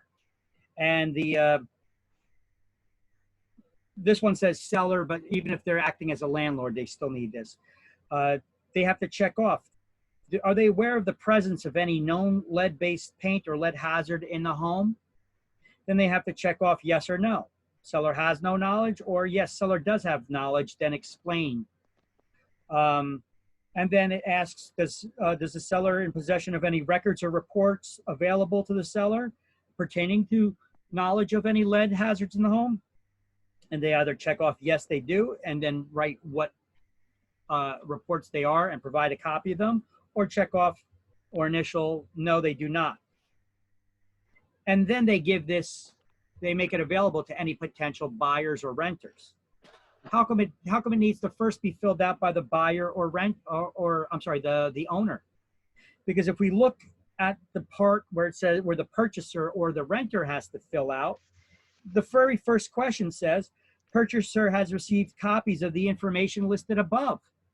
How are you going to have them sign off that they received information listed above if the seller didn't fill it out first? So that's why it's very important. It does make a difference. You will be fined. Our job as real estate agents is to ensure that these disclosures and pamphlets are given when needed. We have a responsibility here. We as real estate agents will be fined. Last I checked, the fine was $11,000. Not up to, it was $11,000. If you have a real estate transaction that's going on, whether it's a listing or a contract for sale or for lease, for residential property built prior to 1978, that you did not use this lead disclosure statement that's filled out, and that was filled out properly, meaning it was first filled out by the seller and then by the buyer. How would we know? Well, if you ever fax these documents to someone, there's timestamps. If the seller, if the buyer or renter filled it out before the seller, or if it's not there at all in the transaction folder. Sometimes when the EPA, the government, wants some money, what do they do? they look for fines. So we sometimes we do have the EPA. They'll do spot inspections. They'll start raiding real estate offices, doing spot checks of their records to see if there's any listings there or transactions that were built prior to 1978 that are missing the lead hazard pamphlet. If they are, or if they're not filled out or not filled out properly, $11,000 fine for each one. And this happened a couple of years ago in Middlesex County. EPA was raiding offices all over the place. They wanted money. They hit up one office that had over 10 violations, $11,000 each. That adds up. That could put a hamper on your day. And don't expect the broker to eat that cost. All right, go to page 107, the right side. The next danger is radon.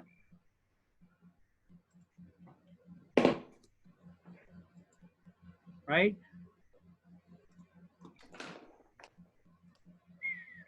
We got a radon gas.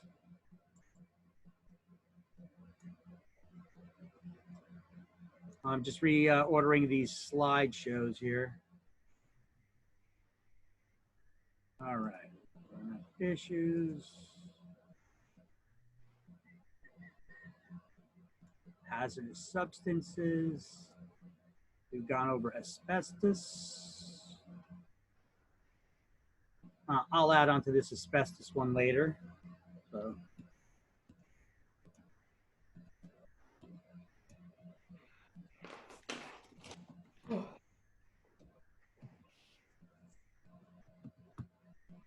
And we have the lead hazards, and nope, we're not ready for that one yet.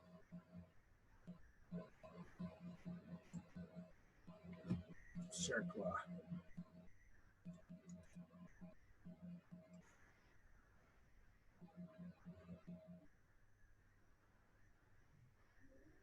Okay. What's this? Lead hazards. Duplicate the slide. And so the next one is radon. Radon is a invisible, odorless, tasteless gas. It comes from decomposing radioactive rock deep within the earth.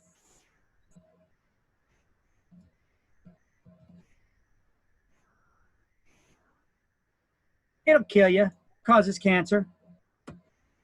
Okay, just like everything else we're learning. Once again, it's not man-made.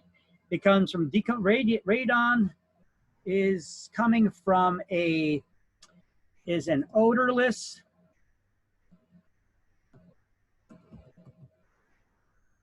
invisible,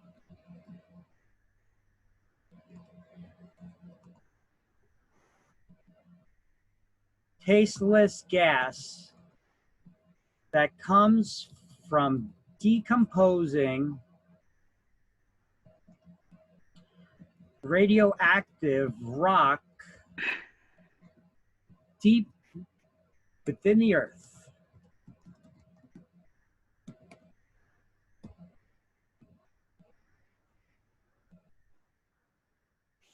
Okay, so radon gas causes cancer.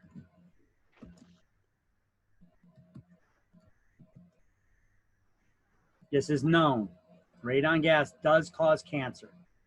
So we have to do our best to ensure that we test for this. Is it required? No. There are no required, you're not required to get a home inspection for anything, okay? But we need to be aware of the dangers, and our job is just to educate the buyers. You guys are seeing the radon gas slide in front of you? Yep. Okay. So let me see if it says what state of New Jersey has mapped out areas of high and low probabilities of where radon gas can be found. Radon dissipates into the atmosphere. It's not likely to cause harm outdoors. However, when radon enters buildings and is trapped in high concentrations, usually in basements with inadequate ventilation, it can cause health problems. Yeah, cancer. Okay, so inspection is recommended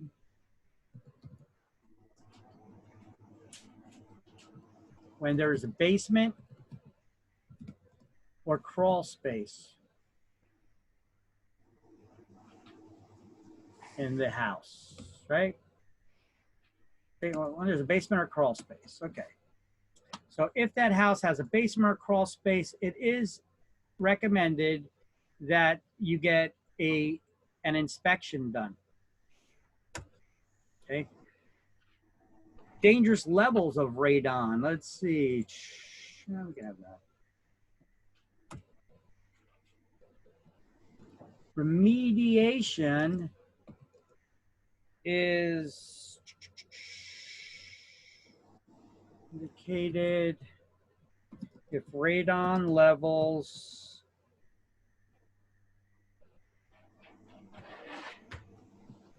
measure or exceed 4 PCI, which is short for a picocurie. 4 PCI, which is a picocurie. Picocurie is a minuscule measurement of gas in the air. Okay, so 4 picocuries or more are considered dangerous levels that require remediation. So let's actually word it the way I just said it. 4 picocuries or more are considered dangerous levels and remediation is recommended. How about we'll go like that? How do they fix this? What's that? How do they fix it? How do they fix it? Proper ventilation. So I'm going to draw you a picture here. Okay. I'm actually going to look online. So maybe I don't have to draw you a picture. Maybe I could show you one that's already made up. All right. So we'll put we'll add those radon pictures for remediation and where it comes from. But 4 picocuries or more are required. PCI is a picocurie.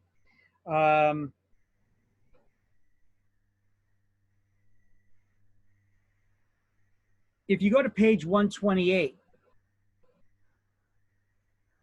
you can see that map that the state of New Jersey put. So I'm sorry, 108. If you go to page 108, you can see the 109 rather. You can see that radon map.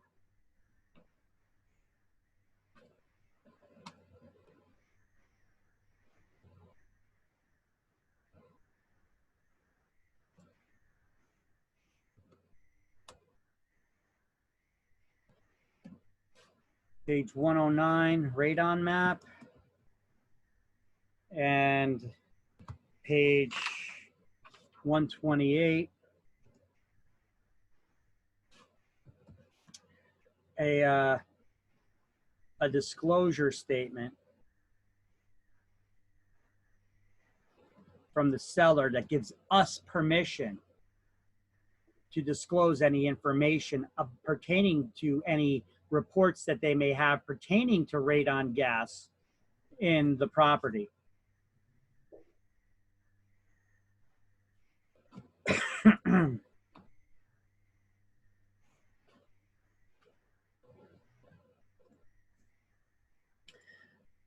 All right, so on page 109, you see this map here. There's tier 1, tier 2, and tier 3 levels here. A tier 1 level is the areas of the state that they estimate have more tests that come back. When people test for radon gas in their homes, there's only a few laboratories that are authorized by the DEP to test for radon gas. And when they test, they have to share those results with they got to send them back, and they got to share those results with the DEP, the New Jersey Department of Environmental Protection. And then they put together a map like this. This is the New Jersey Department of Environmental Protection radon map. And it shows you the areas where more test results have come back, indicating higher levels of radon. That does not mean that if you live in an area over here that's shaded dark in these tier 1 areas, that does not mean that you're going to have radon under your house or in your house or even in your neighborhood for that matter. This is just saying that a lot of test results come back. It's more prevalent in these areas, okay? Any new construction in a tier 1 rated area is required to have well, let's talk about the remediation because I'm getting ahead of myself. How is this remediated? Proper ventilation. So, radon remediation. Let's try to pull up an image for that for you guys, and then I could explain it. So let me just look first, and then I'll switch you over. Okay, so let's switch you over now. That was quick. So here's a picture how radon enters the house, okay? It comes from either water or through the soil. It comes from that decomposing radioactive rock deep within the earth. It comes up and it comes through the porous concrete floors in the basement, right? It could come through the water pipes and entered into your homes through the shower.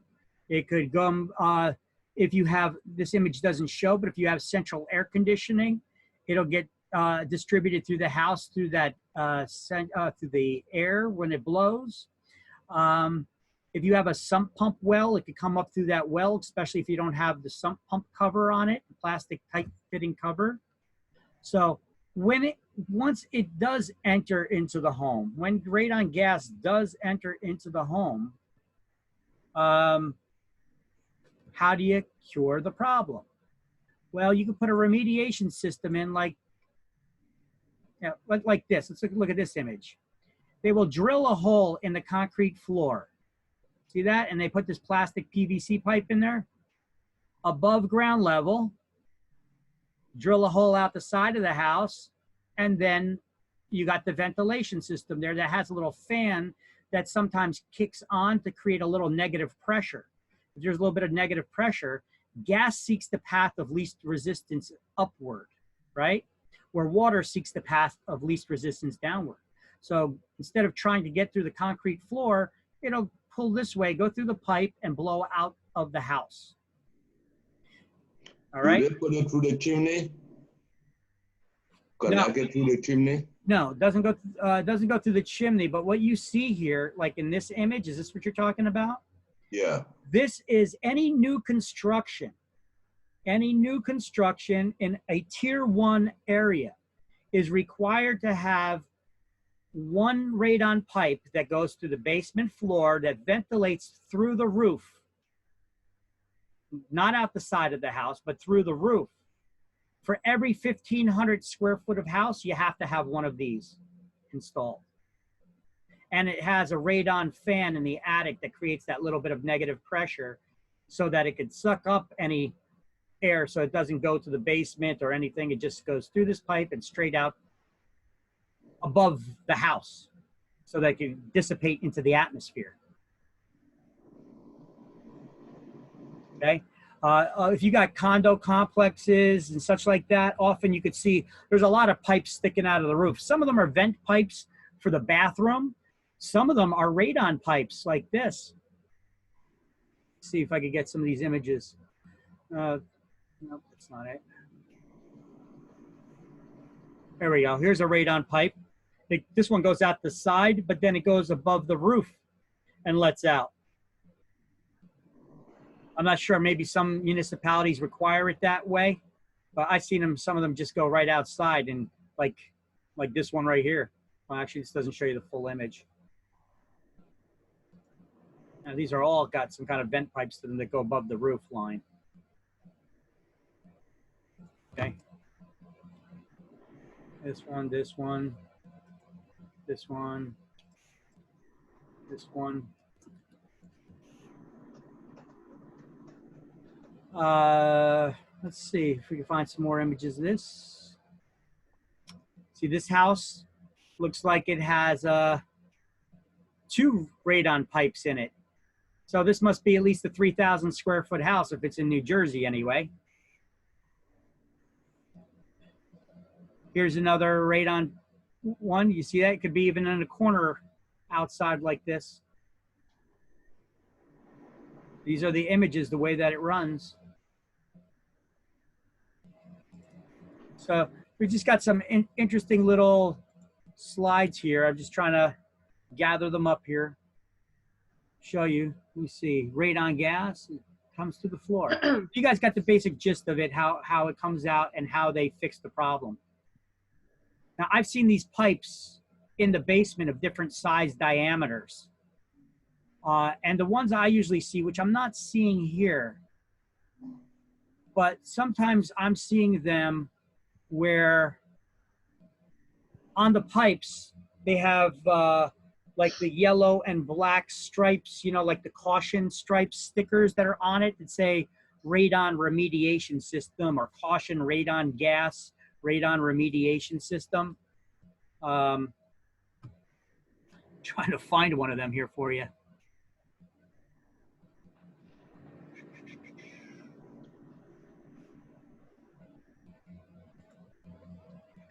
You see, look at this, even new construction. You see this new construction? This one didn't even come straight out. Oh, this probably wasn't new construction, because new construction, it would have came straight out through the roof, not out the side like that. At least in most municipalities would, or the state would require that in New Jersey. I'm not sure what state that is.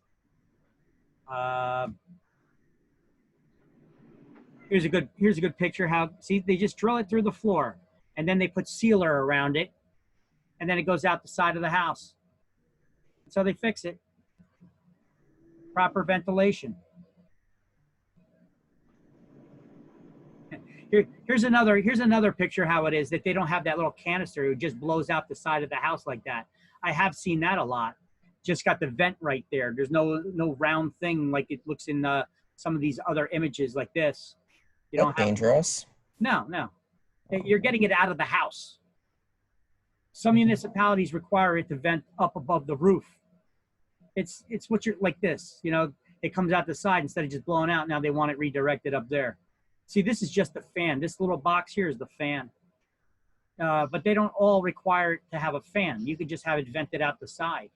Oh. And if that doesn't lower the levels, then you would put a fan in so that it creates the negative pressure to lower the levels even further. Look at this one. They got a fan that's, wait, no, that's not part of it. Oh, it is. Wow. This one is a fan connected to this. Wow. Now you're not going to see this in New Jersey.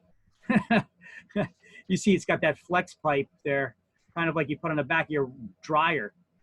Those things blow off all the time. Now, that wouldn't be acceptable in New Jersey. They would need a pipe like this. But you see this pipe, how it's a lot thicker than some of the other ones that we've been seeing? Yeah. So they do sometimes come in different. Here's a radon pipe that's coming directly out of a sump pump. Looks like they got 2 sump pumps here. Out of a sump pump well. Anyway, that's the basic gist of it, so that you just understand. That's all you got to really do is understand how this works. And that's how they cure the problem. So pumping it outside, I mean, why do they get this magic number of 4 picocuries? Where does that come from? Well, That's a threshold for something other than humans. So look, any level of radon is considered dangerous.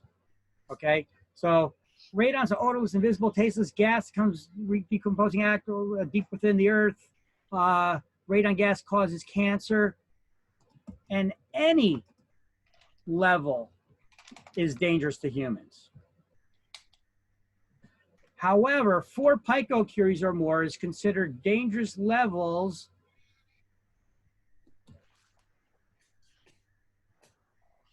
to the point where remediation is recommended or indicated. That's the word that they use. Or remediation is indicated, meaning it's required or should be, because that's very dangerous right there. All right. Where do they get this number from? Well, there's areas throughout in the state of New Jersey where you could be walking around outside and be exposed to 4 picocuries. So the best that they could do is equalize it to what you're exposed to outdoors. But the thing is, outdoors, it would dissipate in the air. In the basement, if you're seeing levels of 4 picocuries in the house, that's going to go even higher. So it would pose a real danger. That's why you need to fix it. And these remediation systems, it could cost you, I've seen anywhere from about $800 to $2,500, depending on the company, depending on what kind of equipment they're installing. You know, it's just a PVC pipe there, and they're drilling a hole in some sealer, right? But they also got a fan there. Some of them have meters that are built into it, electronic meters that are built into it. So how do they test for radon? Aha. Let's, I'm going to pull up on a Google search now. How do they test for radon?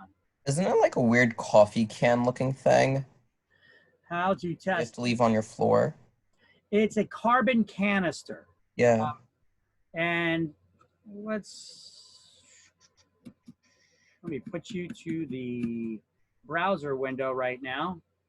And you see on the right-hand side, look at it. Here's some radon test kits. I seen this one in Home Depot. All right. You could go buy a radon home test. Look at this. Home Depot, $13. Wow. Okay. This test kit is 38 bucks. Look, an electronic air reading kit for digital radon detector. Well, never about 200 bucks almost. Okay. There's an interesting thing on one of these. I do have an image for, oh wait, now it's gonna take me to a store. I wanna go there.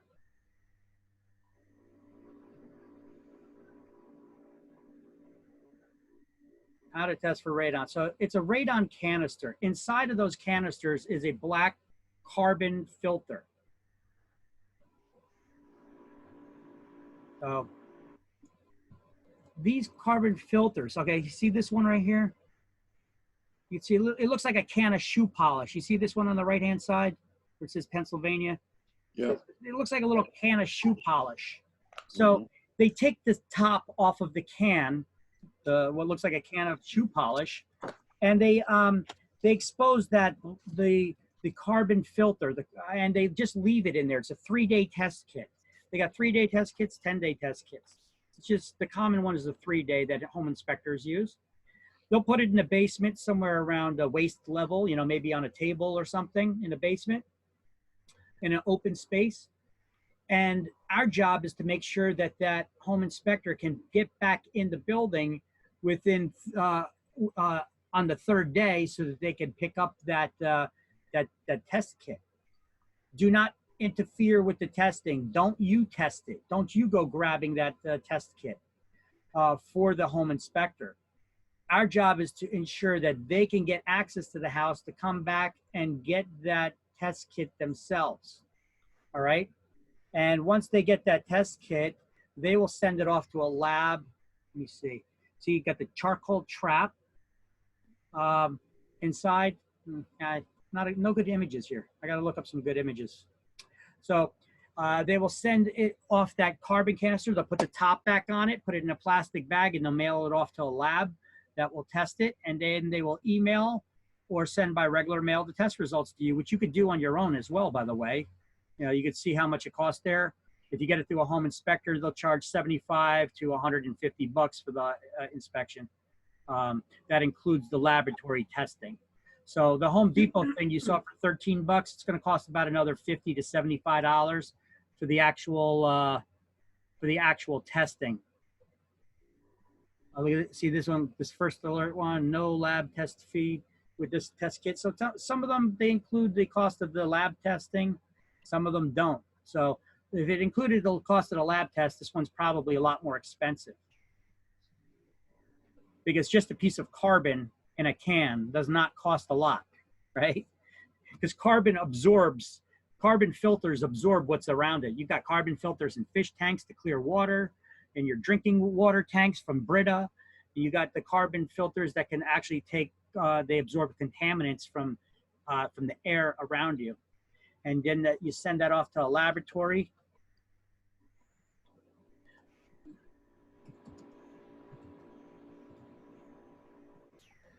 There we go. Here's some pictures. Hey, Ray Data, this guy's in New Jersey. So these are some examples of some of what the carbon filter test kits look up a little bit closer.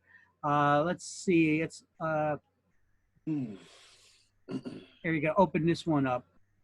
Check this out, see, this one just has carbon flakes in it. Some of them, it looks like this, like honeycomb. You see this one? It looks like there's a little honeycomb pattern in there. And they just send that off to the lab. Okay?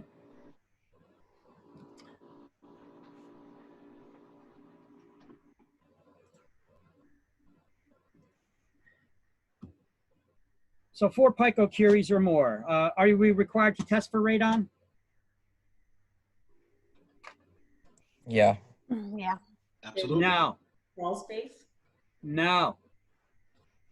It's recommended. Inspection is recommended. Hold on, let me put this here. Let me underline that. It's recommended When there's a when basement.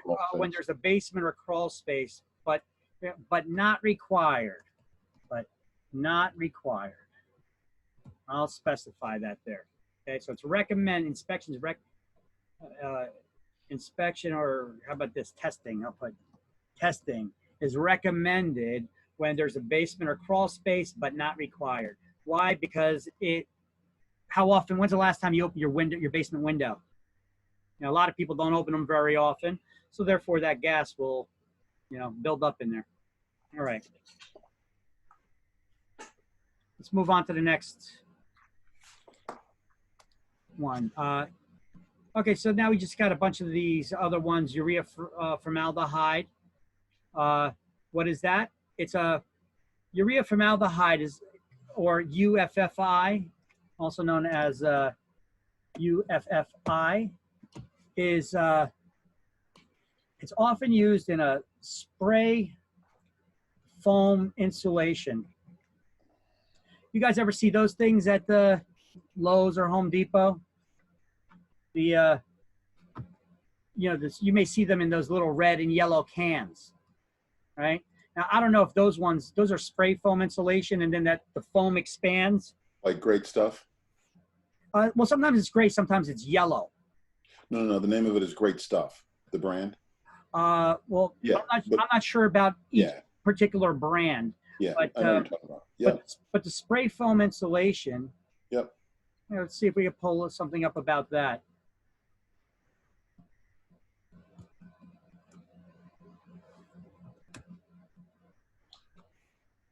Problem with those things is if you don't clean it out properly, it's a one-time use. They're nasty, messy. You better wear gloves. They gunk up. Yep. All right. You guys see the web browser I got here open now? Yeah. So urea formaldehyde foam insulation. Yeah, you see that DAP. This one is by DAP, fire barrier. Okay. Now, I don't know on it, but you could see, you got to look at the labels that they have.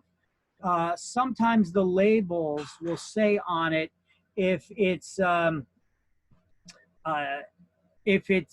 urea free of urea formaldehyde or UFFI free, and this is what it looks like when they spray it.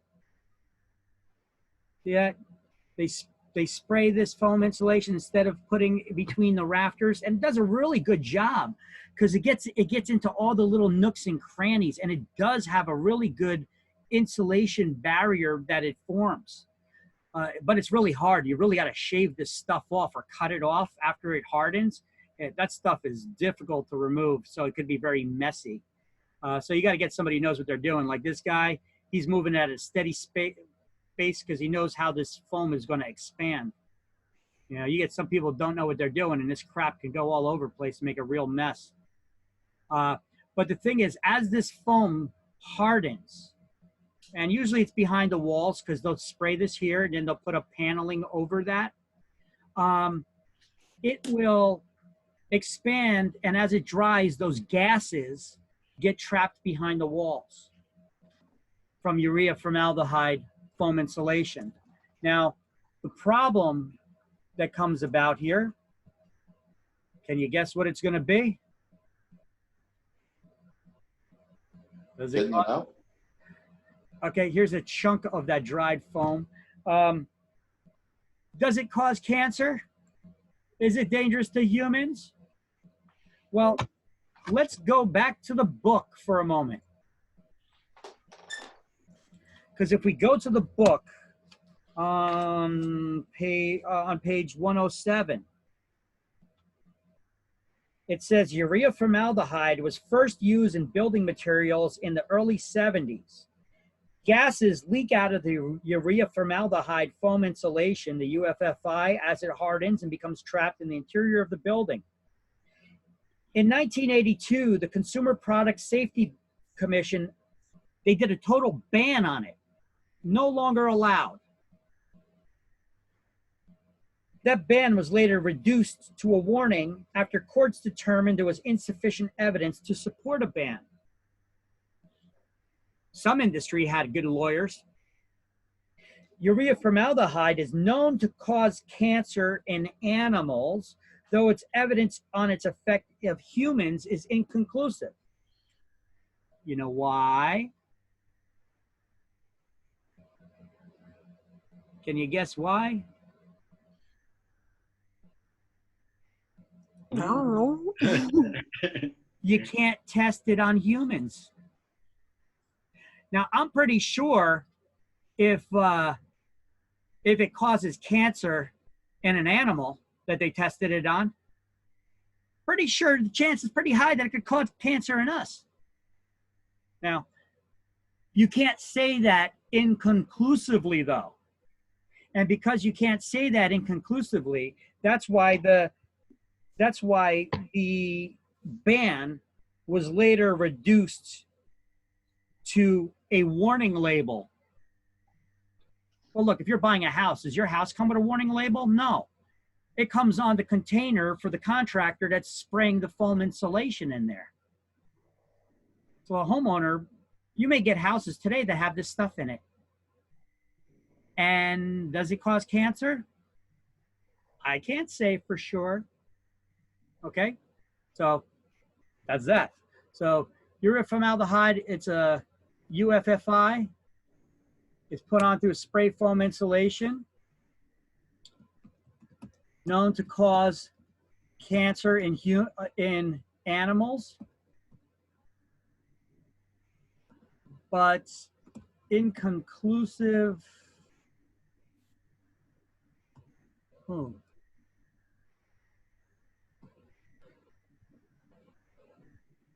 In humans.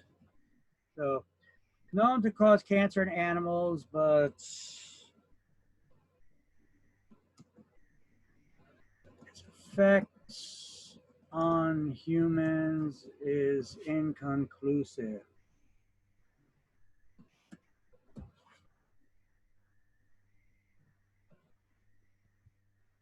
Only a warning label on packaging. That's it.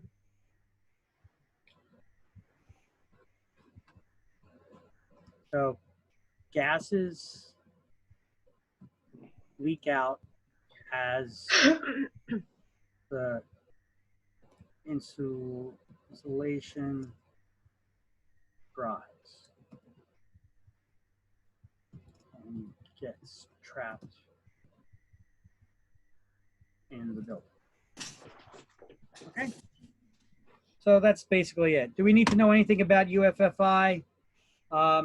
Probably not, but we're going to be working in real estate, so we may come across homes that have spray foam insulation in there. You could at least inform your client about the possible dangers of that.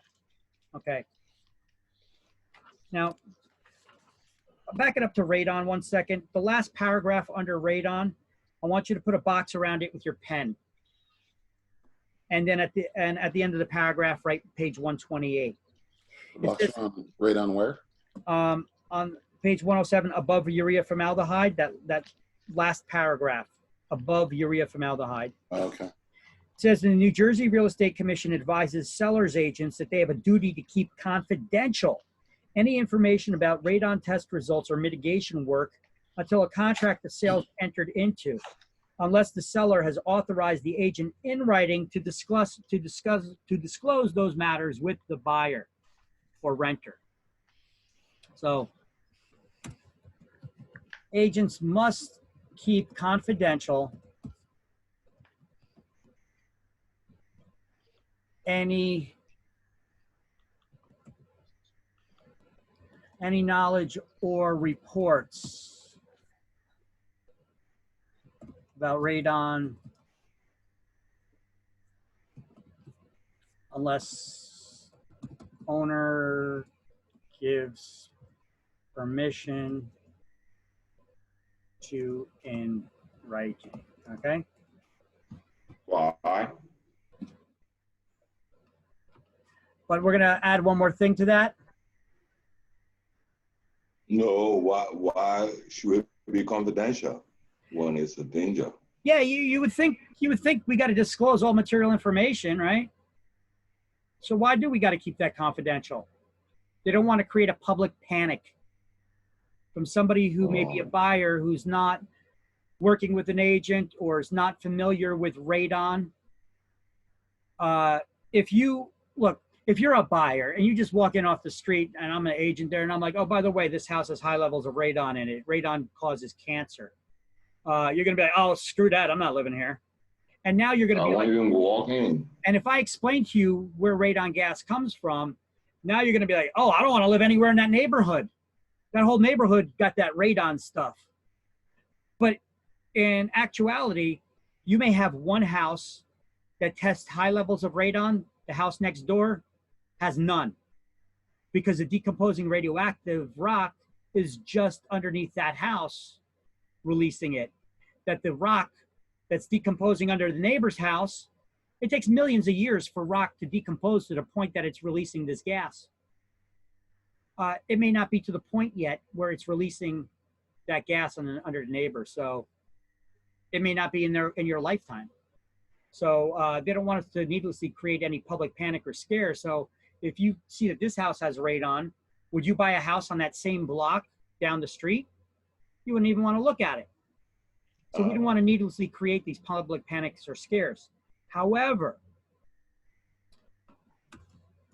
once a buyer expresses interest, or how about once a buyer puts an offer or submits an offer in writing,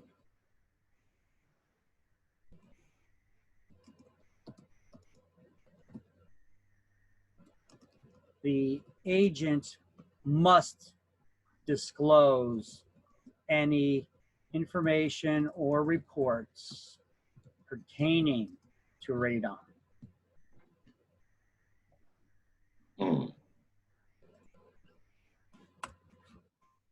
Okay.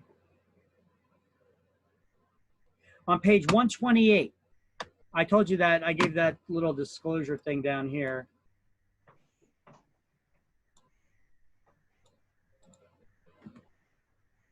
Ooh.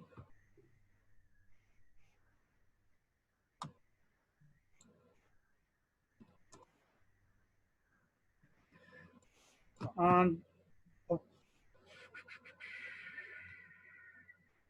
page 128 is the seller's property condition disclosure report that we give to the owners. This is the way we disclose any knowledge of things. We already, I think, skimmed through this before. But on page 128, at the top of the page, you see the section there for radon gas? There's a question there, yes or no. Yes, I see it. This is asking the homeowner if they're going to allow us as the agent to disclose any knowledge that they may have shared with us pertaining to radon contamination in that property. We're not supposed to help the seller fill out this form at all. They're supposed to do it on their own. But this is the only one because we don't have knowledge about their house. This is the only one I asked them to just fill out no on. I don't want them to give me permission to disclose any knowledge. And it's not because I want to hide anything from the buyer. I'm actually looking out for the buyer. Because I look at it this way. I'm going to advise every buyer in a house that I'm selling that has a basement or a crawl space. I'm going to highly recommend that they get a radon test. Because these reports that the seller has, how old are they? When they got it last done, it may not have been showing radon, or it may have been within acceptable levels, but now it may not be. Right. So for your protection, get a home inspection, right?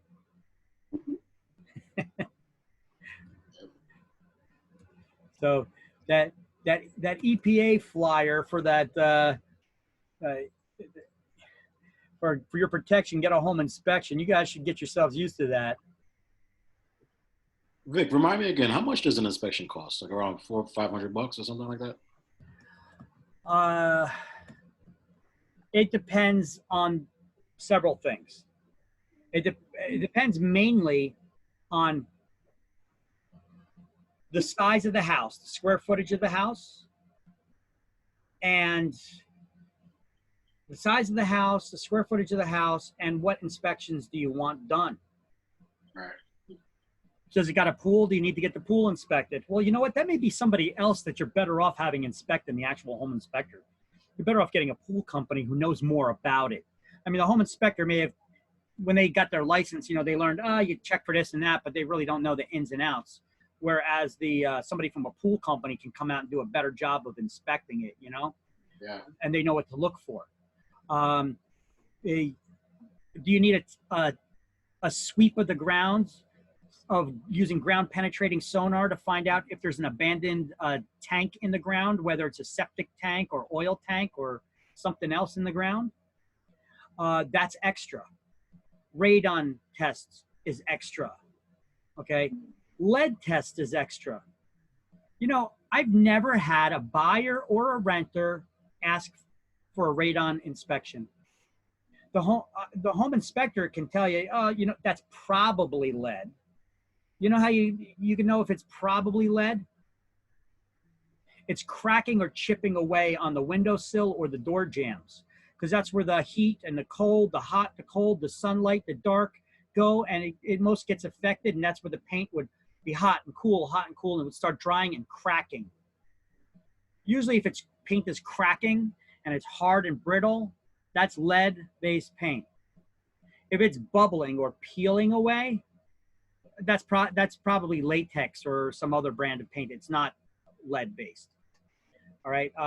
But really the true way to tell, you could also mark it. And if you mark it, it looks like it gets a streak in it. But either way, if you, you could do a test taking a chip and doing a chemical test there on the spot, or send it off to a lab to do testing. But either way, it's an extra cost. And I have never had a buyer check because they just went with, oh yeah, you could tell that's lead by its cracking, you know? And you can, but technically, definitively you can't unless you test it using chemicals or laboratory testing, right? So I've never had anybody technically test it the proper way. They just looked and they saw and you just scrape it off, you paint over it, or you replace the windows and then it'll be gone. Just don't get all OCD and start sanding it, because if you sand it, then that dust gets in the air, you breathe it in, you're getting it in, dust gets on the floor, crawling infants get it on their hands, they stick it in their mouths, it penetrates through their skins, that you could just absorb it through your skin. So don't go doing that. That is the worst thing that you could do. All right. Okay, so the radon gas, why are we back here at the radon gas thing? I was talking about the disclosure of it, you know, so we keep the information confidential. But once a buyer submits an offer in writing, the agent must disclose any information or reports pertaining to radon. Okay? Let's move on. Page 110. Mold. Mold is another concern. It's another hazardous material, right? We're seeing a lot of that. We're seeing that concern become common with people is mold. You know, mold causes respiratory issues. People who never previously had, people who previously never had any issues before with allergies, all of a sudden you're seeing them have an allergy problems, right? Where does mold come from? Moisture, bacteria and moisture. Yeah, moisture. There's got to be some sort of a moisture. So mold is an issue, though. It is a condition that can be hazardous. So mold can be hazardous.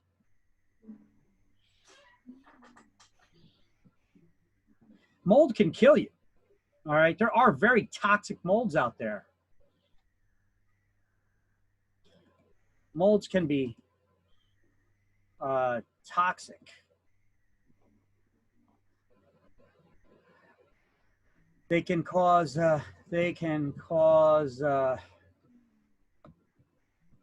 respiratory issues, allergies. Where you previously haven't had any, they could cause asthma.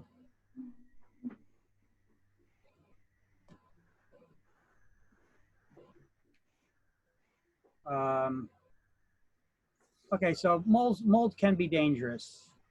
We're used to commonly seeing the black mold, you know, on the well, on anything really, right? But where does mold come from? There are 3 elements required for mold to take hold and grow.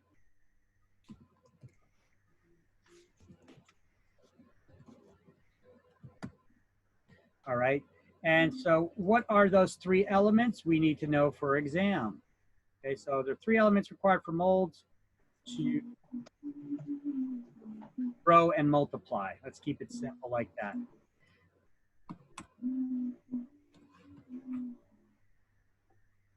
What are those 3 elements? Well, the first one is a food source. So you need a food source, which is building materials or a food source of organic material.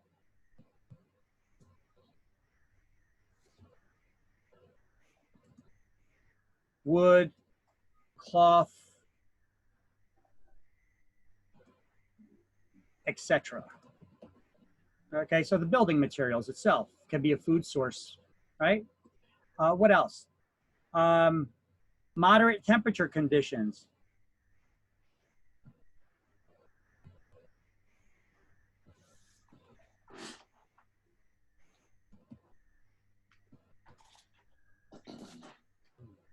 Moderate temperature conditions. Okay. It won't grow in direct sunlight or freezing cold.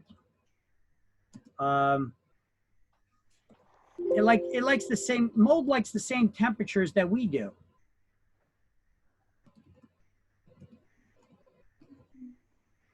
It's a living creature. Right? So we can't address that issue, right? I mean, we can't get rid of the building materials. We can't get rid of the moderate temperature conditions because that's the same conditions we like to live in.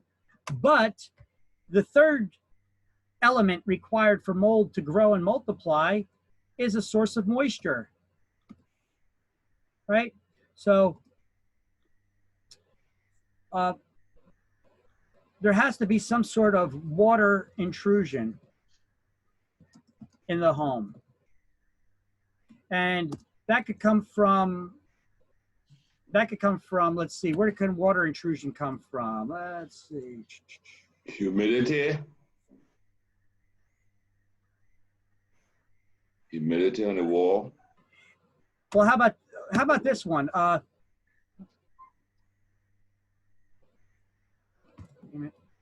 Make all these things smaller. Moisture can come from, well, the humidity. Well, usually we put a dehumidifier in the basements, but that's usually not necessarily coming from the humidity, but it can. So humidity. Often, though, what we see is in high water table areas, so flood zones, basically, where water penetrates through the foundation. So water in basement,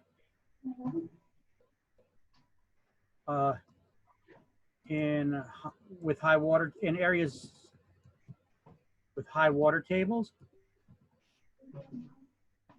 basically flood zones. Right? You can have it from clogged gutters, right? They cause water to leak behind walls because it'll go back. If the gutters, if you don't have like one of those gutter helmet or some kind of one of those gutter covers, you've got to constantly go up on your roof and clean out the leaves from the gutters. Otherwise, they get clogged. If they get clogged, the water will go backwards over the between the wall or between the roof. It'll run off and it'll go back that way, and it could penetrate behind the walls, and you could get mold growing behind the walls. I've had situations before where I'm in somebody's house and I'm looking at the house and I'm staring at the paint, and I'm not sure if it's just my eyes that are freaking out on me or what, but the longer you stare at a wall, you know, you could start to see imperfections in paint. And I'm looking at her white walls, this one girl's apartment, her condo, and I'm like, does that look like blackness that's coming from behind the wall there? And she's like, oh yeah, that was there was mold on the wall there, but that's easy to fix. I just put some water, you mix water with some bleach and that kills it. And I'm like, no, that's not, you're addressing the symptoms. You're not addressing the actual cause of the problem, the root of the problem. That's why it keeps coming back. She's like, oh yeah, you just do it like every 6 months. I'm like, well, you have another issue. Mold is coming because there's water somewhere. And she was like, there was an air conditioning vent like 3 feet away. She's like, oh, it's probably coming from there. There's moisture, you know, when the air conditioning's on. I'm like, no, that's too far away. So I looked out her window and she had trees that were hanging over the roof. And this was in a condo complex. So I told her, I said, I bet you they don't have one of those gutter covers on, and I bet you those gutters are all clogged and the water's coming behind the wall. I bet you got mold growing behind the wall there. You need to cut off that moisture source. If you could do that, that mold will die and you won't got to worry about it coming back. So she called the HOA, Homeowners Association, because they're the ones responsible for the exterior of the building, right? Sure enough, the gutters were clogged. They cleared out the gutters. You know, she killed the mold with that bleach water concoction, and then she didn't have to worry about mold coming back again. But mold comes from an issue. There's always a reason. You got to address the cause of the problem, not the symptoms, okay? So clogged gutters cause water to leak behind the walls. Broken pipes, broken or leaky pipes, right? Any kind of water intrusion into the home. Sewer backs up.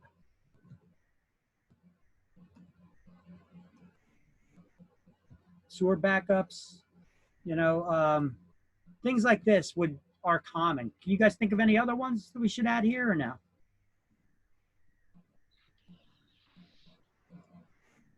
No? Okay, I guess that's good enough. Is everybody here? Yep. Yeah. All right. Yep. All right, good, because we're gonna be doing a poll soon. So let's continue though. Highlight in the book the second paragraph under mold. You must know the 3 elements for mold to take hold and grow. I'm gonna put this on a number list here. 3 elements required for mold to take hold and multiply. You need to know this for exam. Hint, hint.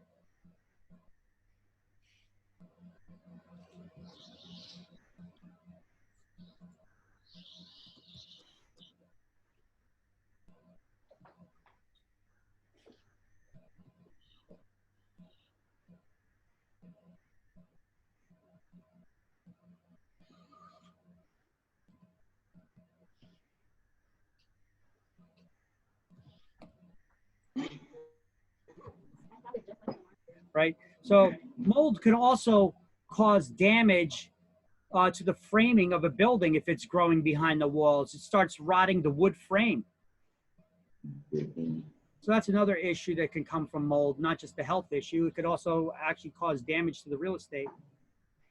All right, the next one, beyond mold, now we have carbon monoxide. So what is carbon monoxide?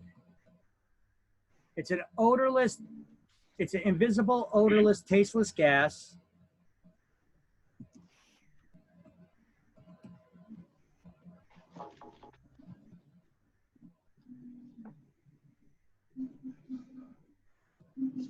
That causes cancer. I'm sorry, that'll kill you. It doesn't cause cancer, it could kill you quickly. All right. This is why the state has a requirement that structures have to have at least one working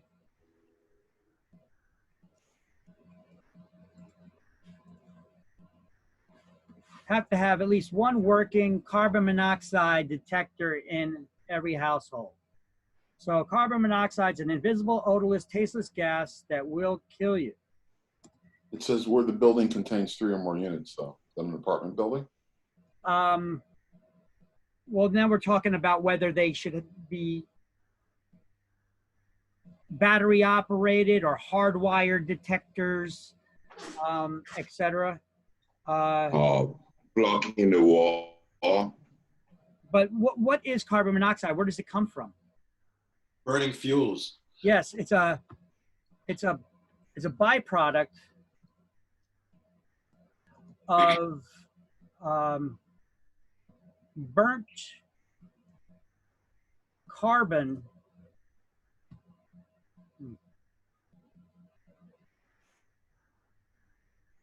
Burnt, yeah, burnt.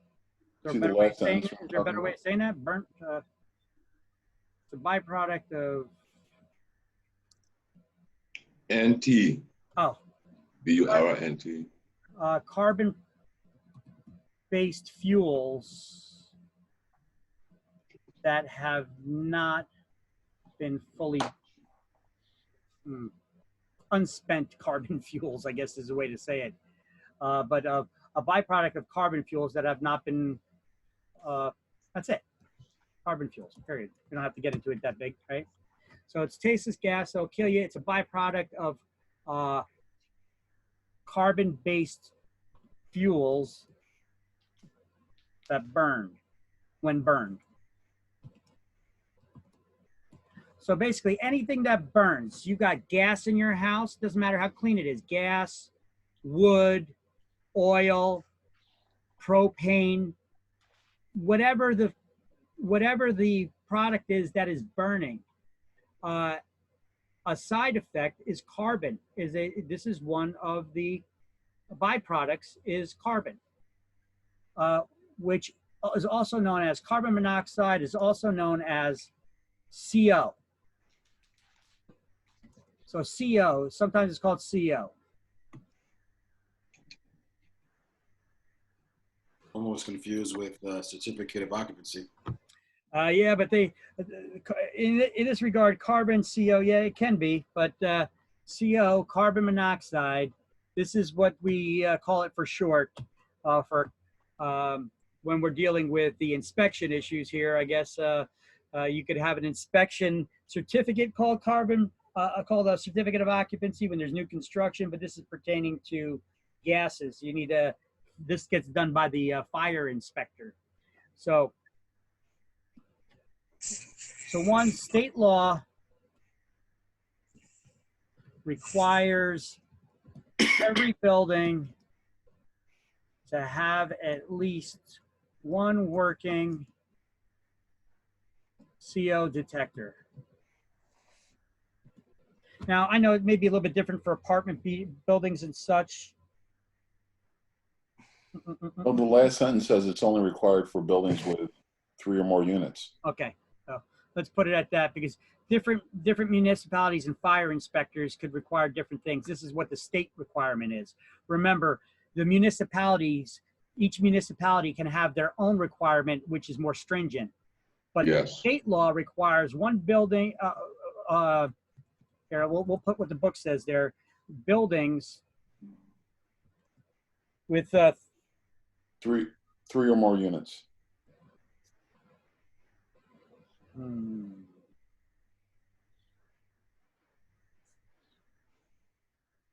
not trying to give you a hard time. I just want for the test. Yeah, I don't think that's right.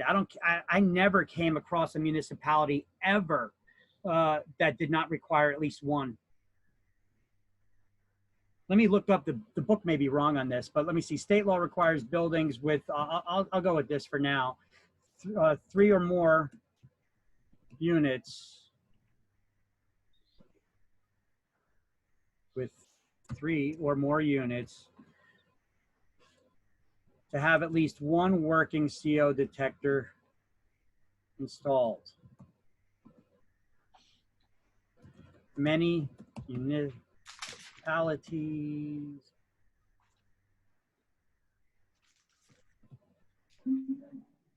or I'll just say municipalities can require more. Municipalities can require one, or actually no, I'm going to go with that one. Many municipalities require one on each level.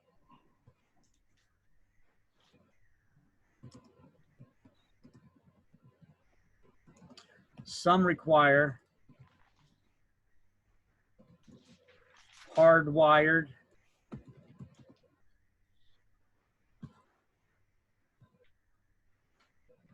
detectors with battery backups. Okay. I'm going to look this up. I'm going to put it in the notes about CEO just to check. Okay.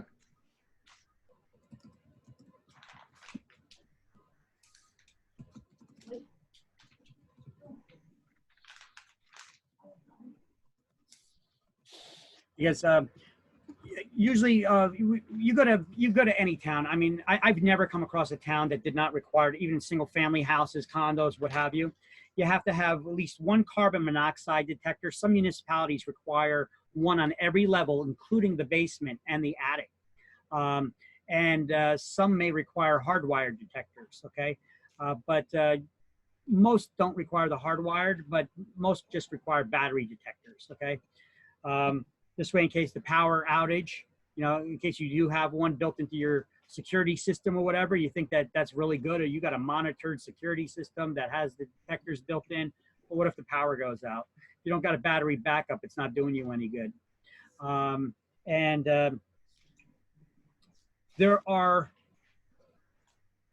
I mean, the book here says 200 people die every year from this. There is a image I got on my cell phone wherever I left my cell phone. Damn it, figures. Left my cell phone downstairs. Okay, so there is a image I want to show you on the back of a carbon monoxide detector from Kitty, I believe it was. Let me just look it up really quick.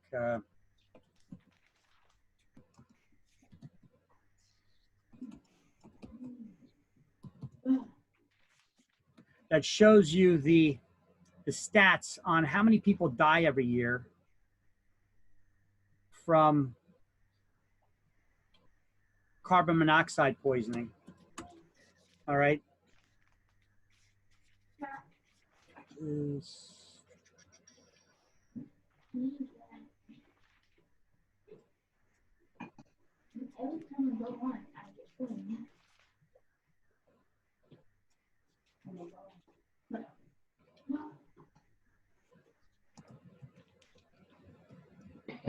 If I don't find this in a second, I'm going down to get my cell phone. Huh?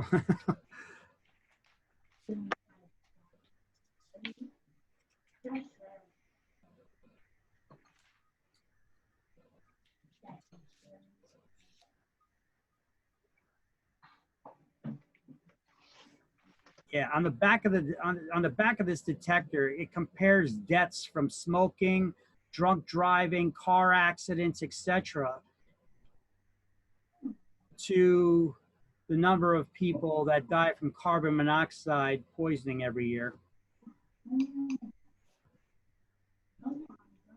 Sit in the car at night. You know what? I'm going to give you guys a poll right now. Take the poll. Like, get your phone. I'm going to go down and grab the, take the poll right now. It doesn't mean you can leave. There's a break. And I'm going to be right back. I'm going to go get that. Okay. Yep.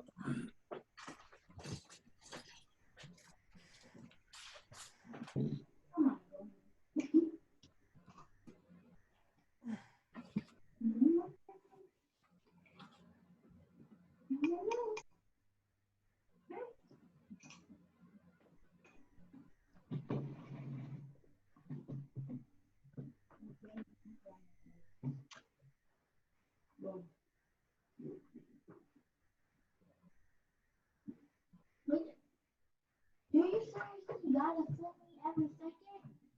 Thank you. Thank you, God.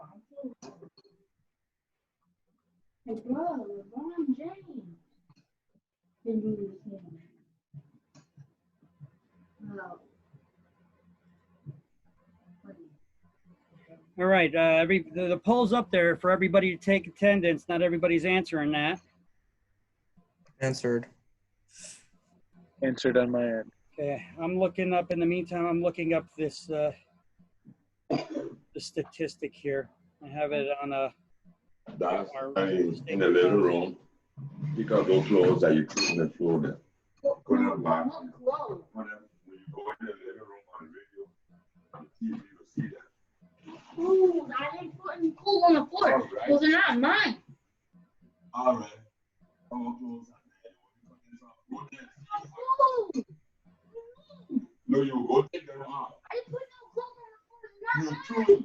No, that's a trap. All right. All right, guys. So actually, the statistic was not for the radon. This was for, I'm sorry, the statistic was not for the carbon monoxide. It was for that radon.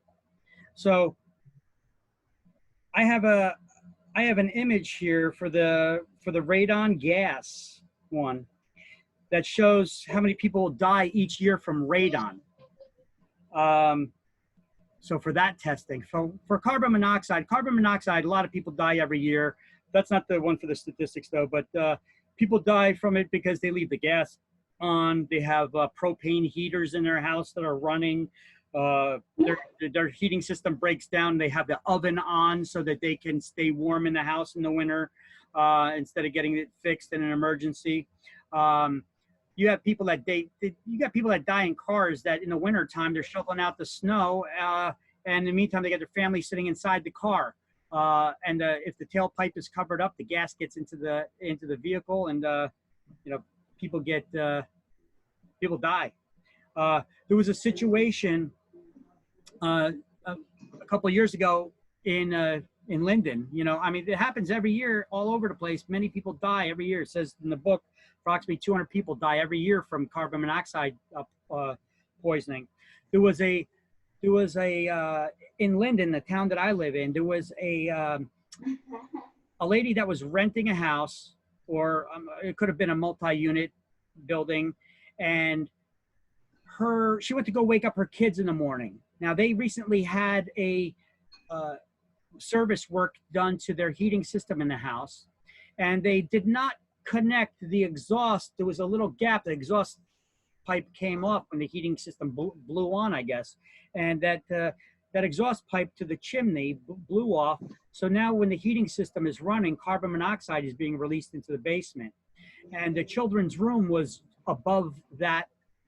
On the upper level above where the heating system was and that carbon monoxide gas was. The mother tried to wake up her children in the morning and they weren't responding. She called 911 and 911 came out. She had 2 children. Her son was pronounced dead at the hospital, and her daughter was in a coma. And this actually became a big issue in New Jersey. I don't know if you guys recall this. It was just a couple years ago. This became a big issue because you had a lot of people that were outraged by this because this is something that could have been prevented if they had a carbon monoxide detector. They said, well, the landlord should be held responsible for this because they're required by law to have one. Well, you know what? There was one. But the battery was running down and it was beeping. So the mother took out the battery to stop the annoying beeping sound. Listen, don't take the battery out because it's got that annoying beeping. That annoying beeping says the battery is still working. It's time to replace it though. That's why it keeps beeping. It's your reminder to replace the battery, but it is still working. So unfortunately, this is a preventative thing because that if she left that in there, that battery in there, even the one that was beeping, it would have detected those high carbon levels. And it would have alerted them by having the alarm going off, and nobody would have been dead. Nobody would have been in a hospital because it would have alerted them to the problem. Then you get out of the house to fresh air and there's no issue. But unfortunately, one child died and the other one ended up in a coma. I'm not sure whatever happened, if they ever survived or got out of it or what. But these tragedies happen every year. And some people were yelling, well, the mother should be responsible then. And then other people were saying, well, you know, she suffered enough. She lost a child, you know. Whatever the argument is, it was preventable. And the other thing is the shelf life on those things is about, what, 7 years, 8 years? yeah, you know what? Well, you know what? It depends. Are you a smoker? No. If you're a smoker, you know how when you smoke, there's a film that gets on the glass, on windows, and on everything? Yeah. Okay. The same thing works for the sensor in those smoke alarms and carbon monoxide detectors. They don't last as long. So there's other things. Dust, if your house is not clean, it's very dusty. Really? That could affect the carbon, that could affect smoke and fire detectors, smokers, smoking, that could affect those sensors. It's the sensors that detect it, and they could be impeded by those contaminants. Now, once again, we have these, make sure, guys, you vote in this poll. I'm going to close it in a minute. So let me see. I'm going to read you guys the image that I have here. That I took a picture from one of those radon test kits at Home Depot just to show you for radon how many people die every year.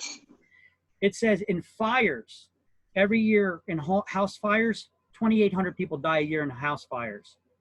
3,900 people die every year due to drownings. Trip and falls, 8,000 people die a year. Drunk driving, 17,400 people die every year from drunk driving. From radon gas, 22,000 people die a year from radon gas. Wow. So it is a serious issue, and we should make sure that if somebody has a basement or a crawl space, that we test for it.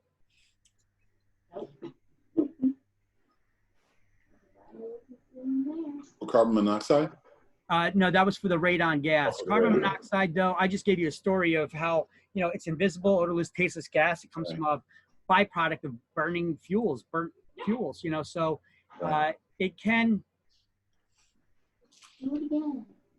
cause, it can kill you, it can cause death. And you don't know. They call it the silent killer, okay?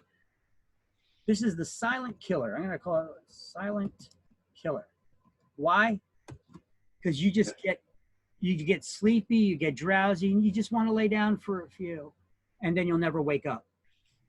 You know, it starves your brain of oxygen. All right. You're getting this carbon monoxide. The carbon monoxide makes you tired, and you're not getting that oxygen, and that carbon monoxide situation is probably just going to accumulate and get worse, and then you die and you never wake up. So state law requires buildings with 3 or more units to have at least one working CO detector installed. I'm going to double check on that. But either way, we're going to put here as another bullet point. Many municipalities require a detector on each level. Some require hardwired detectors with battery backups. Okay, it depends on your municipality, on your fire inspector, whatever he wants. Okay.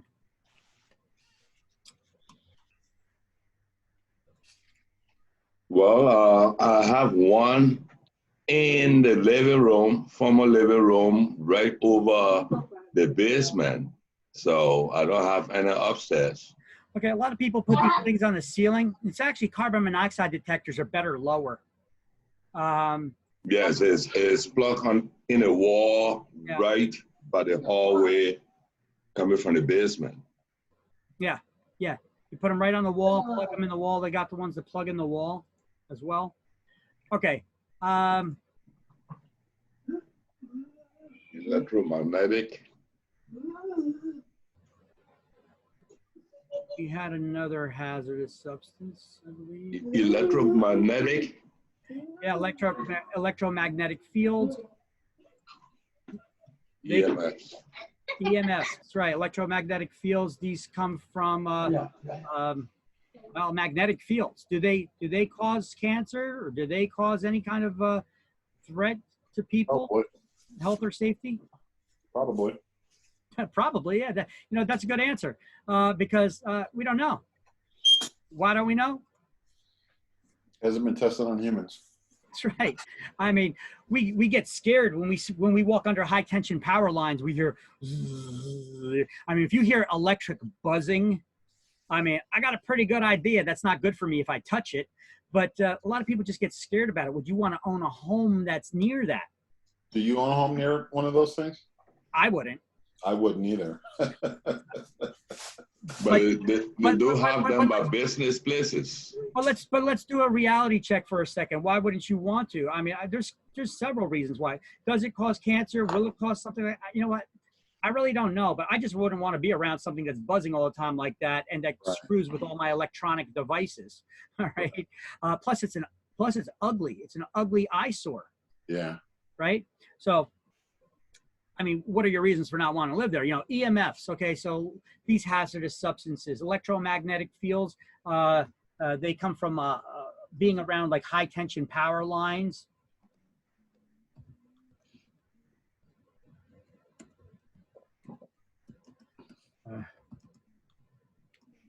We're talking about not the ones that are on your telephone pole. We're talking about, those ones along Route 1 and 9, or some of those 22 giant towers. Those are they're the main corridor coming from the power plants.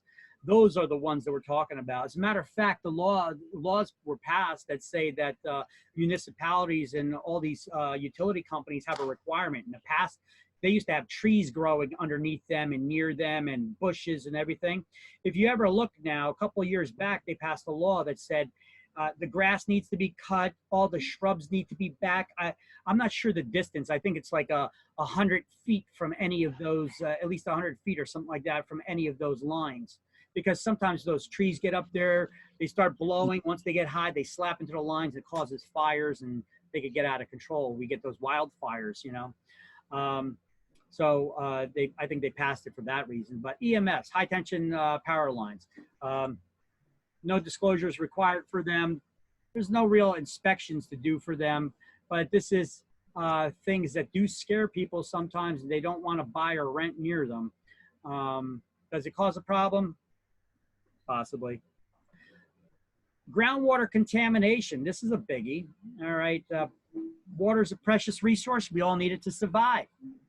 Right? So because of that, groundwater contamination, anytime that we have somebody's buying or leasing a property where the primary source of potable water, the drinking water, is coming from a private well, they need to test the well water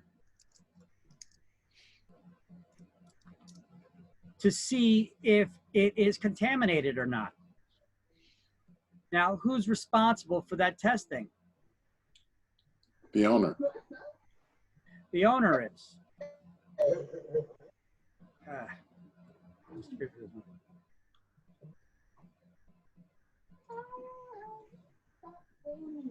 You're right. Yeah, the owner is. I'm sorry about that. I'm just trying to bounce between these slides here. It's their well, right? Yeah, it's if the primary source of drinking water, it's not coming from the city, it's coming from a private well. The property owner is responsible for testing it. Okay, so New Jersey has something called the New Jersey Private Well Testing Act. Okay, so the New Jersey Private Well Testing Act requires owners or requires any property where the source, where the primary source of potable potable water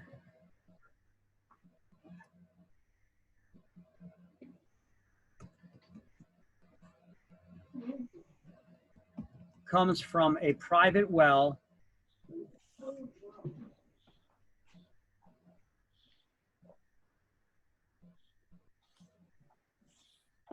or in some cases an off-site well,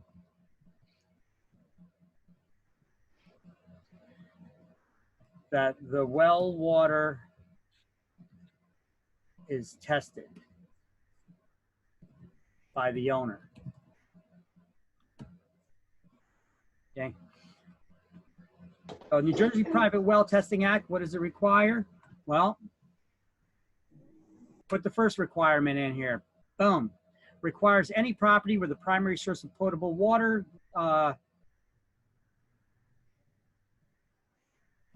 coming from a private well, or in some cases an off-site well, that the well water is tested. Okay, potable water coming from a private well or an off-site well.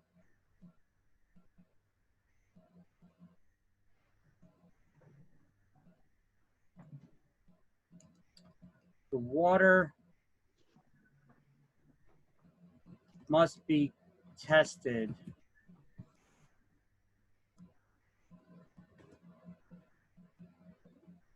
by the owner.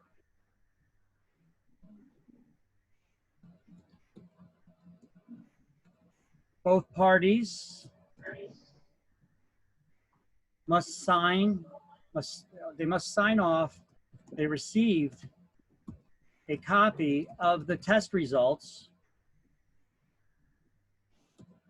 Otherwise, the contract is not legally binding.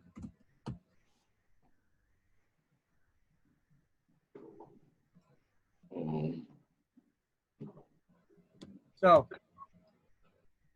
what does the New Jersey Private Well Testing Act state? Anytime, okay, now this is for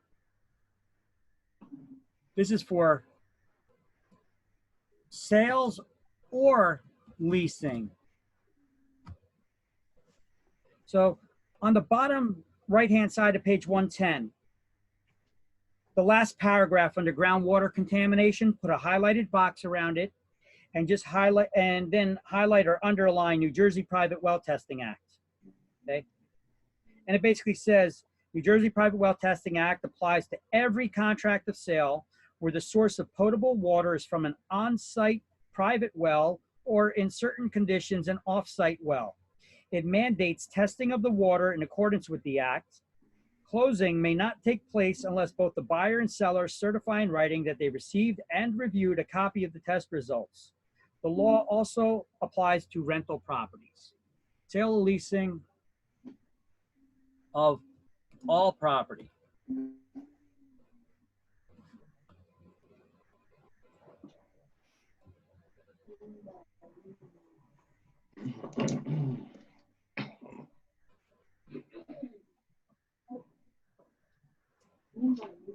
Well,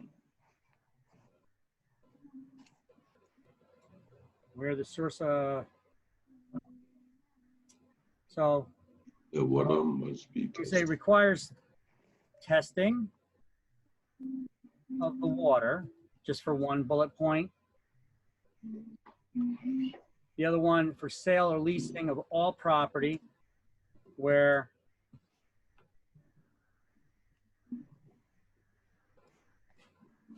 the primary source of potable water comes from an on-site private well, or in some cases an off-site well. The water must be tested. Okay. So, boom. Off-site well.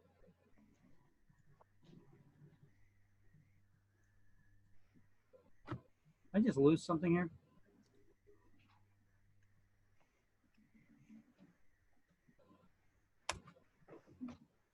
Sale, lease of all property where the primary source of water. Well,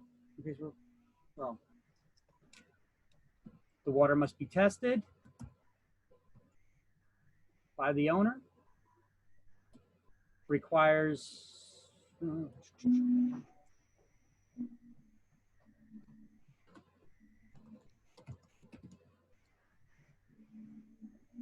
both parties must sign off they received the copy of the test results, otherwise the contract is not legally binding. And okay, so for all property.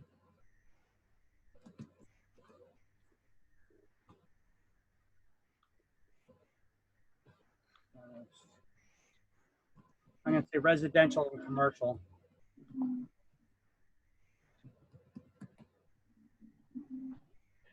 All right, that's that. And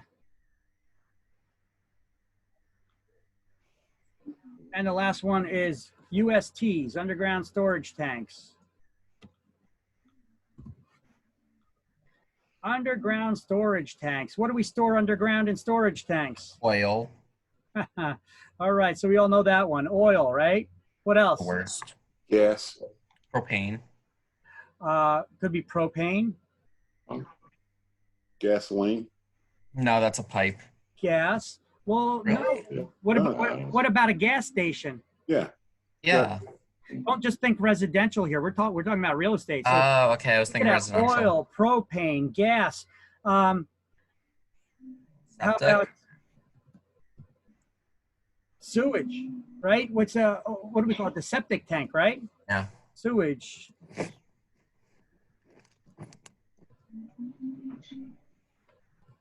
Well water, the drinking water, right? Yeah.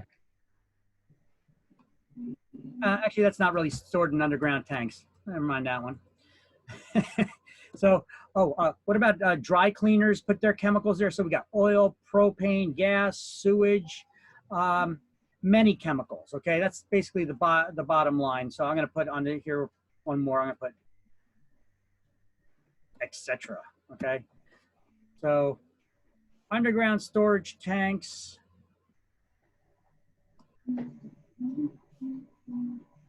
When decommissioned,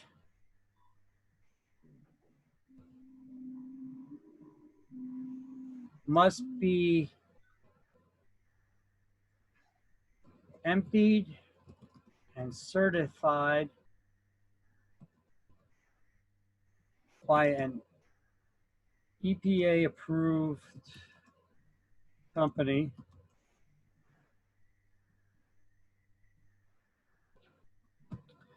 So the part of the decommissioning part is they decommission the tanks. So the underground storage tanks, when no longer needed,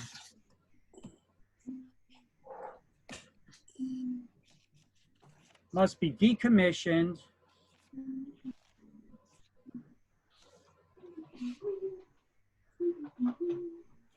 emptied, and filled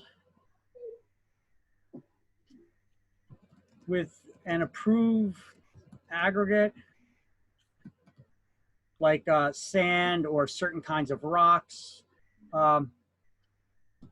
or removed from the ground, and the soil tested to ensure no contaminants have leaked out.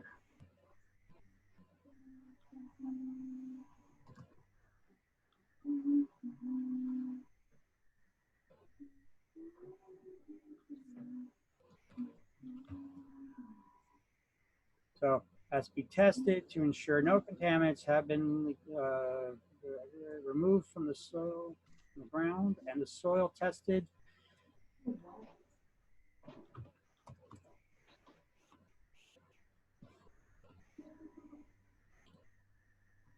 certified by an EPA approved company to ensure no contaminants have leaked. Okay, and then they give the owner a certificate that it is the tank has been decommissioned properly. And when we're having clients that are buying houses, forget about commercial real estate for a second. They got their own regulations that they got to deal with. When dealing with residential property, we need to make sure that these tanks have been decommissioned properly and certified, and we got that certificate. Okay.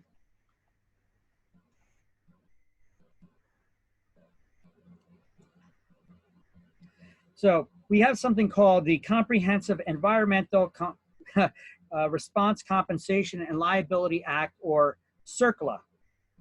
Okay, so CERCLA, let's see, oil, propane, gas, sewage, septic tanks. Okay, etc., etc. Okay.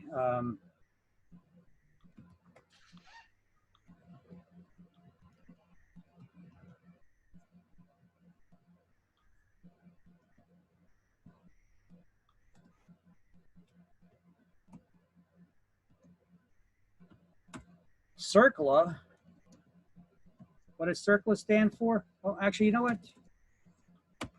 We got another separate slideshow all for this on its own. Comprehensive Environmental Response Compensation and Liability Act. There we go. CERCLA, the Compensation Environmental Response Compensation Liability Act. Boy, that's a mouthful. So for short, they call it CERCLA. This was created in 1980 to clean up, to deal with cleanup of uncontrollable hazardous waste sites and to respond to spills. It's administered by the EPA or local agencies, the DEP in our case, which is certified under the EPA. And Congress created a super fund to respond to these cleanup sites. This super fund amendment and reauthorization act. The reauthorization act, the super fund, is $9 billion. A lot of money in 1978. Yeah. Well, you know what? That's still not enough. That's for the whole country. Yeah, I know. That's not enough money just to clean up all the sites in New Jersey.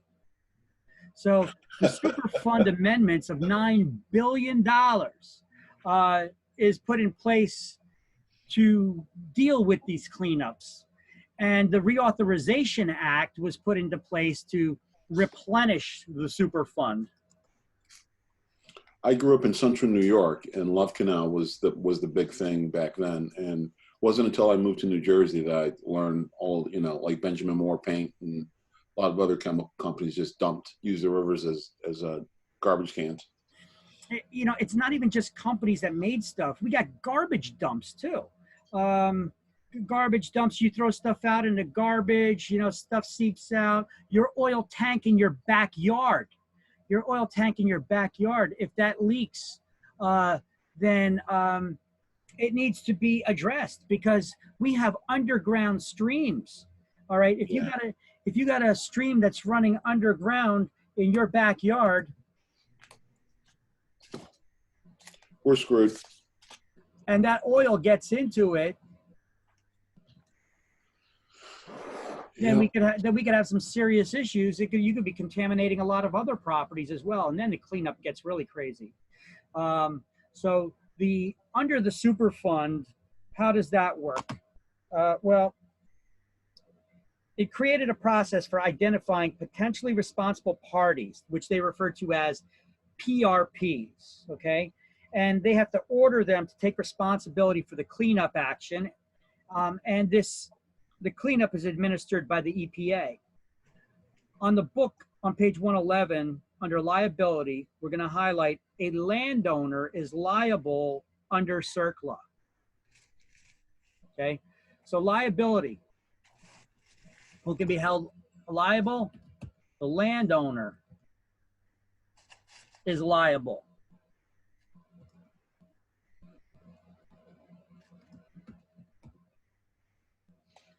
For the immediate cleanup.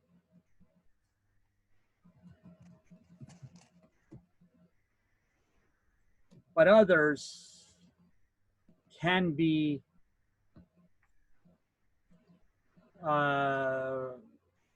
held responsible as well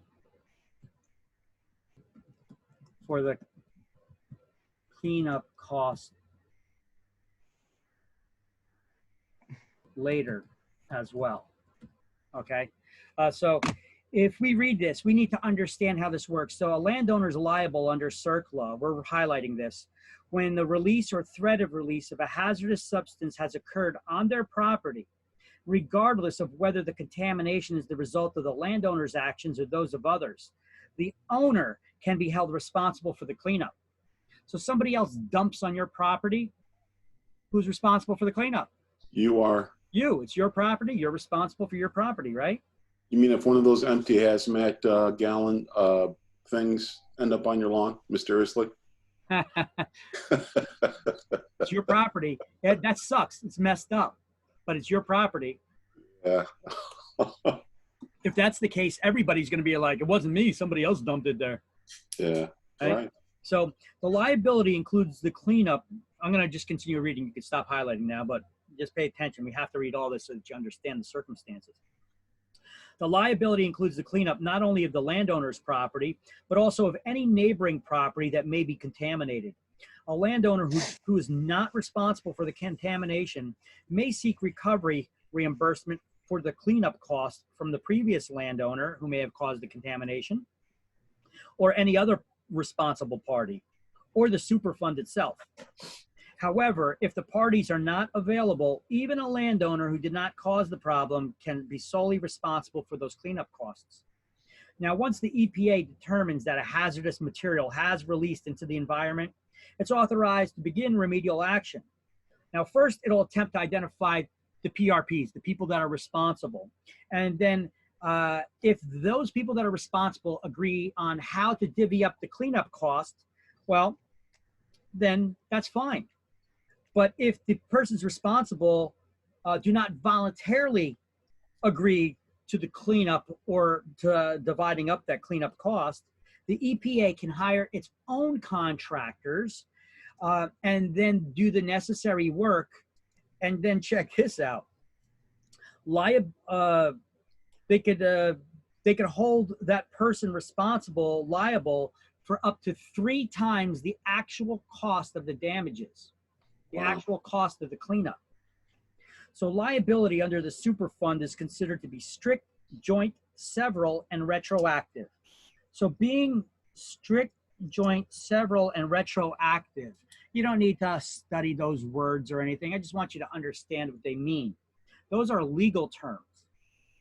It means Strict liability means the owner's responsible to the injured party without excuse. You're responsible to clean up. Joint and several liability means that each of the individual owners is personally responsible for the total damages. So therefore, if only one of the owners can afford to pay for the cleanup cost, they need to pay it. And then they could get reimbursed. They could chase after the other co-owners that were responsible for that that spill or damages whenever, if ever possible. Now, retroactive liability means that the liability is not limited to the current owner. So previous people who have owned the site in the past can be responsible for the cleanup as well. So let's draw a little picture. Let's draw a little picture for you on the whiteboard here. Where's that whiteboard? Here we go. Clear this up. So let's see, we got a factory right here. And this factory has, it's on the top of a hill. Now this factory has had contaminants leaking out over the years. This factory has had contaminants leaking out over the years. I don't know where it's coming from. They're back. Maybe they're dumping it. I don't know. Those contaminants have been leaking out over the years into the ground. They're responsible for it. Well, let's say now, since then, we got houses in this area as well that built up on this hill. Okay.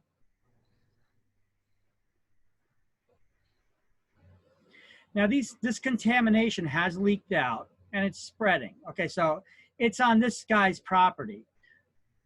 Because his property begins here to here. That's his property line. Here's the property lines, okay? So this is the owner of the factory. 1, 2, 3, 4, and 5. Who's responsible for this cleanup? 1. Yeah, I would say 1, 2. I'd say 1. 1 and 2. Well, first of all, remember that there is contamination here on this ground on their property. Can't just let it sit there. And that contamination is leached onto this person's property, but whose property is it on? 2. Wow. So therefore, 2 is responsible for cleaning it up. Wow. Now they could chase after 1 for recovery of the cost for the cleanup because they didn't do it. It was from them. But as of right now, the EPA is going to hold them responsible for the cleanup costs. Now, if there was any previous owners of this factory, they may be held liable too. Now, if over the years, this keeps running downhill, 3 is responsible for the cleanup of this now, but he could chase after 2 and 1. You follow? Wow. So that's what this whole thing, that's what this whole scenario spelled out. So if they give you some kind of a scenario on state exam about this, you won't get one on school, but if on state exam they give you some kind of scenario about this, look for the wording. Who could be held for, who's responsible for the cleanup, or who could be held liable for the cleanup cost, right? So there's a difference there. In this case, if for the contamination on 3's property, well, 3's responsible for the cleanup, but they could chase after 1 and 2 as well for repayment. And they could also seek payment from the Superfund itself too. All right. And the Superfund Reauthorization Act was just put into place to replenish this fund.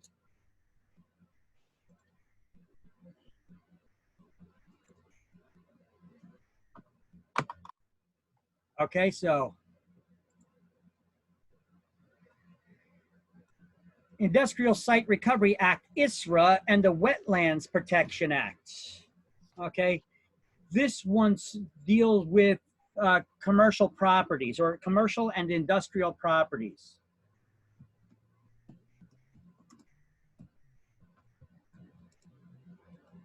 So what this law says is that anytime that a business closes, here, let me read. The New Jersey on page 112. The New Jersey Industrial Site Recovery Act, ISRA, provides for mandatory cleanup of industrial and in some commercial sites when they're closed, sold, or otherwise change ownership.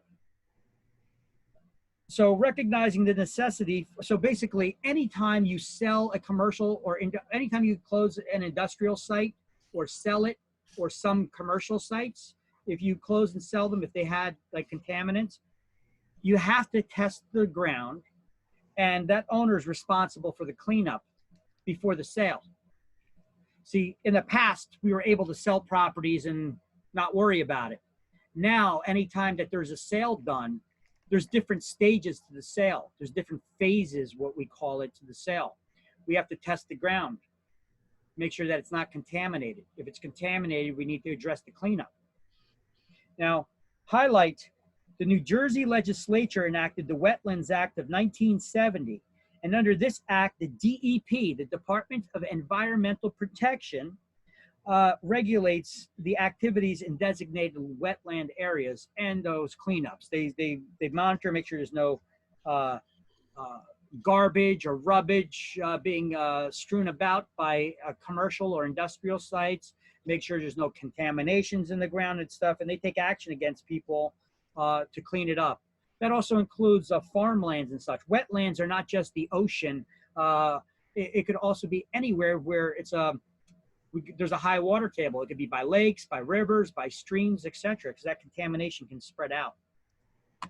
Now, even though I want to add another slide over here. And this next slide is going to particularly deal with the, well, we have the Wetlands Protection Act, right?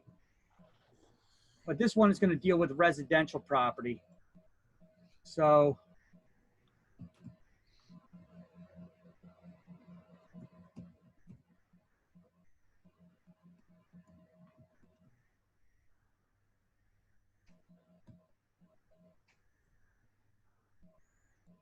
the New Jersey DEP, the NJDEP, that's the Department of Environmental Protection.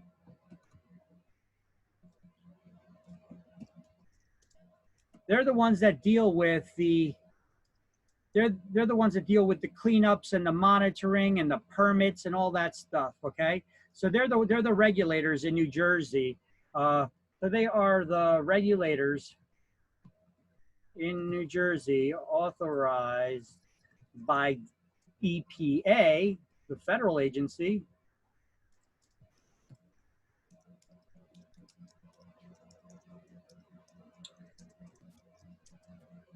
to deal with environmental issues.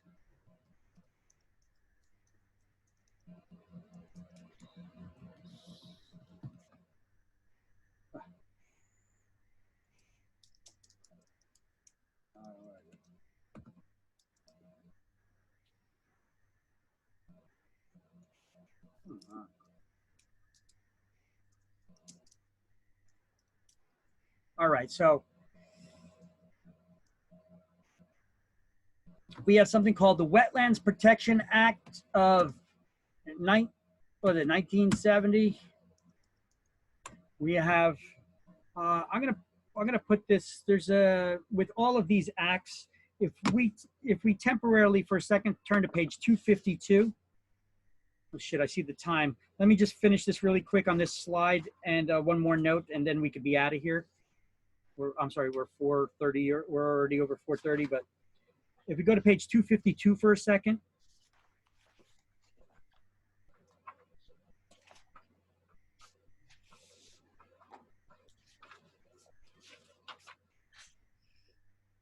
On page 252, we could see under New Jersey environmental regulations, there's something called the DEP has a booklet called Buy Bob, before you buy, before you build. because in the past, builders can just start construction on land and didn't have to do any kinds of research first to see if there was any kinds of contamination on the ground. But the problem with that is if you go and you buy that property now and it's found out that there's contamination on the ground, you know, who's responsible for the cleanup? The owner. The property owner, right? So that would suck, right? So we got this before you build resource here. So I'm going to add that link into this, into here for the buy Bob, okay? Buy Bob. Before you buy, before you build. You don't have to worry about this for exams, but you do need to know about the Wetlands Protection Act of 1970. You don't need to know the year. So go down to the last paragraph on the last side of page 252 and highlight the title, just the title, Highlands Water Protection Act. And then on the next paragraph, highlight the NJ Pinelands Protection Act. So we have the Highlands Water Protection Act. And these are the laws that give the DEP the authority to regulate these areas. So we got the Highlands Water Protection Act. We have the NJ Pinelands Protection Act.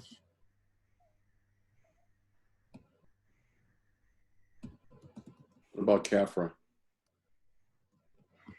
And we have the Wetlands Protection Act. Okay, CAFRA deals with the areas that are by the ocean, by the sea, and we got the Water Development Law. Don't worry about those for exams here. Now, these are all pertaining to wetlands as well. There's many of laws out there. We don't need to go over all of them, but these three: the Highlands Water Protection Act, the Pinelands Water Protection Act, and the Wetlands Protection Act. There, I'm going to get rid of 1970. You don't even need that there. So, what law gives the DEP the authority to regulate these areas, the construction in these areas? Anytime construction is being done in New Jersey, DEP. Whether it's new construction or you're doing additions to your house, if you're in the highlands, the pinelands, or the wetlands, what gives them that authority in the highlands area?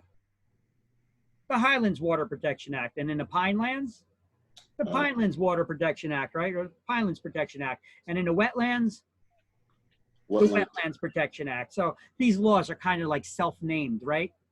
So we got these different areas in the state: the highlands, pinelands, and the wetlands. Wetlands is basically anywhere where there's where we have water. You know, the lakes, rivers, streams, oceans. The shore is really covered by CAFRA and such, but you could see highlands and where the pinelands are in New Jersey by just picking up, you know, going to the map. I'm going to add it to this slideshow, but if you go to the map, to the maps, you can see what areas of New Jersey are covered by that. We're going to go back now to page that we were on. What page were we left on? 112. I know we're a little bit over here, guys. Just bear with me a sec. Just want to finish this chapter. So there's two more things here, which is the landmark preservation and direct public ownership of land. Okay, so on the right side of 112, we got to worry about landmark preservation sites. What's a landmark preservation site? Well, we live in New Jersey. We're the third state that was created in the United States. We have a lot of history here. So the Landmark Preservation Act says, well, you know, this person slept here, this person fought a battle here, this act happened here. So they preserve these areas as landmark sites. You may come across properties that you sell that are registered landmarks. If that's the case, the owner may be restricted on what they can and cannot do with that property, especially with any construction or even changing the look or footprint of a building. Now, likelihood is, in all most likelihood, you're probably not going to be selling a landmark site. It's possible, but they usually don't sell because they're preserved landmarks. However, we do sometimes deal with properties that are in historic sections, right? Historic districts. Yeah. Just about every town in New Jersey has a historic section of town, right? There's a very important fact here that you have to realize. You got to be careful with your puffing. What is puffing? That is like an exaggerating sales method. It's exaggeration as salesmanship. When you're selling a home in a historic section of town, if it's in a historic district, a homeowner may be restricted. A homeowner may be restricted from changing the exterior look of the building and the footprint. What do they mean by that? Meaning you may not be able to put an addition on that house. You may not be able to put a deck in the backyard. So be careful if you're telling people, oh yeah, you could always put a pool back here. You could put a deck back here. You could always put an addition on the house here if you need more room. You better be careful. You may not be able to update. You may not be able to update certain things like exterior window treatment or something like that. Well, you know what? You can update them to the newest materials that may be better for insulation and such. Like you could change that slate roof and put another roof on there that's a better quality roof, but it has to preserve the look. It has to look just like the slate. So what does that mean? More money. That means custom materials, right? Mm-hmm. If you want to change the exterior look of the back of the building, you could change the siding, but it has to look like the original. The windows, if you want the latest Pella or Anderson triple gas pane filled windows, you could do that, but they have to be custom. If they got those windows that look like a million little windows, right, you got to preserve the look. What you got to do to find out, you don't only get the permit to do the work from the municipality. The municipality is also going to require you to get the permit from the Historic Society. Sounds stupid, but it's the truth. Okay, so before you can do any work to homes in these areas on the exterior, you must get permission from the local historic society. In addition to building permits. I just want to throw that out there that you got to be careful, because if you don't, if you tell somebody, you could always put an addition on here, you could do this, you could do that, and then it turns out that they're not able to do it, what are you guilty of? Misleading. What do we call this? Negligence? Hearing? Negligence. Yes. You are negligent. They could sue you for, they bought this house because thinking that they could put an addition on because you're the real estate expert and you told them that they could. You know, puffing, remember, it's exaggeration of salesmanship, but facts must be accurate. If you said, oh, you could always put an addition on, well, the fact is that you can't. You need to check with the Historic Society first. As long as you tell people, well, you know, you could always try to put an addition on, but wait, this isn't a historic section of town, so you have to check with them first because you have to get permission from them, because typically in historic areas of town, you can't change the footprint of the building or the exterior look. But you could always ask the Historic Society. They may grant you that permission, but you'd have to check with them first, okay? And then you're covered, because then you didn't just lie to them outright, right? So if selling a house in a historic section, I'd get them to sign some kind of a document that says that. The last thing is direct public ownership.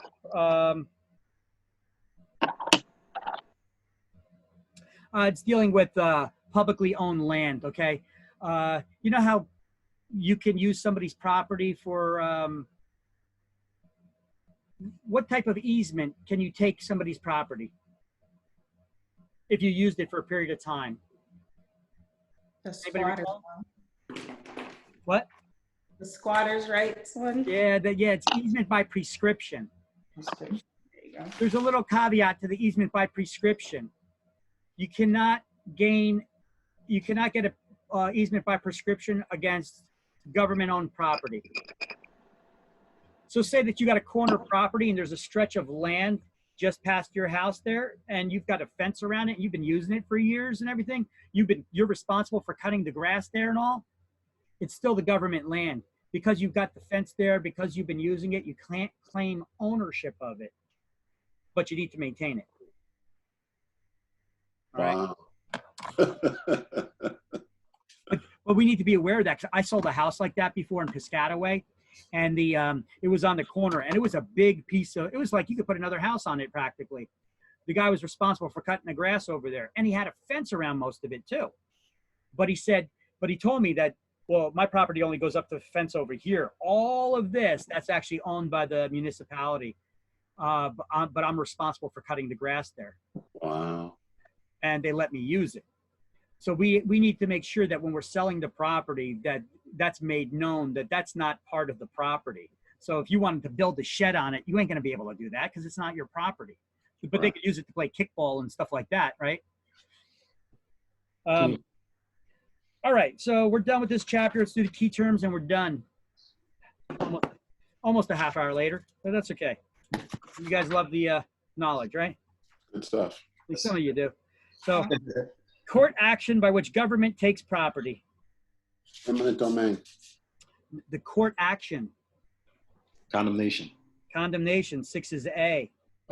Discriminatory local regulations. Exclusionary zoning. 11 is B, exclusionary zoning. Comprehensive, this one's circular, 4C. I'm not going to read out that whole thing. Government's power to take property for public use. Eminent domain. Eminent domain, 9 is D. Inspector's approval for human habitation. CO. Certificate of occupancy, 5 is E. A limit on use of property set by the seller. Deed restriction. 7 is F. A use that does not meet current zoning requirements. Variance. 17 is G. New Jersey's agency overseeing natural resources. Department of Environmental Protection. Yep, the DEP, Department of Environmental Protection. 8 is H. Remember, don't get them mixed up. EPA is for the federal government, the Environmental Protection Agency. The DEP is New Jersey. Okay.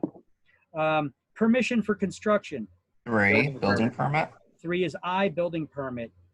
Reversion of property to the state when an intestate owner dies without heirs. Sheet. 10 is J. Standards for construction. Building codes. Code. Building codes, 2 is K. A now banned hazardous mineral once used for insulation. Asbestos. No. Asbestos, yes, 1 is L. Government's right to regulate for health and safety. Non-conforming use. No, the government. Zoning ordinance. Zoning ordinance. Police power. Police power, correct. 15 is M. Existing use that does not meet the current zoning standards. Non-conforming use. 14 is N. Municipal restrictions on use of real estate in various areas. Zoning ordinance. Zoning ordinance. 18 is O, zoning ordinance.